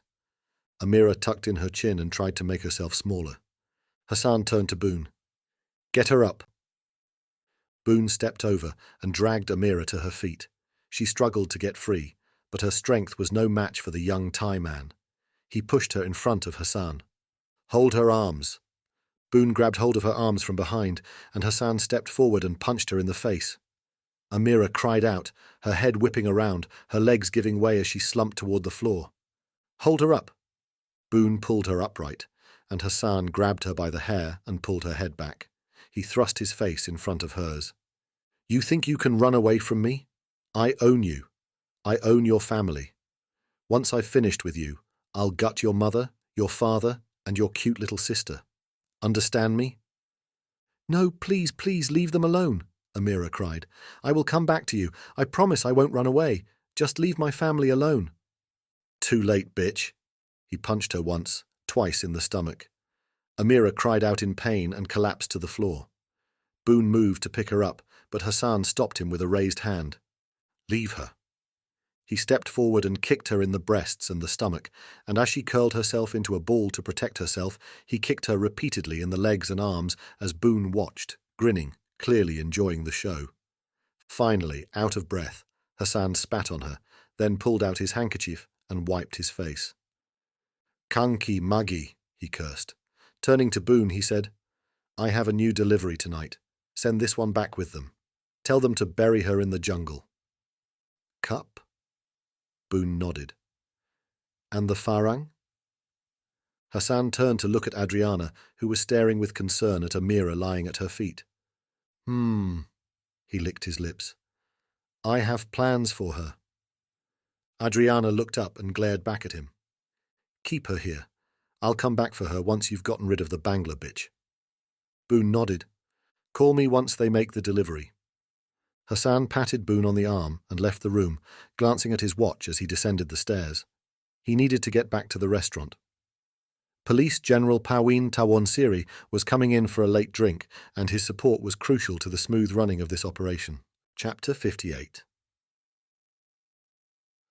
John kept to the far side of the street, as close to the buildings as he could, avoiding the light from the street lamps where possible.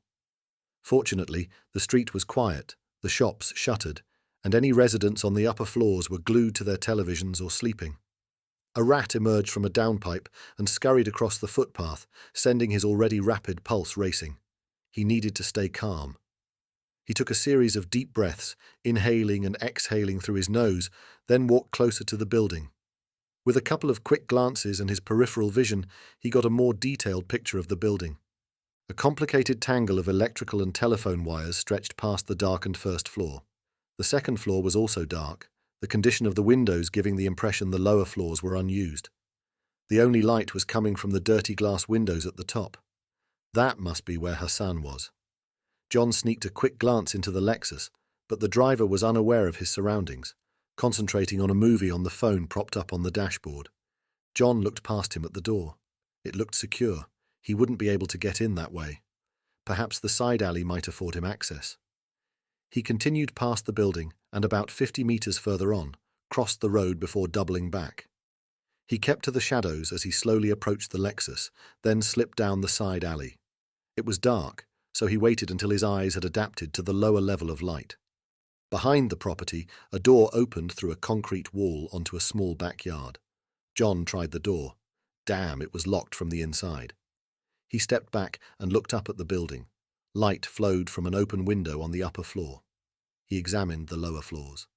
If he could get on the top of the wall, he could access the ledge on the first floor that held the compressor units for the air conditioning. From there, it might be possible to climb to the top. Difficult, but he couldn't see another way in. Shit. He had hoped his climb down Hassan's building would be the last one he ever did, but now he would have to act like Spider-Man again.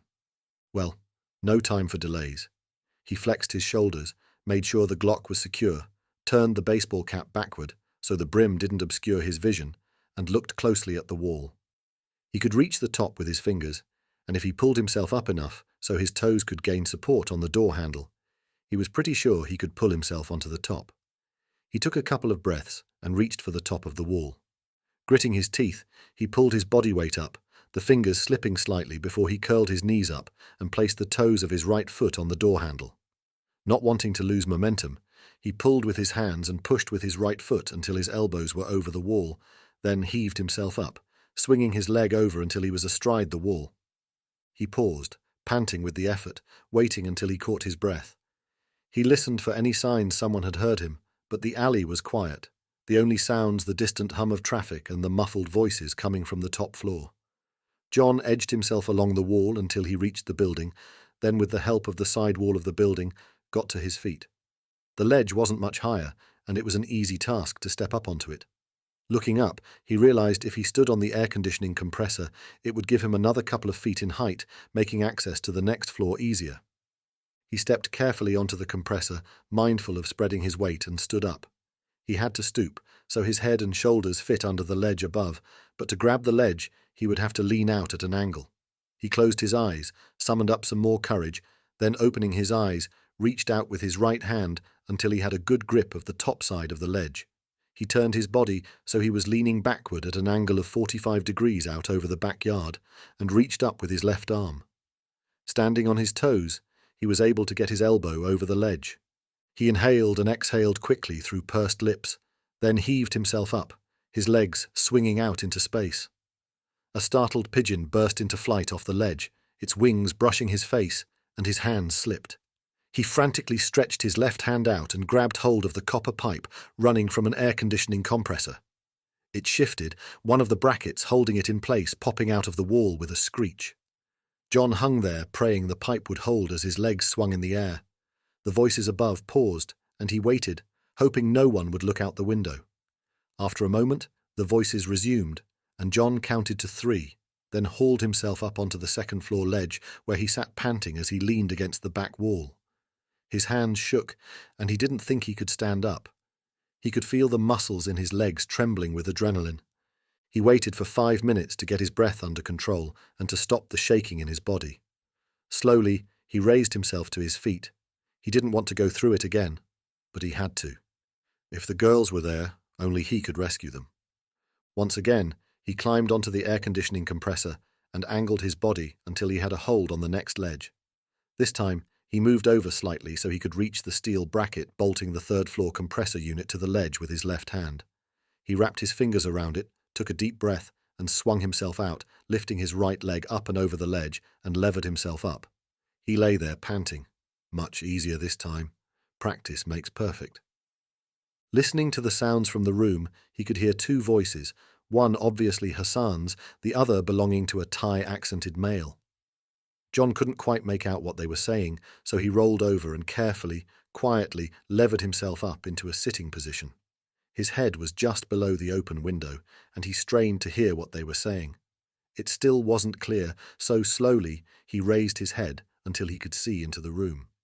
The room was open plan and took up most of the floor. At the far end of the room to the left of the door, Adriana sat bound to a chair, a piece of duct tape over her mouth. John's heart melted as he saw her sitting there, hair askew, defiance still clear in her body language and face. Amira lay beside her, curled on the floor in a fetal position, facing the wall. Adriana glared at Hassan and the other man, who John recognized as the plain-clothed man from the security footage in his building. They spoke in low tones, John still unable to make out what they were saying before Hassan patted the Thai man on the upper arm and left the room. The Thai man grinned at Adriana before walking closer to her. He bent over her and ran his hand over her thigh, slipping it between her legs. Adriana struggled and grunted in protest, trying hard to get away from him. He sneered, "Stupid whore," then stepped back and slapped her across the face. John clenched his fists, anger boiling, rising up inside him. Adriana turned her face back in front and glared at the Thai, who laughed and spat on the floor at her feet. As he turned away, he stepped toward Amira and kicked her in the back. Amira didn't move or make a sound. "You motherfucker," John muttered. He would teach this guy a lesson if it was the last thing he did. The Thai sat down on a folding chair beside the camp bed, pulled out his phone, plugged in his headphones, and started to watch a movie. Adriana's shoulders slumped, the need to show defiance having passed, despair taking over. John slid back down into a seated position under the window, his back against the wall, and considered his options. The window was big enough for him to climb through, but he would need the element of surprise, and the window was too small for him to get through quickly enough. He could shoot the man through the window, but without a silencer, the noise would wake the neighborhood, and the police would come running. He needed to find another way in. Chapter 59. John slid forward, rolled over, and with the help of his handhold on the compressor bracket, swung himself down off the ledge until his feet reached the compressor below. Slowly, carefully, he lowered himself until all his weight was on his feet, then angled himself back inside. He stepped down onto the ledge and examined the windows. It was too dark to see them closely. Removing his phone from his pocket, he turned on the flashlight and examined them. The windows were old and wood-framed. They didn't fit flush with the frames, so with his fingers he tried to pry one open. The left-hand window was too tight, but the middle window held promise. He could lever it out a little with his fingers, the catch appearing to shift inside. He wiggled it back and forth until it opened a little more, the bottom of the window opening wider than the rest. He studied the gap and had an idea. Reaching behind him for the Glock, he pulled the bottom of the window open as much as he could, then jammed the barrel of the Glock between the window and its frame. Using the barrel as a lever, he pried the window open wider, each time sliding the barrel higher and closer to the latch. The wood split a little more until finally the wood gave way and the screws holding the latch pulled free from the wood frame. John waited, hoping the sound hadn't alerted the man upstairs, before pulling the window open wide. He turned on his phone flashlight again and peered inside. The room was a similar layout to the one upstairs, but was dusty, filled with boxes and broken furniture. It looked like it hadn't been used for years. John stepped one leg over the sill and slipped through the window. He skirted the piles of boxes and approached the door. He tried the handle and the door opened. Thank God it wasn't locked. It looked like luck was finally running in John's favor. He opened the door a crack and listened. The building was silent, the stairwell dimly lit. Slowly, he stepped outside and looked up the stairs. The door to the upper room was still closed. John crept up the stairs, and stopping beside the door, he closed his eyes, summoning up a mental picture of the room, remembering where the man was sitting and his approximate distance from the door. He turned the Glock around in his hand, so he was holding it by the barrel, took a deep breath and twisted the door handle. Chapter 60. The door swung open, and John took 5 paces toward the Thai man, raising the Glock above his head as he did so, his sole point of focus being the man's head. The Thai man turned in surprise and raised one arm in defense, but he wasn't quick enough. John brought the Glock down with a crack on the side of his head, knocking him off the chair onto the floor. John looked down at him, hoping, just as in the movies, he had knocked him unconscious. But no, life didn't work like that, and the man was only stunned. He groaned, shook his head, and attempted to push himself away from John. John stepped forward and kicked him between the legs. "That's for Adriana, you fucking bastard." The Thai drew his knees to his chest in agony and retched. The anger still boiled inside John. He dropped to his knees and slammed the butt of the Glock down again on the man's head. The man cried out, and John raised the gun a third time and brought it down. The skin on his head split, exposing the flesh beneath, but this final blow seemed to have worked.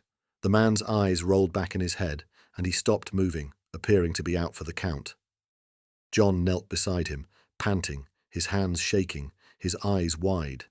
A noise behind him brought him back to the present. Turning, his eyes regained their focus as he looked at Adriana, bound to her chair. He wiped the butt of the pistol on the man's shirt, then tucked it into his waistband and stood.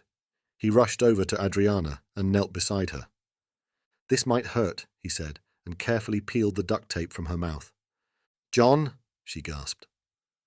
John wrapped his arms around her, burying his face in her hair. "How did you find us?" John pulled away and held her at arm's length. "It's a long story," he grinned. "Now let's get you out of this chair." "First, check on Amira. Is she okay? They beat her a lot." Adriana turned her head to look at Amira lying on the floor. "Amira?" John moved over to her, squatted down and touched her arm. She flinched. "It's okay. It's me, John. You are safe now." Amira opened her eyes and turned slowly. "John?" "Yes, Amira. You are safe now." Her eyes darted from his face to Adriana's and back again. Slowly, she eased herself into a seated position, wincing at the effort. Her eyes fell on the Thai lying on the floor. "Everything will be okay now, Amira. You are safe now." She didn't reply, her eyes not leaving the Thai man. John stood and walked over to the Thai and searched his pockets, removing the keys to the handcuffs, a phone, and his wallet. He walked behind Adriana's chair and unlocked the cuffs, freeing her hands. She rubbed her wrists, the skin raw from the chafing from the metal. Her feet were still secured to the chair legs, so John looked around for something to cut the tape. There was nothing on the camp bed, and he had found nothing he could use in the man's pockets, so he pulled out the keys to the Toyota and sawed at the duct tape until it split, then with his hands pulled the 2 ends apart until the tape tore in 2.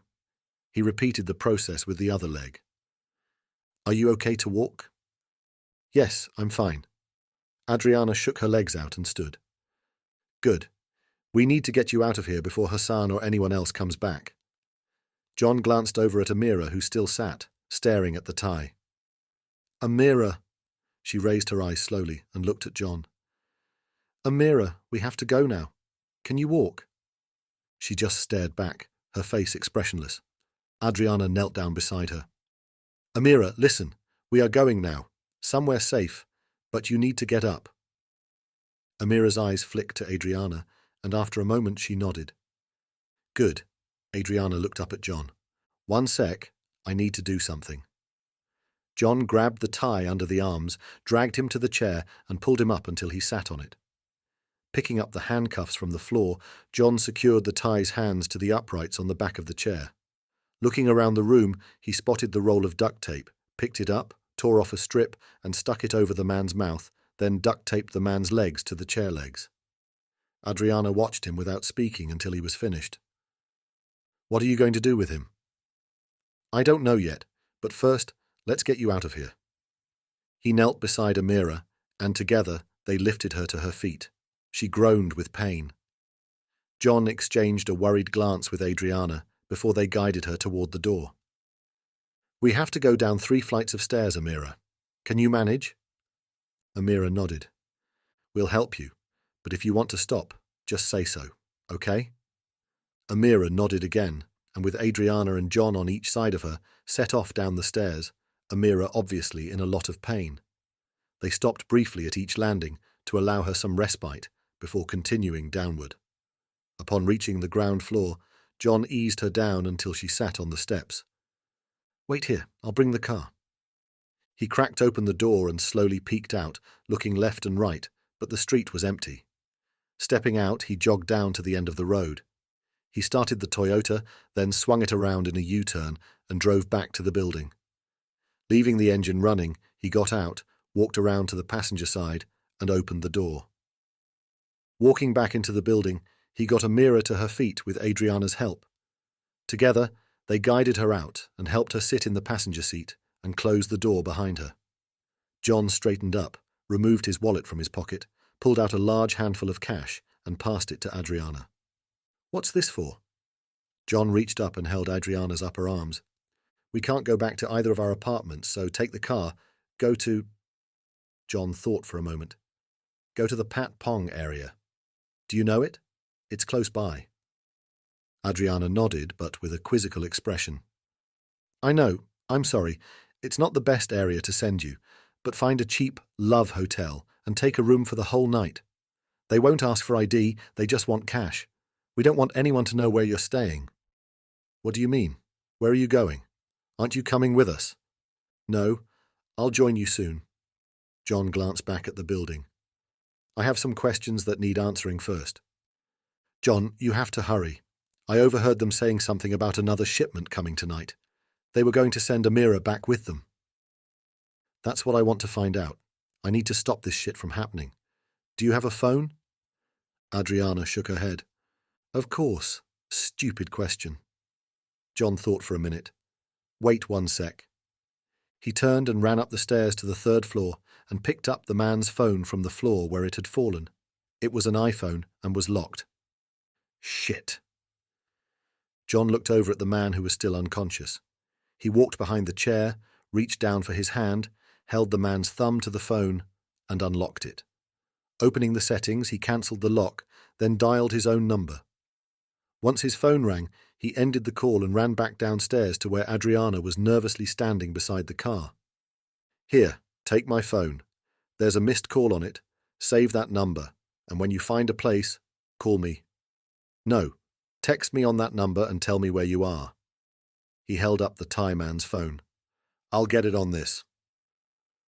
Adriana tilted her head to one side, studying his face in the light of the street lamps, then nodded and wrapped her arms around him, hugging him tightly. You be careful, John. I don't want to lose you again. John's eyes teared up. He kissed her neck, then pulled away so he could kiss her on the forehead. He gazed down into her eyes. Don't worry. After this, I'm not letting you out of my sight. Adriana smiled, her eyes filling with tears. John stroked her hair and swallowed. Now go, quickly. Chapter 61. John watched the taillights disappear down the street, the silhouettes of Adriana's and Amira's heads just visible through the rear window.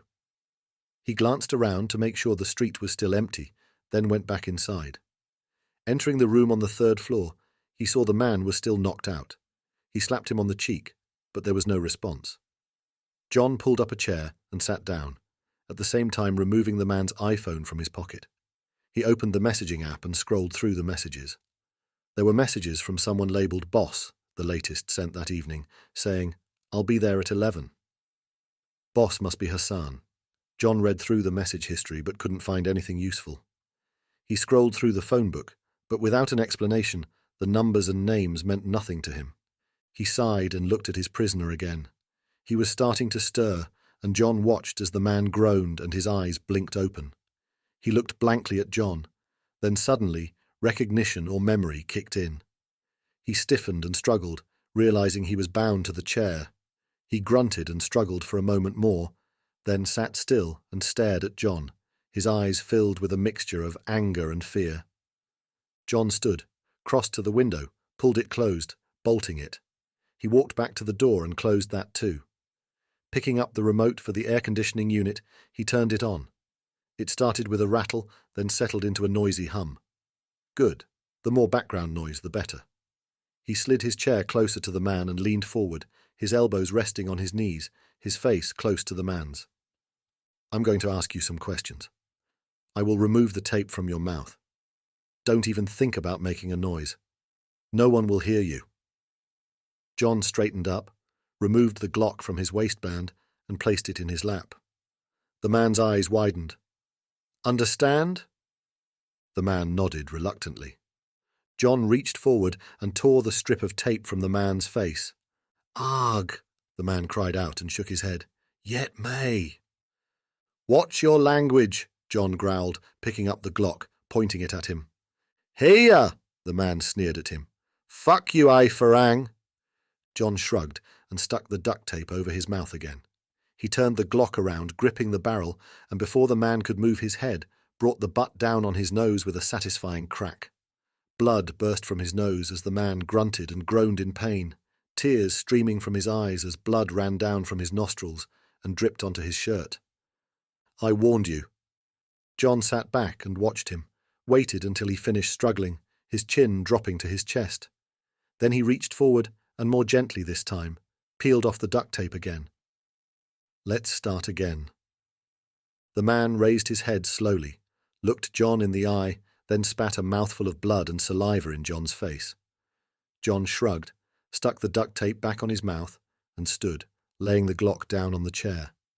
He moved to the bed, grabbed a corner of the sheet, and wiped the blood off his face. Standing there, he looked back at the prisoner, thinking of his next move. He needed information, and he needed it fast. The longer he stayed here, the riskier it would be for him. He scanned the room, searching for inspiration. Spotting the sink, he got an idea. He walked over, picked up the bucket, and filled it with water, then walked back to the prisoner, pulling the sheet off the bed as he passed. The prisoner eyed him warily as John put the bucket on the floor beside the chair. Walking behind the chair, he tipped it over so the chair was lying on the floor, the prisoner facing upwards, his legs in the air. John looked down at him, the prisoner staring back, not sure what was happening. John wasn't sure if what he was about to do would work.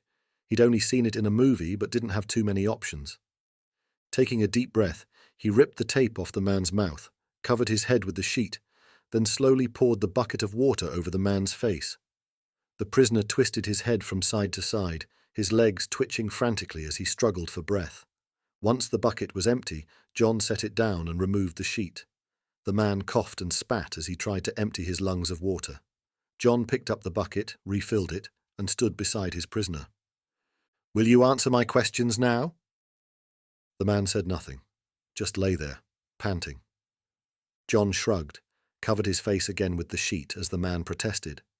John ignored him and emptied another bucket over his nose and mouth. The bucket empty, he stood and waited, watching the wet sheet move up and down as the man desperately sucked in air. After a minute, John set the chair upright and pulled the sheet off the man's head. He sat there panting, defeated, his chin resting on his chest, his shoulders rising up and down as he regained his breath. "Now?" The man sniffed, spat water from his mouth onto the floor beside him, and nodded, avoiding eye contact with John. Good. The CIA was correct. Enhanced interrogation techniques worked. John pulled his chair over, picked up the Glock, and sat down. He would start with an easy question. "What is your name?" "Boone," he mumbled. "See, that wasn't difficult, was it? Now, Boone, if you answer my questions truthfully, I will let you go. I'm not interested in you. I'm interested in the people in charge. Do you understand?" He nodded. "So, let's start with Hassan." 15 minutes later, John had received enough answers to satisfy himself. He sat, staring at the man, thinking. He'd been helpful, told John everything he needed to know, and John had said he would let him go. But now he wasn't sure if that was the right thing to do. He despised these men and their trade in human misery, their exploitation of the poor to make a profit. It disgusted him, and even though Boone wasn't one of the kingpins, he still knew what he was doing, and John wasn't inclined to let him off easily. As if sensing what John was thinking, Boone looked up. His breathing was laboured, blood still seeping from his crooked nose, congealing with snot above his open mouth. "Now you'll let me go," he croaked. "I told you everything." John studied him for a moment, the Glock in his right hand, the handcuff keys in his left. He looked at the keys, but he couldn't get the vision of Boone slapping Adriana out of his head. Without looking up, he spoke. "Yes, you helped me." Boone's eyes followed him as he stood up, a look of hope evident in his expression. John set the Glock down on his chair, then walked behind Boone's chair and stood, looking at Boone's handcuffed hands. He tossed the keys in the air, once, twice, struggling with a decision. Boone twisted his head, trying to see what he was doing. John sighed. "Okay." He bent down, picked up the roll of duct tape from the floor, tore off a fresh strip, reached over Boone's head, and stuck it firmly over his mouth. Boone's eyes widened, and he protested, his words completely obscured by the duct tape. John tipped the chair back until it was lying on the floor, retrieved his Glock from the chair, then walked over to the bed and picked up the pillow. As he walked back, Boone realized what was going to happen and struggled violently, twisting and turning, his screams muffled by the duct tape. John looked down at him, his mind made up. The broken nose was for Adriana. This is for all the Amiras whose lives you have destroyed. John folded the pillow double, knelt down, buried the nose of the Glock in the pillow, and put a bullet into Boone's head. Chapter 62. Hassan reached over to the ice bucket, removed the bottle of champagne, and topped up his and Paween's glasses. It was their second bottle of the night, and it was already 2/3 empty. "Here's to another successful delivery." Paween raised his glass and clinked it against Hassan's. "Indeed." Hassan sipped his glass of champagne and regarded Paween over the rim. A girl sat on the police general's lap and giggled at whatever he said while running her hands over his plump midriff. She was young enough to be his daughter and wore far too much makeup, but who was Hassan to judge? He also liked them younger, but his preferences swung toward the Caucasian side of the world. He took another drink and savoured the crisp taste of the champagne as it slid down his throat. He felt a nice buzz, and it numbed the pain from his head injury. Despite the late hour, almost 1:30 a.m., the restaurant was still packed. It had been all week, probably one of their best weeks since they opened. Business was good. In his other venture, another boatload of refugees had arrived safely that morning. He had already picked out the prettier girls and was having them brought to brothels here in Bangkok. There were 6 of them this time, young Rohingya girls from across the border in Myanmar, fresh and untouched. He would get a good price for them, enough to cover his transportation costs, so everything else he made on this shipment would be pure profit. The stronger men were being shipped off to the fishing trawlers on the Gulf of Thailand, and others would be held in camps in the jungle while he extorted their family members for more money. It was a good business, and with Paween's help, ensuring the police always looked the other way, one that ran smoothly. He watched Paween paw his young companion's breasts as she half-heartedly protested. Hassan had to admit she had an incredible body, the skin-tight black mini-dress leaving little to the imagination. He felt a familiar arousal in his groin and thought about what he had planned for later in the night with the Portuguese woman. He took another swallow of champagne and licked his lips. He would keep the handcuffs on her. She was a fiery one, but that's what made it more interesting. He glanced at the diamond-studded Rolex oyster on his wrist. He should hear from Boone any time now, confirming the slum whore was taken back to the jungle with the men who had delivered the girls to the brothels. Good riddance to the bitch. He nodded at Paween and raised his glass again. Cheers. Paween grinned back, raised his glass, and knocked back the contents in one go. His face was flushed, the whites of his eyes turning pink. He banged the glass down on the table, and Hassan winced, expecting the thin stem of the glass to break, but it held. He refilled his glass while Paween buried his face in the girl's cleavage. Hassan watched him, his expressionless face hiding his contempt. The man couldn't handle his drink and was a little too public in his behavior, but Hassan needed him. Without a high-ranking police officer in his pocket, his illegal sideline couldn't exist. Feeling his phone buzz in his pocket, he reached into the pocket of his linen pants and glanced at the caller ID. He frowned. He was expecting a call from Boone, but the number on the screen wasn't his. Answering the call, he listened for a moment. "I'll call you back." His men were outside the shop house in Ceylon but couldn't get in. That useless bugger, Boone, he'd probably fallen asleep. He looked over at Paween, but he was too busy to notice what was happening. Hassan stood, walked away from the table, and dialed Boone's number. It rang and rang with no answer. Hassan cursed and pressed redial. Again it rang and rang. "Motherfucker!" Hassan approached the bar and waved at the bartender. "Water." Taking the glass, he drank it down. He needed his men to get in and take Amira away. They wouldn't be back this way for a week, and he didn't want to be stuck with her for that long. He needed to get rid of her. Shit. He looked again at his watch, then called his men back. "Wait, I'll be there in 20 minutes. Shit, he cursed out loud. He would kick Boone's ass when he saw him.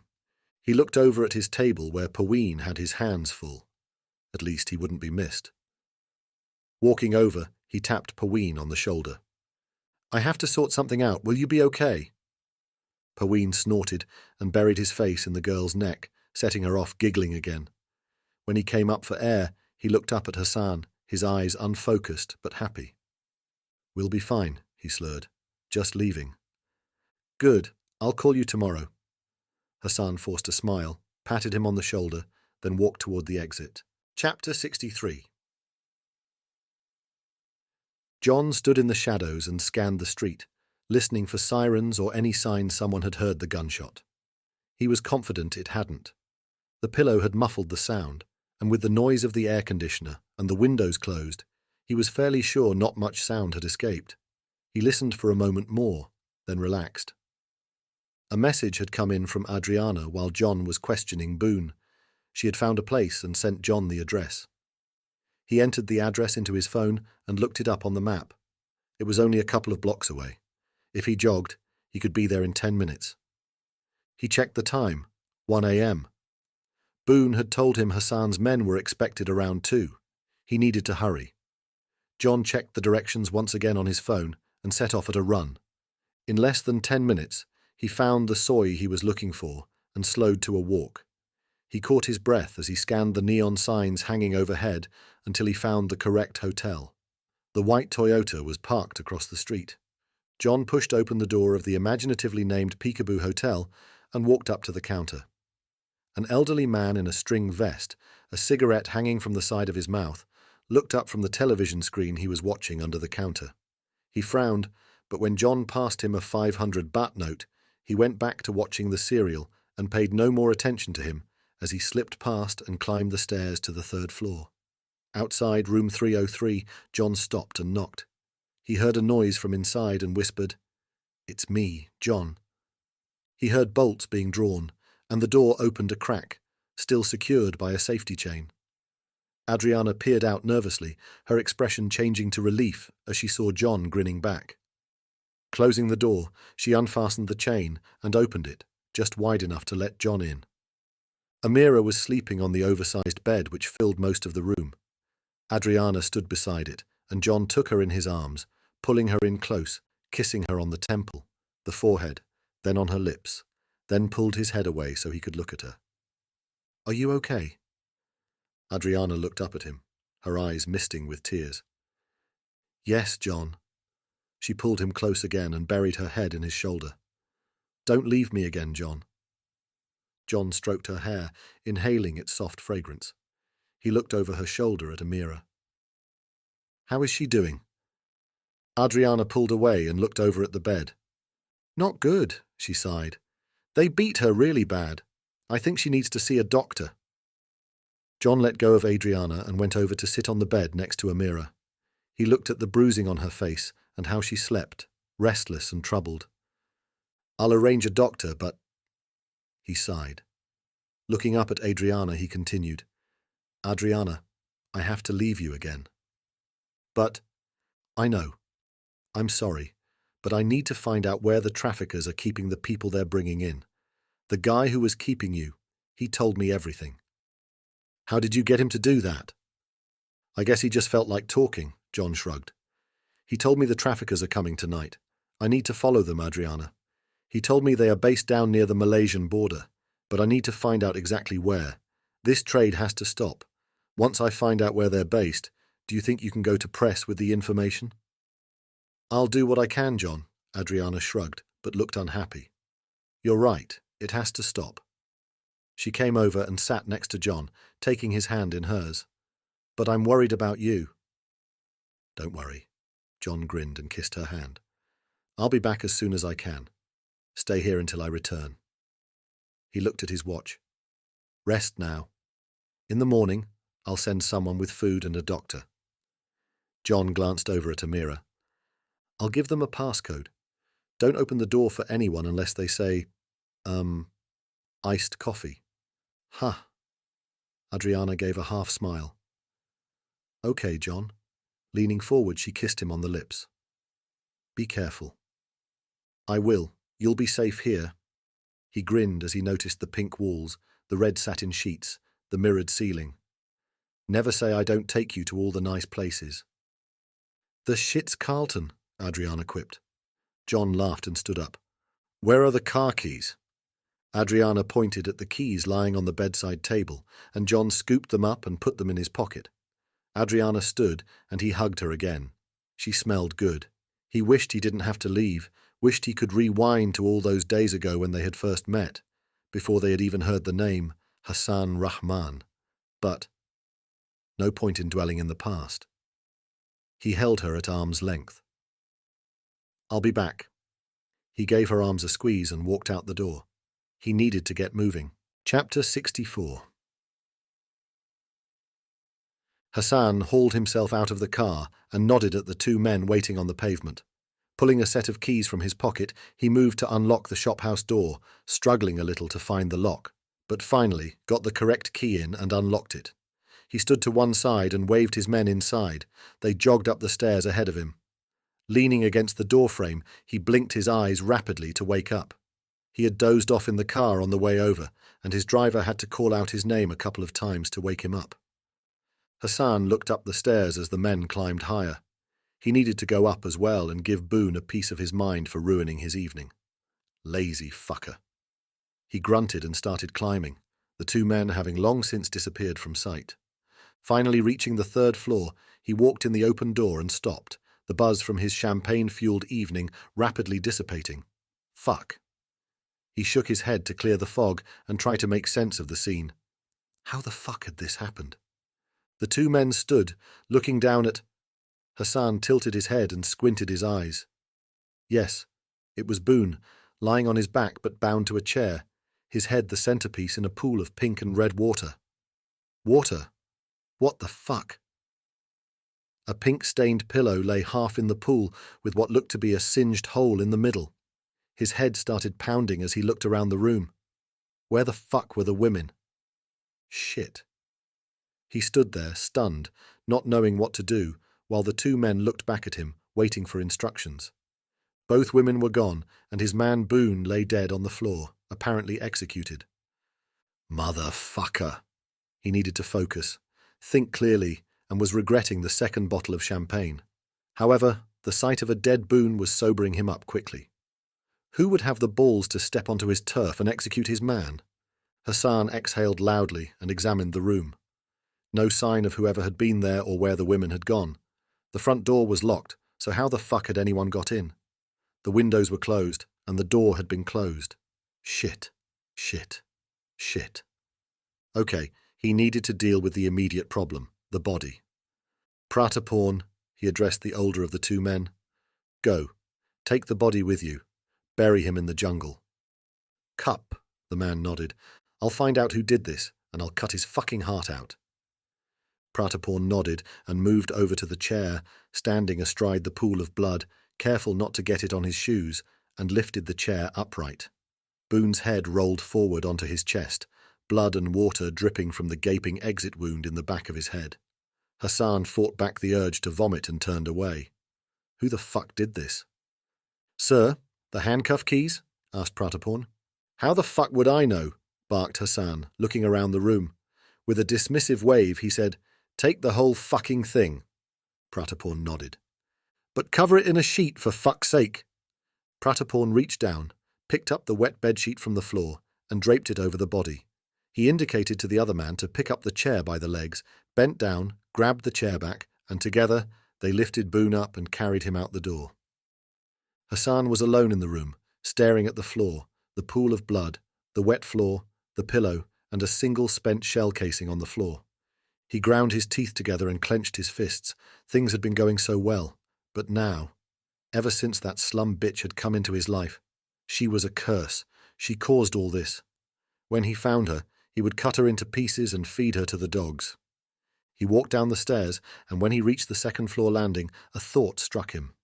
He opened the door leading into the second-floor room, fumbled along the wall for the light switch, and turned on the lights.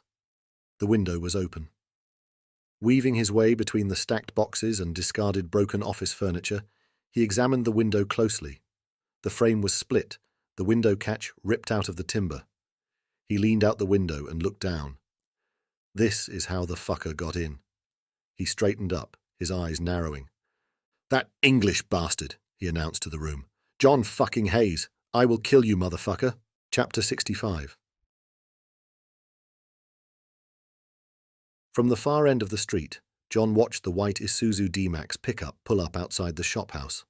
Two men got out, one surveying the street while the other stepped onto the pavement and tried to open the shop house door. He rattled the handle twice, then stepped back to look up at the third floor where the lights were shining through the closed windows. He turned and said something to the taller man, who pulled a phone from his pocket and made a call, pacing up and down beside the pickup as he waited for someone to answer. The iPhone on the seat beside John vibrated, and John realized they were trying to contact Boone. The name Prataporn flashed on his screen. John let it ring and watched as the man frowned, looked at the screen, and dialed again. The iPhone with John vibrated again, and this time John flipped it face down so the light wouldn't show in the car. The call ended, and Prataporn said something to his colleague, and they both craned their heads looking up at the building. Prataporn shook his head and made another call, but this time John's phone didn't ring. John watched him have a short conversation, hang up, then say something to his partner. They returned to the pickup and sat inside.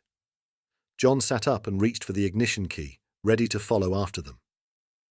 He waited, but the pickup didn't move, and John relaxed, settling back in his seat. They were waiting. The phone buzzed again on the seat beside him. John picked it up, cupping it in his hands to hide the light, and looked at the caller ID. Boss. John dropped the phone back on the seat, ignoring it as it buzzed a second time. 30 minutes later, John saw lights entering the street behind him. He sank lower in the seat as Hassan's black Lexus cruised slowly past, pulling up behind the Isuzu. John watched as Hassan climbed out and nodded at the two men who got out of the pickup. He walked over unsteadily to the door and fumbled with a set of keys. "Ha! The bastard is drunk," John muttered as Hassan finally opened the door and stood to one side to let the two men walk past. John gave a wry grin. This will be interesting. It was only 10 minutes later when John saw the door open. One of the men poked his head out, looked both ways, then stepped out, carrying one end of a sheet-covered object while Pratapon followed, carrying the other end, setting it down behind the pickup. John realized under the sheet was Boone, still fixed to the chair. He frowned, felt his pants pocket, then grinned when he found the telltale shape of the handcuff keys. He watched while they opened the tailgate and peeled back the canvas cover on the load tray. Bending down, the two men lifted the chair and slid Boone into the tray on his side, then pulled the canvas cover over the top, securing it before closing the tailgate. Both men climbed into the Isuzu, and John watched the tail lights flash as the engine started up. Shit. John needed to follow them, but what if Hassan walked out as he drove past? The Isuzu moved off. Shit. Think, John. The Isuzu reached the end of the street and turned left. Fuck it. He had to follow them. He started the engine and pulled out onto the road, praying Hassan wouldn't spot him. He drove past the Lexus, angling his head away, and as he turned left at the end of the street, he glanced back. No sign of Hassan. John breathed a sigh of relief and followed the pickup. Chapter 66. It would be a long drive south. John glanced at the fuel gauge, grateful the tank had been full when he picked up the car. He followed the pickup onto the Sirat Expressway and drove across the Chao Phraya River before joining Route 35, taking them southwest out of the city. Traffic was light and the expressway well lit, so it wasn't difficult to keep the Isuzu in sight. John made sure not to enter the same toll booths, hanging back to avoid being spotted. Route 35 joined Route 4 and started the journey south toward the Malaysian border. The road was straight, smooth, and monotonous, lined most of the way by buildings and commercial units. As they headed further south and the sun started to come up, the space between buildings increased, giving way to tropical vegetation, banana plantations, rice fields, and flowering frangipanis and bougainvillea. Traffic started to build as people began their day, farmers in Japanese pickups and lorries laden with steel or agricultural produce. The Isuzu maintained a steady pace, just under the speed limit, and made good time. After 4 hours, the Isuzu pulled into a service station. John followed cautiously, parked beside a row of restaurants and shops, and watched as Prataporn's partner refueled the vehicle. Once full, the Isuzu pulled forward and parked outside a restaurant. The two men climbed out and went inside. John got out of his car and made a quick toilet stop before buying provisions at one of the shops, always keeping an eye on the parked Isuzu. He had been awake for over 24 hours now and was tired and hungry. After refueling the Toyota, he sat and sipped on a can of Red Bull while he waited for the men to finish their breakfast. 20 minutes later, the two men emerged, climbed into the Isuzu, and resumed their journey. John waited for a moment before pulling out after them. He glanced at his watch. Time to make a call. He dialed a number and put the phone on speaker. Sawadee Cup. William?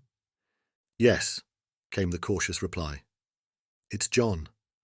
Ah, John, good morning. You have changed your number. It's a long story. Listen, I need your help, please. Of course. I need a doctor, someone very discreet. Are you okay? It's not for me, John explained the situation. Consider it done, John. Thank you, William. And hey, can you send some food and water too? Sure. Just be careful. Those guys are well connected, and there is a lot of money involved. If they catch you... John nodded, forgetting William couldn't see him. He indicated right and pulled out to overtake a slow-moving lorry. I'll be careful. Keep a note of expenses. I'll settle up when I get back. William chuckled. Don't worry, John. Mr. Yu vouches for you. That's enough for me. Thank you, William. Oh, and they won't open the door for you unless you say the password. Okay. Iced coffee. What? Iced coffee. That's the password. John heard William laugh. No problem, John. You take care. John hung up and concentrated on the road ahead. He had dropped back a little too much while he was on the phone, losing sight of the Isuzu. He increased his speed until it was just in sight again. The highway skirted the coast for a while before taking a more inland route through farmland and national parks, the scenery becoming greener and lush. The men stopped once again for lunch, and John repeated the process of emptying his bladder, then refueling the car and himself. He stretched the kinks out of his back and shook his legs. Despite the car's air conditioning on full, his shirt was stuck to his back, and he was feeling the strain of driving so far with no one to relieve him. Grabbing the phone, he walked away from the car. Stretching his legs, he stood in the shade of a tree, one eye on the parked Isuzu. He dialed Adriana, the phone ringing 3 times before he heard her voice. "Hi, all okay?" "John, yes. Where are you? Are you safe?" "I'm good," John smiled, the sound of her voice giving him renewed energy. "I'm still following Hassan's men. We're heading south toward the Malaysian border. How are you, Amira?" "She's much better. She asked for you." "Tell her I will be back soon. Did the doctor come?" "Yes, and a very nice man called William." "Oh, good. What did the doctor say?" "She will be okay. No internal injuries, but a cracked rib and a lot of bruising. He's given her some painkillers and anti-inflammatories, but she doesn't want to take them." Okay. Do you have food?" "Yes, and William said he will come back and move us later. He has an apartment where we will be safe. He said we can't stay in this hotel." "I thought you liked the Ritz-Carlton." I'm not sure I'll stay here again." "Why not?" John chuckled. "It might be fun when I'm back. That mirrored ceiling could be useful." Adriana was silent for a moment, and John wondered if he had gone too far. "John." John could hear the emotion in her voice. "What's the matter?" "You will come back, won't you?" John felt a lump in his throat and his eyes teared up. "Of course I will. Nothing will stop me." "Good." John heard her sniff. "Don't worry. Once this is all over, we're going on a nice trip. Just you and me." John tensed as the restaurant door opened and the 2 men walked out, heading toward their pickup. "Hey, I've got to go. I'll call you soon." "John?" "Yes?" I love you, John." Chapter 67.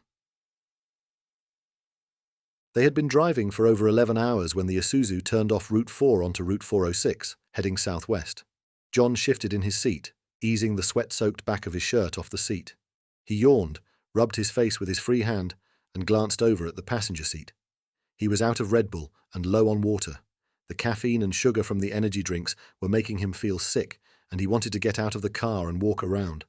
Hopefully they would reach their destination soon.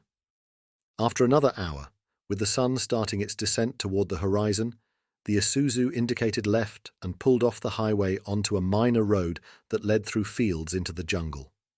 John slowed and pulled over, allowing the Isuzu time to get ahead before following it down the road. He had to be much more careful now. There was no traffic for him to hide behind, to blend in with. He removed the Glock from the glove compartment and laid it on the seat beside him. Hopefully, he wouldn't need it. After a kilometre, the road petered out and changed to a dirt track leading into thick jungle. John stopped, not sure what to do next. If he followed in the car, there was a chance he could go around a corner and land in their lap. It was too risky. He picked up his phone and opened the map function. Setting it to satellite view, he zoomed into his location. The track appeared to continue for another 3 kilometres through the jungle before crossing the border into Malaysia. John zoomed in closer, looking for any areas where their camp might be located. It had to be nearby and on this side of the border. He found a trail leading off the road about 2 kilometres ahead. It must be up there. John assessed his supplies. He had half a bottle of water, the Glock, his phone, and about 2.5 hours of daylight. Not ideal, but he hadn't driven all this way to give up now. He drove on slowly for another kilometre, then pulled off the road into a clearing. Getting out, he drank the rest of the water, slipped the Glock into his waistband, made sure his phone was on silent, and locked the car. He gathered branches and leaves and covered the car as much as he could, then stood back to examine his handiwork. It would have to do. Unless someone was really searching, the car wouldn't be spotted from the road. He took one last look around, then headed up the track. Chapter 68. The track was well worn with signs it was regularly used. John kept to the edge of the track, ready to jump into the undergrowth at any sign of a vehicle approaching. Among the thick jungle vegetation, the air was slightly cooler, but the drop in temperature was made up for with an increase in humidity, and within minutes, John's shirt was soaked through. He unbuttoned his shirt halfway and rolled up his sleeves, but it didn't help much. He paused and listened, but all he could hear was the buzzing of insects and chirping birds. After another kilometre, John reached the side track he had spotted on the satellite photo.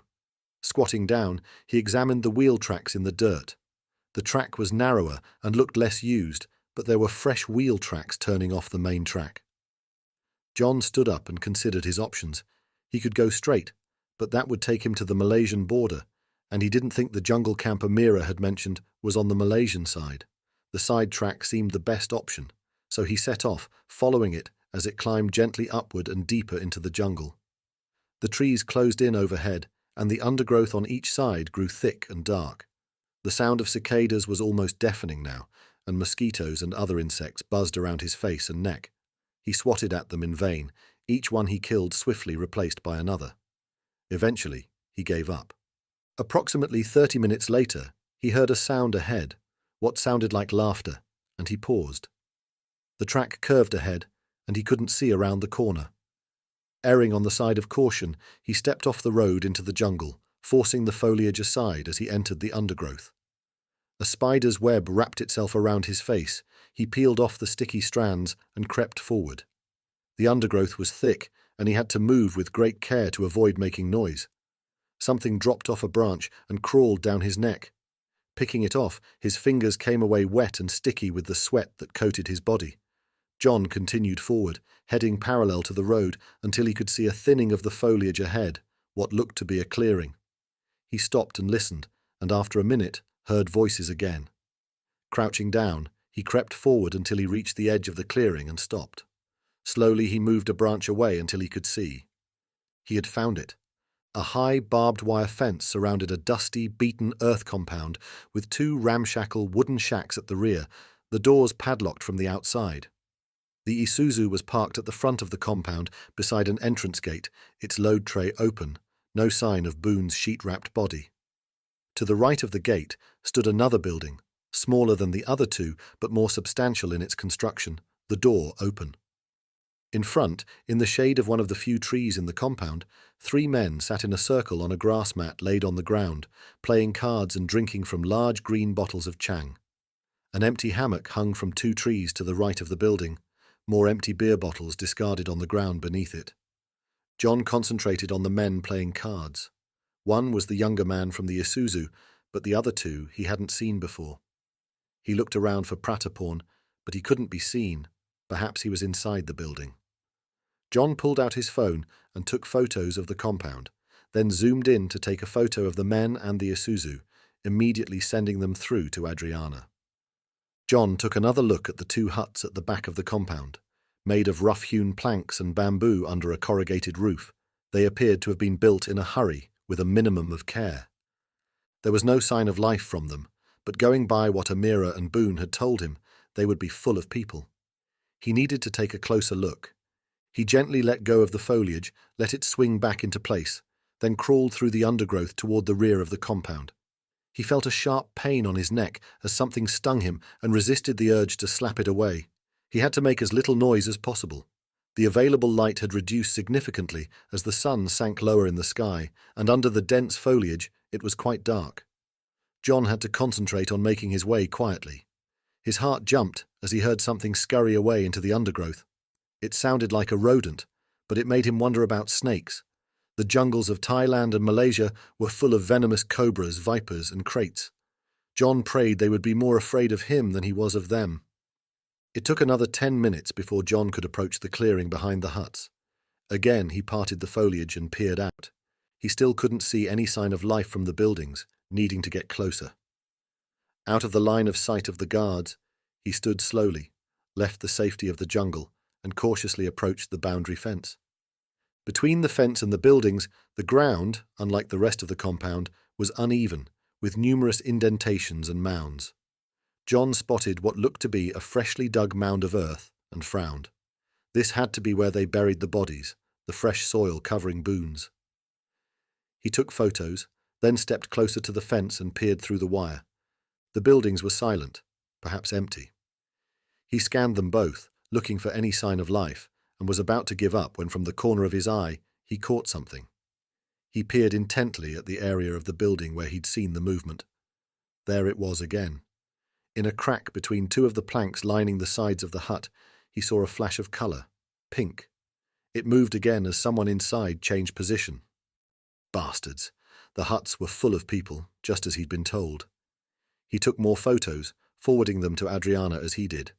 The light was fading fast, so silently he stepped back into the undergrowth, out of sight, and crouched down. He dropped a pin on the mapping app, sharing his location, then typed in a message. "I've found the camp. The huts are filled with people. Will call you soon, once I'm out of the jungle," and pressed send. He glanced at the luminous dial on his watch. It would be dark in 20 minutes. There was nothing more he could do today. Tired, thirsty and hungry, he needed to eat and rest. He would come back in the morning, hopefully, with a plan. It took almost an hour to find his way back to the car, nearly missing it in the darkness. Eventually, he used the phone flashlight to locate the clearing. Pulling the branches off the car, he kept them to one side. He would probably need them in the morning. Removing the keys from his pocket, he unlocked the car and slowly eased the door open. Peeling his shirt away from his back, he reached behind him for the Glock and dropped it on the passenger seat. He was about to climb inside when he heard a twig crack behind him. He spun around but was too late. The last thing he saw was Prataporn swinging a large piece of wood at his head. Chapter 69. The day had been long, and Adriana hadn't been able to relax much, her concern for John constantly on her mind. It was only when William had moved them from the Love Hotel to an apartment he kept in a small building in Chinatown she felt a little better and managed to doze off for a while. She looked over at Amira watching television. She seemed to be doing better. The apartment was clean, the kitchen was stocked with food, and Amira's mood had brightened a little since they moved. Now, Adriana's nerves were on edge again as she waited for more news from John. Adriana glanced at her watch. It had been an hour since she had received the photos and location from him. She checked the phone once again for messages, but nothing had come in. She stood up, pacing up and down the living room. She needed to keep her mind busy instead of worrying. Remembering the photos, she thought about what they should do with the information. They couldn't go to the police. Any investigation might get shut down. They needed to do something else.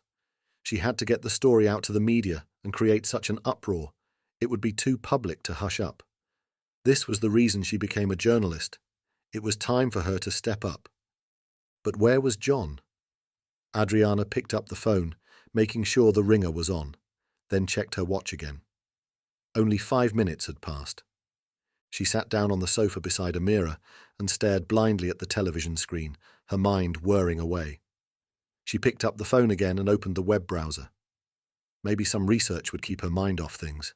She would need background for her article anyway. After 10 minutes, she set the phone down, shocked by what she had discovered. In the previous 2 years, over 750,000 Rohingya Muslims had fled ethnic cleansing in Myanmar on foot or by sea, most heading for camps in Bangladesh, but over 100,000 had made the journey to Thailand and Malaysia. Add to that the people like Amira who were making the journey for economic reasons, and the numbers were staggering. It was big business for the traffickers who were easily able to exploit people desperate enough to risk everything in search of a better life.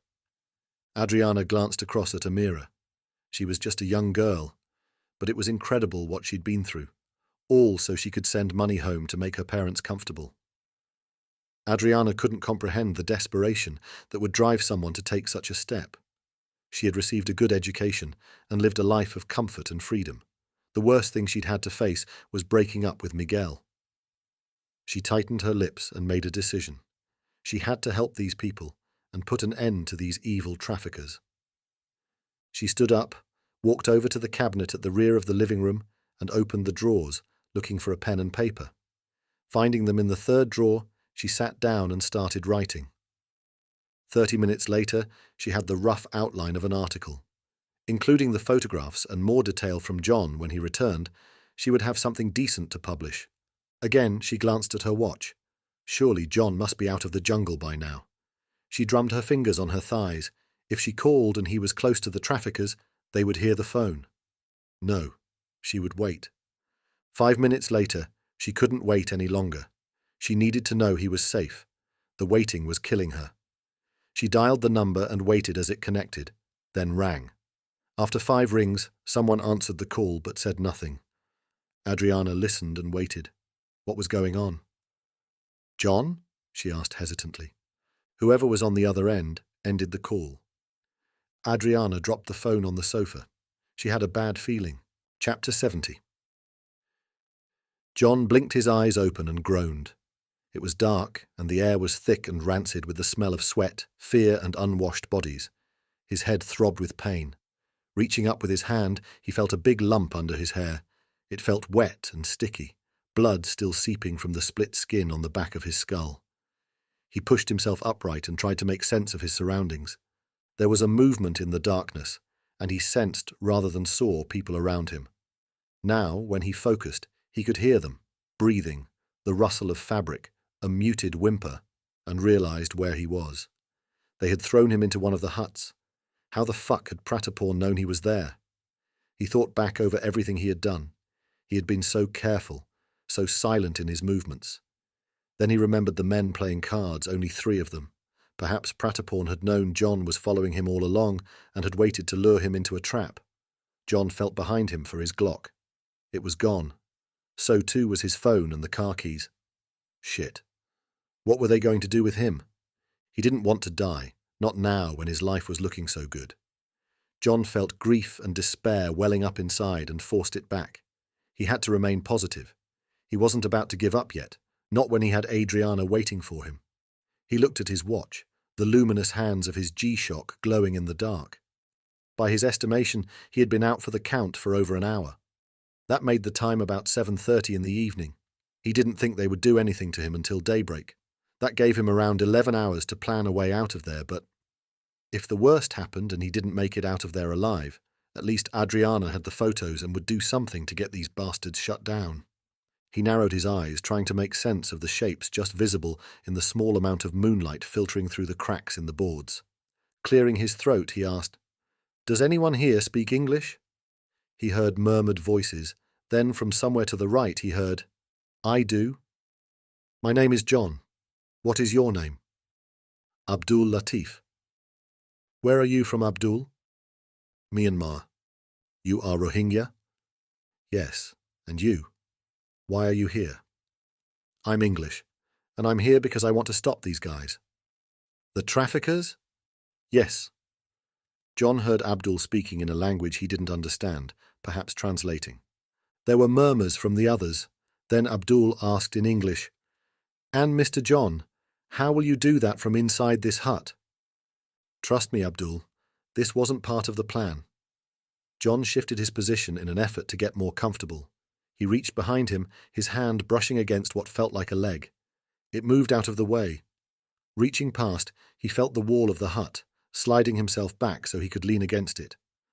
"How many people are in here?" 22. We were 25, but... Abdul's voice trailed off, but John understood. The heat and the stench of the hut were overwhelming. He wasn't surprised people hadn't survived. "How long have you been here, Abdul?" 3 months, some others as long as me, some less. "You are all from Myanmar?" "I'm from Bangladesh," another voice spoke up. "Me too, and my brother," said another voice. "Yes, some are from Bangladesh, but most of us are from Myanmar," explained Abdul. He heard more voices as the English speakers translated for the other occupants. Outside, a dog barked, followed by a thud and a yelp, as a guard threw something at it. "So, Mr. John, how did you find us?" Abdul continued. "It's a long story, Abdul." I don't think we are going anywhere soon, Mr. John, and we need some entertainment. Please tell us your story." Murmurs of agreement echoed around the hut, and John nodded in assent. "Well, it begins, Abdul, like all good stories should, with a beautiful woman." There were some chuckles in the darkness as Abdul translated, and John heard movement as the occupants adjusted their positions to better hear his story. John continued, pausing now and then to allow time for Abdul and the English-speaking Bangladeshis to translate for their countrymen. John warmed to the task, not leaving out any detail, realizing that for these people, locked in a hut for up to 3 months, his story would transport them to another world, one far from their current boredom and misery. After almost 10 minutes, John finished, and when the translations had ended, excited voices in Bengali, Burmese, and Urdu vied to make themselves heard, eager to comment or ask questions. John couldn't understand a word and waited for some form of order to be restored. "Naib!" a guard banged on the wall of the hut.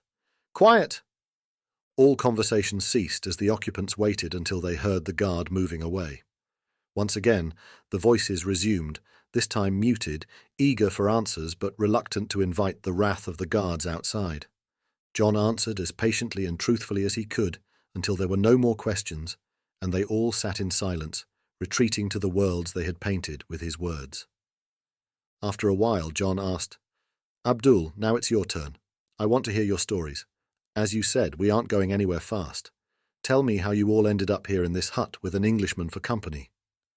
Abdul started, a vivid story of violence, rape, and murder. How in desperation, driven from his country by hatred and persecution, he had given all his money to a trafficker who had promised to take him and his family to safety by sea. He told of 15 wretched days on an overcrowded and leaky boat without food until they were dumped in a mangrove swamp on the coast of Thailand. Starving, weak, and afraid, they were found by the police who sold them to yet more traffickers. They were made to walk for 10 days through the jungle with barely enough food and water, and many who started the journey with Abdul did not complete it.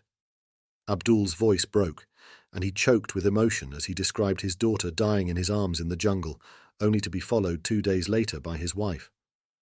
John listened, his eyes filled with tears, his heart heavy with sorrow, his head boiling with anger. No one translated Abdul's story. They had heard stories like this before. One of the Bangladeshis, a man called Shakil, his voice younger than the others, told of how he was promised work in Malaysia on a construction site. But by the time he reached this camp, the traffickers refused to take him further until his family paid them more money. He told of how he had been beaten and tortured, hoping he would beg his relatives for more money. He said, with steel in his voice, he would not let his captors get the better of him. He would rather die than let them earn more money from his family. Many others had similar stories, tales of incredible hardship and deprivation, the loss of loved ones to starvation and disease, wives and daughters sold to brothel owners in Bangkok, and men sold as slaves to the trawler owners of Thailand's fishing fleet. It was a while after the stories ended, late in the evening, before John could bring himself to speak again. He started quietly, his voice filled with emotion. "Your stories have brought me immense sorrow. Of course, nothing like the sorrow you have experienced." He waited while Abdul and Shakil translated in Burmese and Bengali before continuing. "But it also makes me very angry. I was already determined to try to shut this operation down." John paused, searching for the words. "But now, listening to you, I am more determined than ever. I will not rest until these men here in this camp and their bosses are brought to justice." He paused again, looking around the hut at the faint shapes in the darkness, then continued. "What form that justice will take, I don't know, but I give you my word. I will end it." "Inshallah," replied Shakil. "God willing." There was a moment of silence, then Abdul spoke up. "With respect, Mr. John, we are locked in a hut. Many of these people have not had proper food for months. They are weak, they are sick, they are frightened. Your words are fighting words, but in reality, there is nothing we can do." John nodded in the darkness. Abdul was right, but John wasn't giving up without a fight. "Abdul, my friend, there is always something we can do. Now, tell me more about the camp and the routine." Chapter 71. John lay awake, staring at the faint light of dawn filtering through the cracks in the roof. It had been late once they had finished talking, discussing the camp, the guards, the routine, before exhaustion finally got the better of him and he fell asleep. But the pain in his head and the stuffy, enclosed environment kept waking him, and he only managed a few hours of fitful sleep. There was barely enough room to stretch out, and the floor was hard and full of lumps and stones. As he lay there, he remembered the stories he had heard the previous night, what everyone had gone through, and once again He was dismayed by man's capacity for cruelty. The only thing that kept him from sinking further into despair was the thought of Adriana, the way her eyes sparkled when she was amused, the tiny dimple in her left cheek when she smiled, that kept him going and made him search his mind constantly for a solution, for a way to free themselves. She had told him she loved him, and if he allowed himself to admit it, he had fallen in love with her. There was no way he was going to give her up without a fight. As the sun made its appearance for the first time, he was able to make out the interior of the hut and its occupants. Sleeping bodies covered the floor, huddled together, giving each other comfort. A few even slept sitting up, leaning against the walls of the hut, unable to lie down in the confined space. John pushed himself to a seated position, his skull throbbing with renewed pain as the blood rushed to his head. He stifled a groan and shifted a little, trying to find comfort. He sensed someone watching him, and one of the men leaning against the wall spoke up. John recognized Abdul's voice from last night. "Did you get some rest, Mr. John?" "A little," John replied. "Not enough." Abdul nodded slowly and smiled a little. "I thought I would get used to these conditions, Mr. John, but one can never sleep properly." "No." John squinted in the poor light, trying to get a better look at Abdul. He was thin, but then they all were, and his age wasn't apparent, the strain of the last few months adding years to his appearance. Thick matted hair hung down on each side of his head, but even in the faint dawn light, and from across the hut, his eyes shone bright and intelligent. Abdul studied John, assessing him before speaking again. "I've been thinking, Mr. John. If you have a plan, I will help you. I have nothing left, but I will not give them the satisfaction of dying in here. I would rather die fighting." "I will help too," Shakil spoke up from the other side of the hut, and John turned to look at the young man sitting up. He must have been strong and fit once. Despite the lack of food and exercise, traces of former muscle were still apparent on his frame. "My brothers here will also join us." He said something in Bengali, and 3 more men sat up and looked at John. Abdul spoke in Burmese, and one by one, 3, 4, then 5 men sat up. "We will all help you, Mr. John. Others here would like to help, but they are not strong. Their health is not good. But we are with you, Mr. John." John looked around the hut at the men gazing back at him, their faces filled with hope and anticipation. He didn't have the heart to tell them he still didn't have a plan, but he sure as hell didn't want to let them down. They were counting on him. Chapter 72. By 8 a.m., everyone was awake and sat waiting to be let out of the hut. John crouched by the doorway, looking at the men sitting around him. 22 men, driven from their homes by hatred or desperation. Next door, in the other hut, were 18 women and children. It was up to John to set them free. After that, who knew what would happen? But now he had to focus on the present. In desperation, he had come up with a rough plan. He wasn't sure if it would work, but the men assembled were filled with new hope. Abdul had told John they were usually let out at 8 in the morning and counted before being given food. John looked at his watch and frowned. It was already past 8, and when he peered through the gap in the doorframe, he saw no sign of activity from the guard hut. At 8:30, 2 of the guards came out of the hut and sat on a bench smoking, but made no effort to unlock the huts.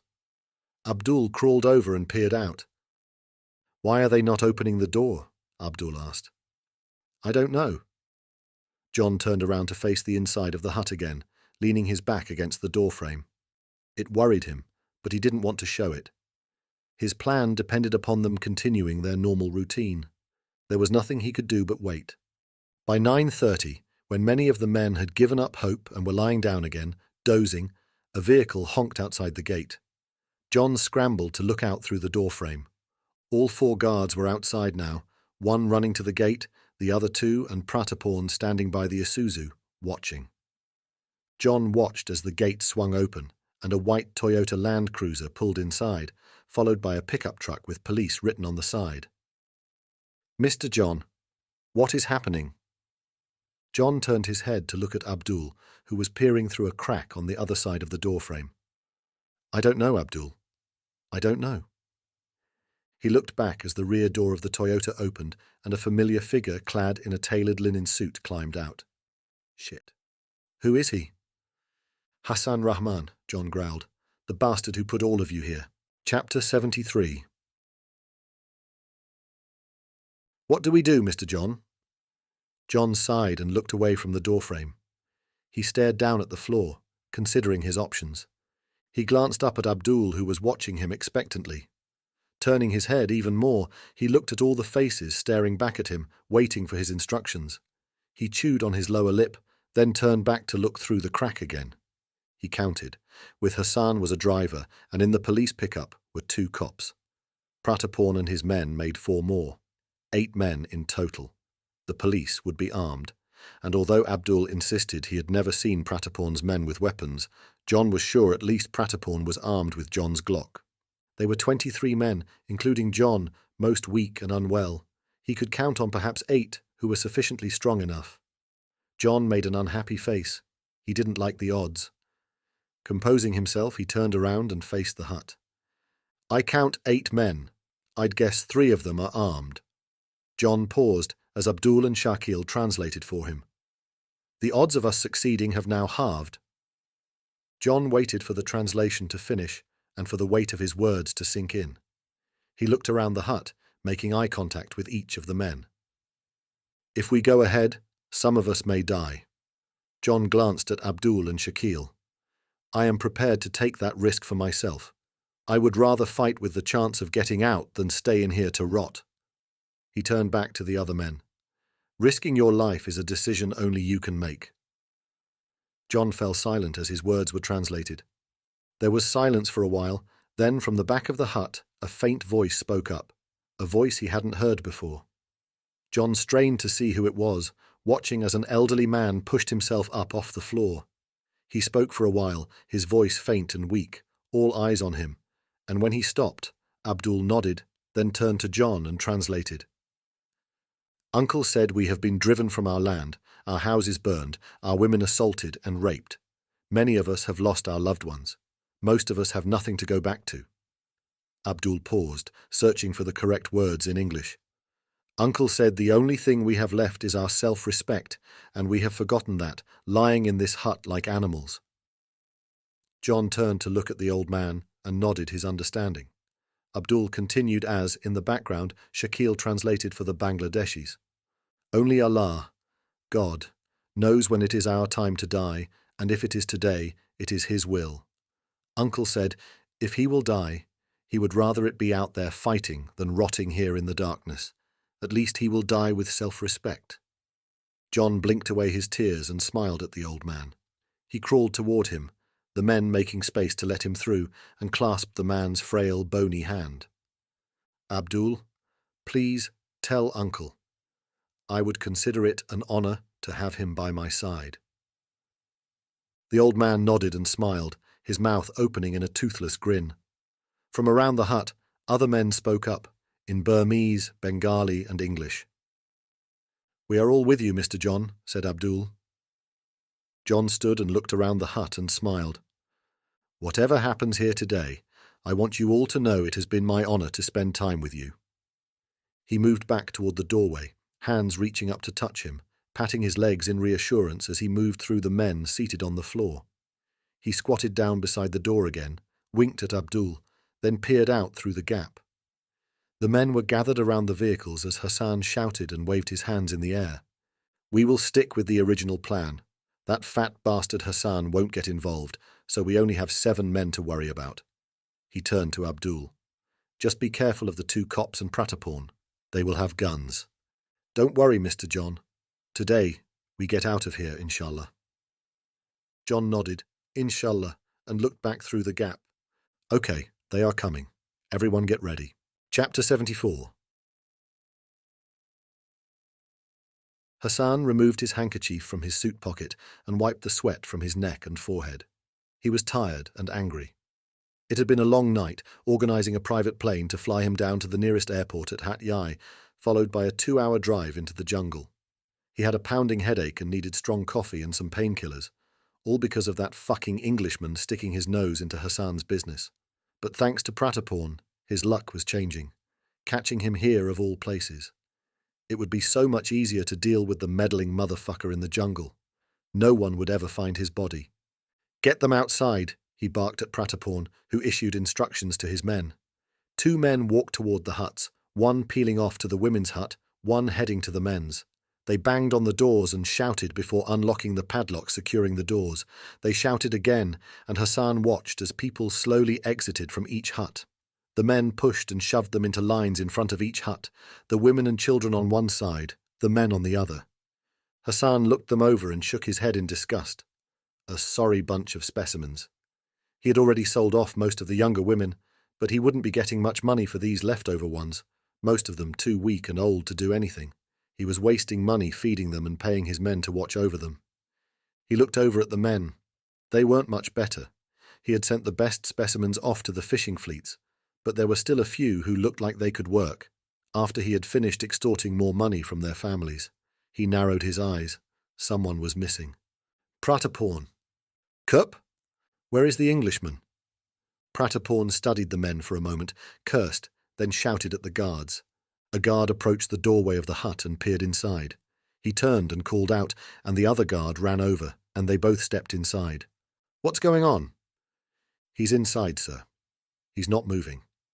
They think he's dead." "How hard did you fucking hit him? I told you I wanted him alive." Hassan glared at Prataporn and wiped his neck again. "Bloody idiots," he muttered under his breath. At that moment, an old man at the front of the assembled men groaned and collapsed on the ground. 3 men gathered around him and tried to lift him up, but gave up and laid him back on the ground. They shouted at the other prisoners, who gathered around and started shouting angrily, waving their fists in Hassan's direction. "Fucking sort them out, Prataporn. I don't have time for this." "Cup." Prataporn nodded at the remaining guard, who picked up a stick, and they both walked toward the protesting men. Hassan turned and glanced back at the 2 policemen, leaning against the hood of their pickup, watching the scene with amusement. He snorted in derision, then looked around for some shade. The sooner he was out of this shithole and away from these idiots, the better. Chapter 75. Inside the hut, John was face down on the floor, his head angled to the side, his eyes slightly open, just enough so he could see what was happening. To the left and right of the door, hidden in the darkness, stood Abdul and Shakil, poised, their eyes on John, waiting.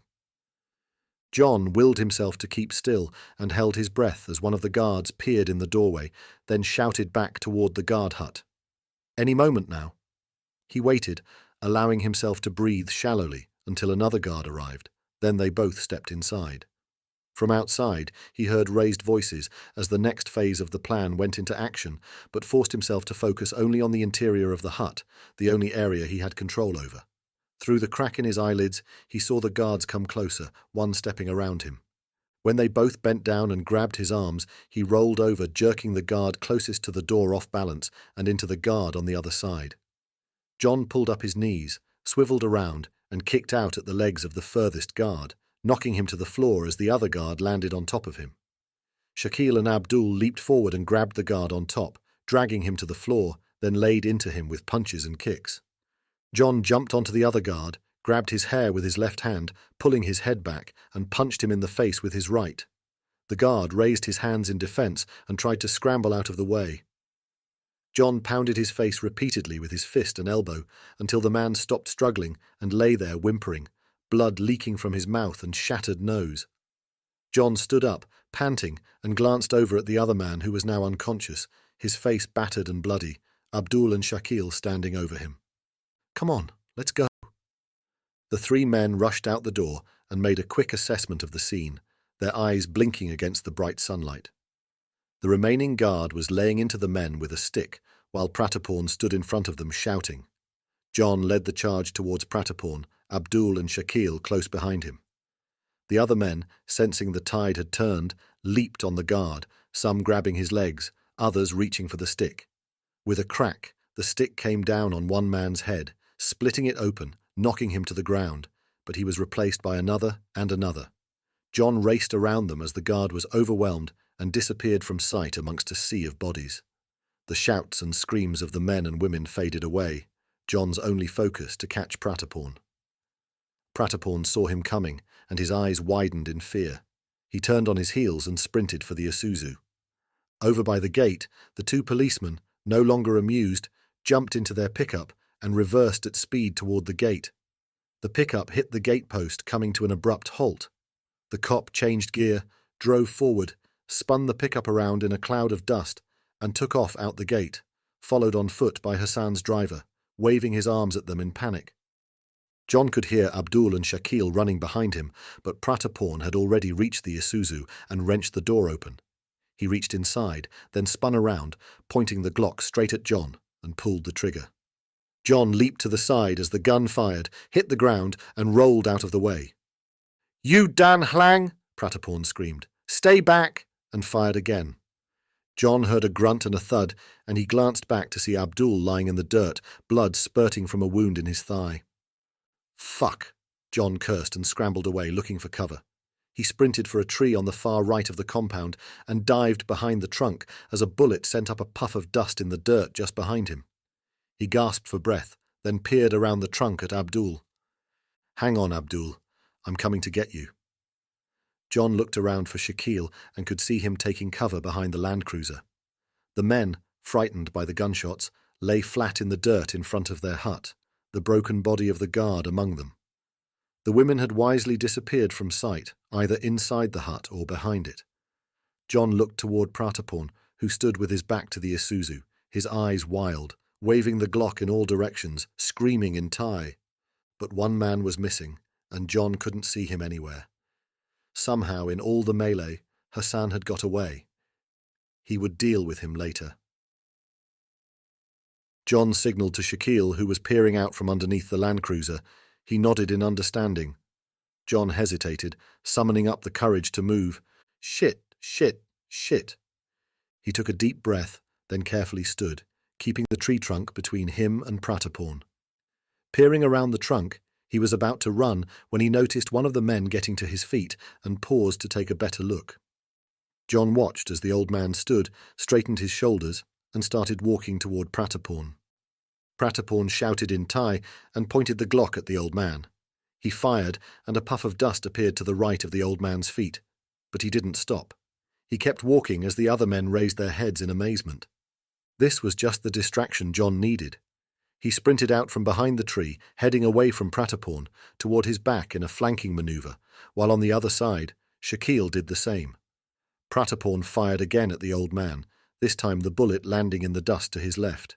He kept walking, his face strangely calm. Shakil was closest to Prataporn, and at the last minute, Prataporn sensed his approach and spun around, pointing the Glock at Shakil's head. Shakil dived for the dirt and rolled away, giving John just enough time to reach Prataporn and leap for his back, knocking him to the ground. The Glock went flying from his hand into the dust as John pounded the sides of Prataporn's head from behind. Prataporn twisted and bucked beneath him. He turned over and threw a right and left to John's midsection, knocking the wind out of him. John gripped him with his knees, but Prataporn threw him off into the dirt. John rolled over and tried to scramble away, but he was too slow, unable to breathe. Prataporn landed on his back, pinning him to the ground. He pounded John's head with his fists, sending stars to John's eyes. John twisted and bucked, trying to throw him off until suddenly John felt the weight of his body disappear. He rolled over and raised his fists to defend himself, but Prataporn was gone. Instead, he saw Shakil standing beside him, the Glock in his hand, and the body of Prataporn lying in the dirt at his feet. John pushed himself to his feet and patted Shakil in the shoulder. "Thank you, my friend." He peered down at Prataporn. "Is he dead?" "No, I just hit him." "Okay." John felt a stinging on his lips and touched his mouth. His fingertips came away sticky with blood. "Shit. Abdul." He turned and ran over to where Abdul was lying, the old man squatting beside him in the dirt. "Abdul." "I'm okay, Mr. John." John knelt beside him, patting the old man on the shoulder as he did so. "Let me take a look." He moved the cloth of Abdul's sarong out of the way and examined the wound. It didn't look deep, and the bleeding had slowed down. "I think you will be okay, Abdul. It doesn't look deep. I think the bullet just grazed you." John looked up. "Shakil, check the cars. There might be a first aid kit in one of them." Shakil ran off, and John asked one of the other men standing beside them, "Bring me his belt," waving at Pratapon. Once he had the belt, he fastened it above the wound in a makeshift tourniquet. Shakil returned with a first aid kit, and John applied a dressing to the wound, bandaging it as best as he could. They carried Abdul into the shade of the tree and laid him on the ground. John squeezed his shoulder. "We'll get you to a hospital soon, Abdul. You will need stitches." Abdul smiled, and John straightened up and looked around at the men and women gathered around him, the hopeful faces of all ages, men, women, and children. "You are all free now," he smiled. "These people won't bother you anymore." He turned to Shakil. "Shakil, can you make sure all the guards are secure?" John nodded in the direction of the guard lying on the ground. "Is he alive?"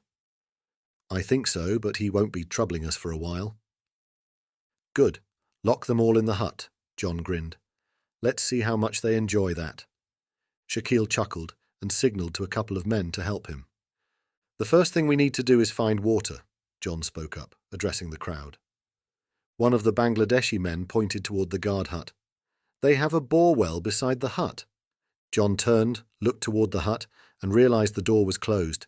He frowned. He was sure it had been open earlier. He walked over and tried the door. It was fastened from the inside. He stepped across to the window and peered through the dirty glass. It was dark inside and difficult to see. He squinted, trying to make sense of the interior. It was only when Hassan moved that he spotted him hiding in the corner. Chapter 76. John turned and waved a couple of the younger men over. "Do you speak English?" "A little." "Okay. The man who put all of you in this camp, the boss man, he's hiding in this hut. We need to get him out." The young man translated to the other men, then they called out to the others who came running. John stood back and watched as they hurled themselves at the door again and again until the wood splintered and the door gave way. The men poured into the hut and a moment later dragged the big, fleshy, linen-clad mass of Hassan out into the sun and dropped him, face down in the dirt. John walked over and squatted beside him. "Turn him over." Two men stepped forward and rolled him over. Hassan panted, his stomach rising rapidly up and down, mucus running from one of his nostrils, and what looked like tears running down his face. "Are you crying?" Hassan said nothing, his eyes darting from John to the crowd and back again. "Now who doesn't have the balls, huh?" As John spoke, the memories of all that had happened in the last few days came flashing back. The sight of Amira cowering in her room, her battered and bruised face wet with tears. Adriana being kidnapped from the apartment and being slapped in the face by Pratapon. Amira beaten to within an inch of her life. Then the stories from the men in the camp. He had thought so much about this moment, about what he would do when he got hold of Hassan, but now that he was here, all he felt was disgust. "This man is responsible for all of you being kept in this camp." John raised his voice so all could hear. "He has made millions from you and many people like you. He profited from your misery. While he kept you here with little food and water, he has been living the life of a millionaire in Bangkok. A beautiful apartment, expensive food and drink every day, enjoying himself while you rot here in the jungle."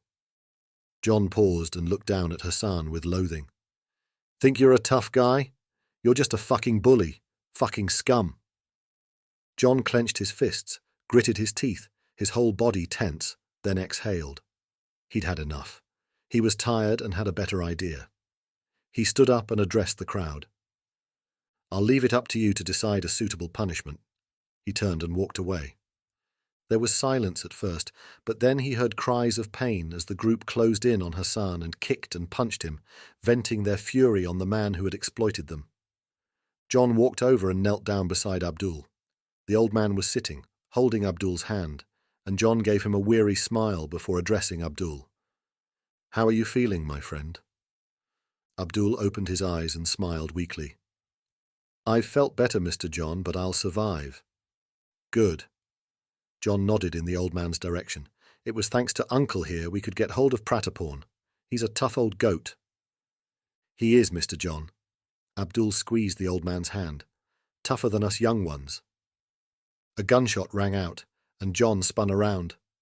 The crowd slowly backed away from the body of Hassan, leaving Shakil standing over him, the Glock in his hand. Hassan lay unmoving, his clothes torn to shreds, his body battered and broken, blood seeping out from a hole in his forehead. Shakil stepped back, looked up, and caught John's eye. He glared back, his features consumed with fury. He looked down at the body again, then turned away, visibly relaxing, his face softening as the rage dissipated. He walked over, turned the Glock around and held it out, butt first to John. John stood up and took it, saying nothing. Shakil turned back to look at the body before speaking. "He was a disgrace to my country and to my people, John. But now—" Shakil shook his head. "He can never exploit us and people like us again." John slipped the Glock into his waistband and placed a hand first on Shakil's shoulder, squeezing it, then patted him on the back. Keeping his hand on Shakil's shoulder, they both stood, looking across the packed dirt at the body of the man who had destroyed so many lives. Chapter 77. John was overseeing the distribution of water from the borewell when they heard an engine racing toward them from the jungle. They looked up in panic as the police pickup came careening into the camp in a cloud of dust, 2 men dressed in black combat fatigues, armed with automatic weapons standing in the tray. "Shit," muttered John, reaching behind him for the Glock as the occupants of the camp ran for cover. The pickup slid to a halt, and the 2 armed men jumped to the ground, dropped to one knee, and scanned the camp through their weapon sights. John stepped behind the wall of the guardhouse, the Glock ready in his hand, and watched as the front door of the pickup opened and the driver climbed out, a fit-looking young man in black, a serious-looking handgun in his hand. He took up a position behind the open door, rested the barrel of his weapon on the doorframe, and scanned the camp from behind his mirrored Ray-Bans. John frowned. These guys didn't look like police. Who the fuck were they? Did Hassan have a boss? The passenger door opened, and John's eyes widened in shock as the occupant climbed out. His heart leaped into his throat, and he sprinted toward the car as fast as he could. Throwing his arms around Adriana, he whirled her off her feet, burying his face in her neck, squeezing her as hard as he could before finally pulling his face away to look at her. Tears of relief ran down his face, and before long, she was crying too. "How did you find me?" Adriana grinned and tilted her head to the side to wipe the tears from her face with her shoulder. "Your friend, William. Thank God you're safe." "I was so worried, John." She looked at his swollen lip, the bruising on his face. "What happened to your face? Are you okay?" "Everything is wonderful now." He dropped his arms and clasped her hand with his left, tucking the Glock back into his waistband with his right. Nodding at the 3 armed men, he said, "I see you brought the cavalry." Adriana looked around. "It doesn't look like you needed it." Her eyes fell on the body of Hassan lying in the dirt. She gasped, "Is that—" Her hand went to her mouth. "Yes." John gently turned her away.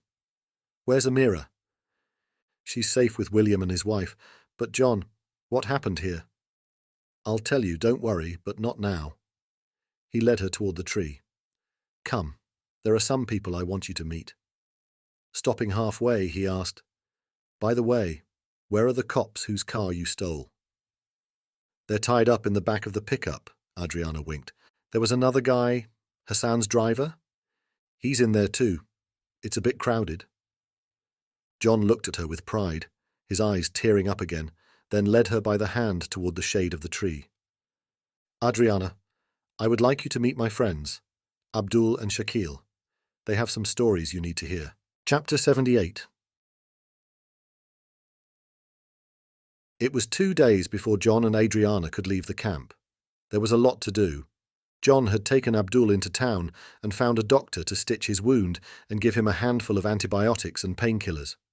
The doctor was confident the wound would heal nicely, and a large tip forestalled any attempt on his part to ask too many questions.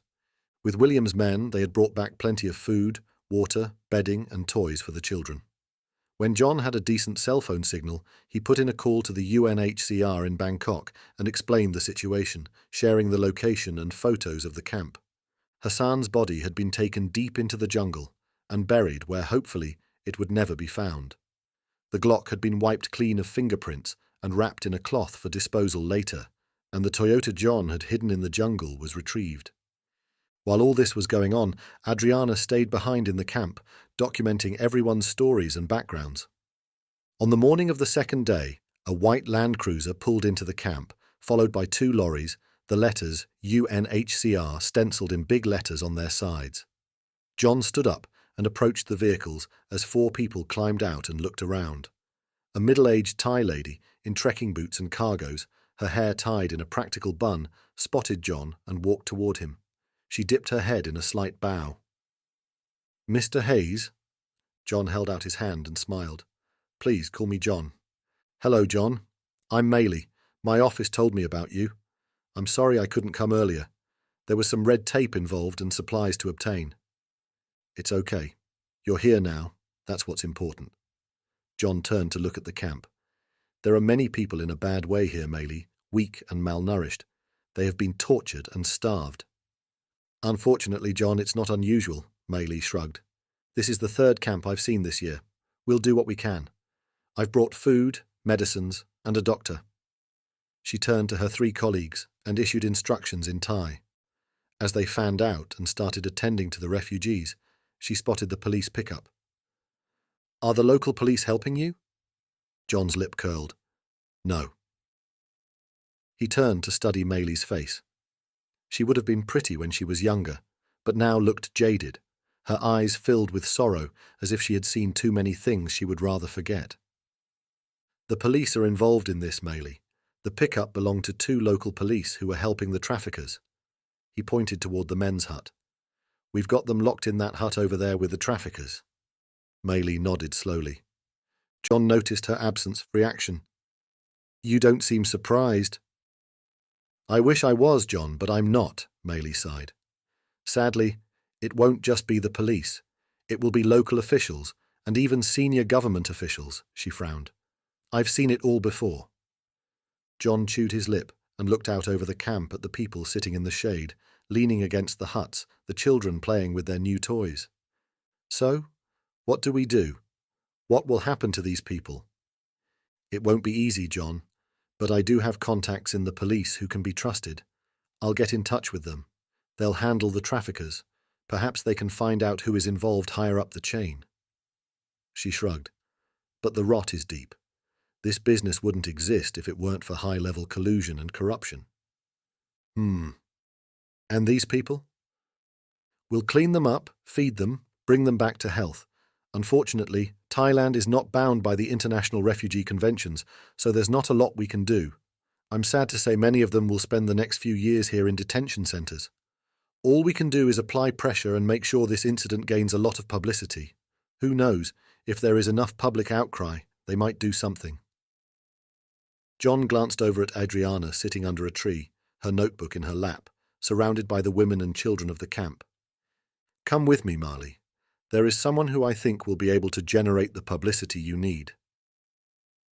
By the end of the day, John and Adriana were confident enough to leave the camp in the hands of the UNHCR. Marley's police contacts had been informed, the graves behind the camp photographed, and the accounts of torture and ill treatment by the traffickers and the police recorded. John and Adriana prepared to say goodbye, surrounded by the men, women and children who had become their friends. Abdul stood, supported by Shakil, and reached out for John's hand. "Mr. John, I want to thank you for everything you have done. We are free again because of you." John took Abdul's hand in both of his, gripped it tight and smiled warmly. "I couldn't have done it without you, Abdul." John looked at the men gathered around him. "Without you and everyone else here. We did it together. You should be proud of yourselves." He swallowed and looked down at his feet, searching for the right words. Looking up, he continued, "I'm sorry I can't promise everything will be fine from now on, but Kun Marley and her team will do everything they can for you." He glanced at Adriana. "And Adriana will make sure your stories are told." The men and women nodded, and one by one they came forward to shake his hand, the women, many of them openly weeping, embracing Adriana, who herself struggled to keep from bursting into tears. John opened the door of the Toyota, and before he sat down, He took one more look at the camp and its occupants. What the future held for them, he didn't know. Perhaps they would get a second chance. He hoped so. At least they would be fed and not beaten and tortured. He sat in the driver's seat and started the engine, waiting for Adriana to sit down. She turned to him, wiping tears from her face. "Let's go." With a wave from the side window, John turned the car and drove out the gate, a train of waving children running behind in their wake. Chapter 79. John drove through the night, Adriana dozing beside him, her hand resting on his leg. Entering Bangkok as the sun made its appearance, John gently woke Adriana so she could give him directions to William's safe house. Traffic was still light, the rush hour yet to commence, and they made good time.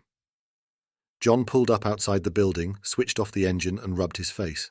He was exhausted after the long drive and the strain of the last few days, but there was one last thing he had to look after before he could relax. He turned sideways in his seat, leaning against the door, and glanced over at Adriana. "Hey, what do you say? When all this is done, we go on a trip together. Just you and me. We can relax, spend time together." "That's a great idea," Adriana smiled, reaching over and squeezed his thigh. "Where shall we go? Vietnam? Laos?" "I think I want a break from Asia for a while. I was thinking further afield. Europe, Africa, the Middle East." Adriana nodded thoughtfully. "Anyway, we don't have to decide now." John straightened and opened his door. "Come, let's go and see Amira." Climbing out of the car, they crossed the footpath, and Adriana led John by the hand up the stairs to William's apartment, knocking on the door. A shadow passed across the peephole as someone looked out, and the door opened a crack, secured by the safety chain. "Password?" asked a male voice. John grinned. "Iced coffee." He heard a chuckle from inside as the safety chain was removed and the door opened wide. Amira jumped up from the sofa, a gleeful cry, replaced by a wince as her cracked rib complained, and threw her arms around Adriana. "It's good to see you, my friend." John shook William's hand. "I owe you big time." "I'm relieved to see you back in one piece, John," William grinned. "Mr. Yu would have made life a misery for me if anything had happened to you." He frowned and looked closer at John's face. "Although it looks like you have gone a few rounds in a Muay Thai ring." "You should see the other guy."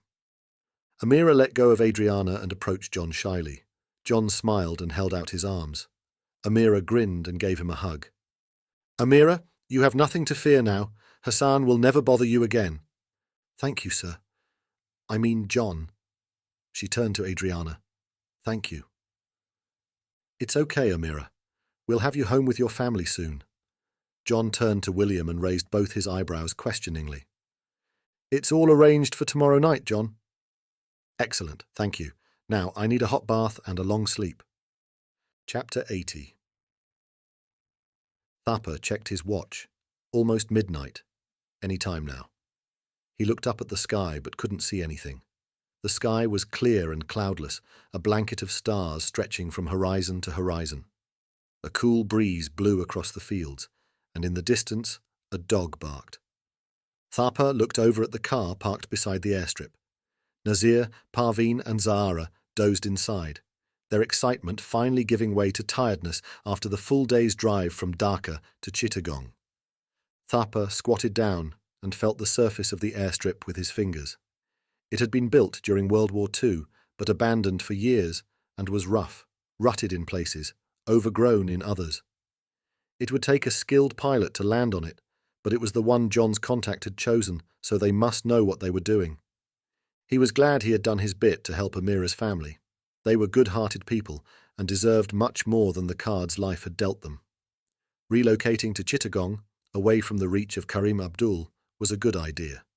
With John's help, they would get a second chance at building a new life, an education for the girls, and a comfortable but modest home away from the slums. Thapa stood back up and shook the cramp out of his thighs. He too was looking forward to getting home.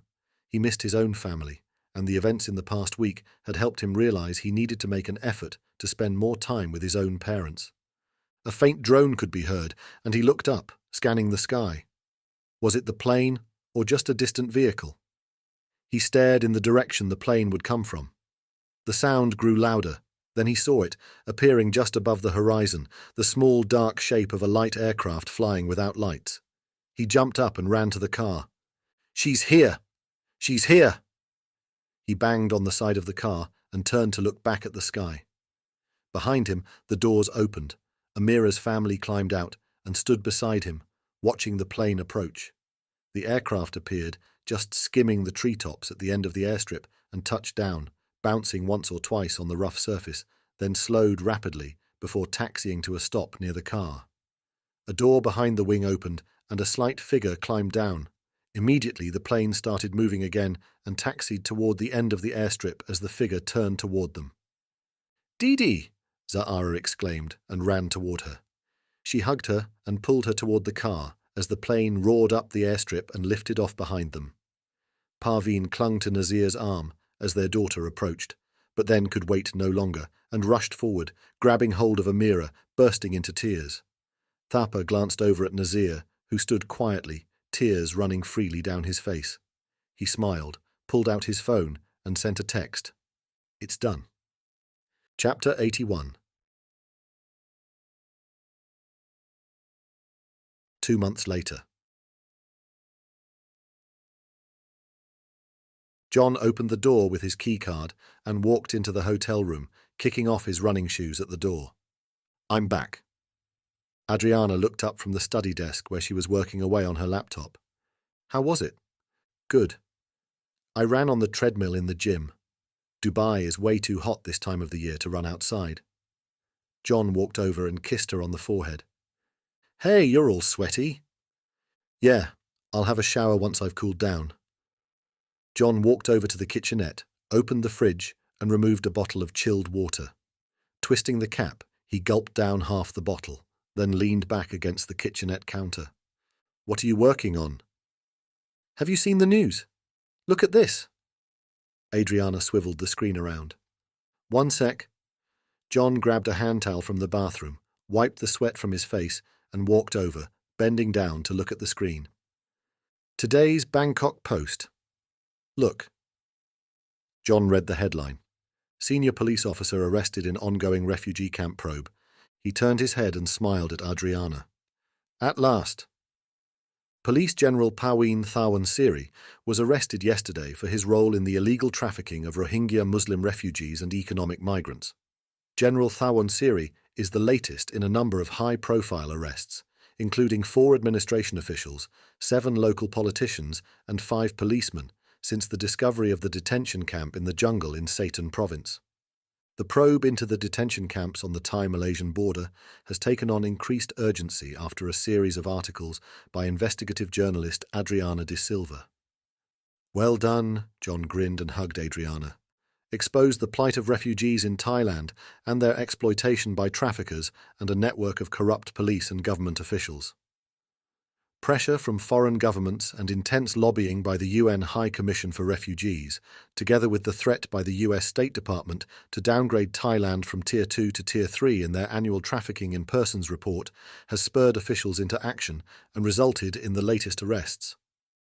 John straightened up, turned and rested his butt on the study desk, looking down at Adriana with pride and smiled.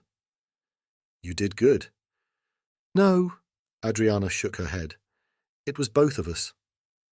John nodded slowly. "Unfortunately, it probably won't stop completely. People are cruel and greedy, but I think we have made it much more difficult for them." "I hope so." Adriana reached forward and gave his hand a squeeze. "Hey, that's not all. I got an email from Amira. Look." She switched windows on the laptop, and John turned to have a look. "See, she and Zara have enrolled in a school in Chittagong. Look, she sent photos. Here they are in front of their new house." He felt warm inside and smiled. "They look happy." "Yes, and it's all because of you." Adriana put an arm around his legs and hugged him. "You are a good man, John Hayes." John didn't answer, placing his hand on her shoulder, gave it a squeeze, and moved away. Adriana, a puzzled look on her face, watched him walk toward the bathroom, wondering what she had said wrong. A moment later, John popped his head out of the bathroom and gave her a half smile. I'm going to take a shower, then let's go celebrate. Chapter 82. He drummed his fingers impatiently on the countertop. It was always like this. What was the point of having diamond status if they never got his requests right? My staff emailed you to say I was arriving this morning and needed an early check-in. I don't understand why I have to wait. The Filipina receptionist smiled nervously. Yes, sir. Sorry, sir. We are checking the system now. He sighed and turned his back on the staff and surveyed the lobby. The flight from Bangalore to Dubai wasn't long, just over 4 hours, but it left early in the morning, and he was tired and his stomach was complaining. All he wanted was to get to his room, sit on a clean toilet, take a shower, and catch an hour's sleep before his afternoon meeting. The lift doors opened, and he watched as a couple stepped out. It was the woman who caught his eye, tall and slim, jet black hair that bounced when she walked, her skin smooth and tanned. She was a looker, and he wasn't the only one who thought so as heads turned and conversations paused. He looked back over his shoulder. Have you found my room yet? 1 second, sir. Idiots, he muttered, and went back to watching the woman walk through the hotel lobby, glancing at her companion. Lucky man, he mumbled, but as the man came closer, he frowned. There was something familiar about him, as if he had seen him before. He narrowed his eyes, searching back in his memory. He definitely knew him from somewhere. But where? Excuse me, sir? He looked over his shoulder at the Filipina who was smiling at him, a room keycard in her outstretched hand. Your room is ready now, Mr. Patel. Books by Mark David Abbott. John Hayes will return in No Escape, the 4th book in the John Hayes series. For a complete list of all Mark David Abbott's books, please visit markdavidabbott.com. Enjoyed this book? You can make a big difference. First of all, thank you so much for taking the time to listen to my work. If you enjoyed it, then I would be extremely grateful if you would consider leaving a short review for me. A good review means so much to every writer, but especially to self-published writers like myself. It helps new readers discover my books and allows me more time to create stories for you to enjoy. About the author. Mark can be found online at markdavidabbott.com, on Facebook, facebook.com, Mark David Abbott Author, on Instagram, instagram.com, Mark David Abbott Author, or on email at mark@markdavidabbott.com.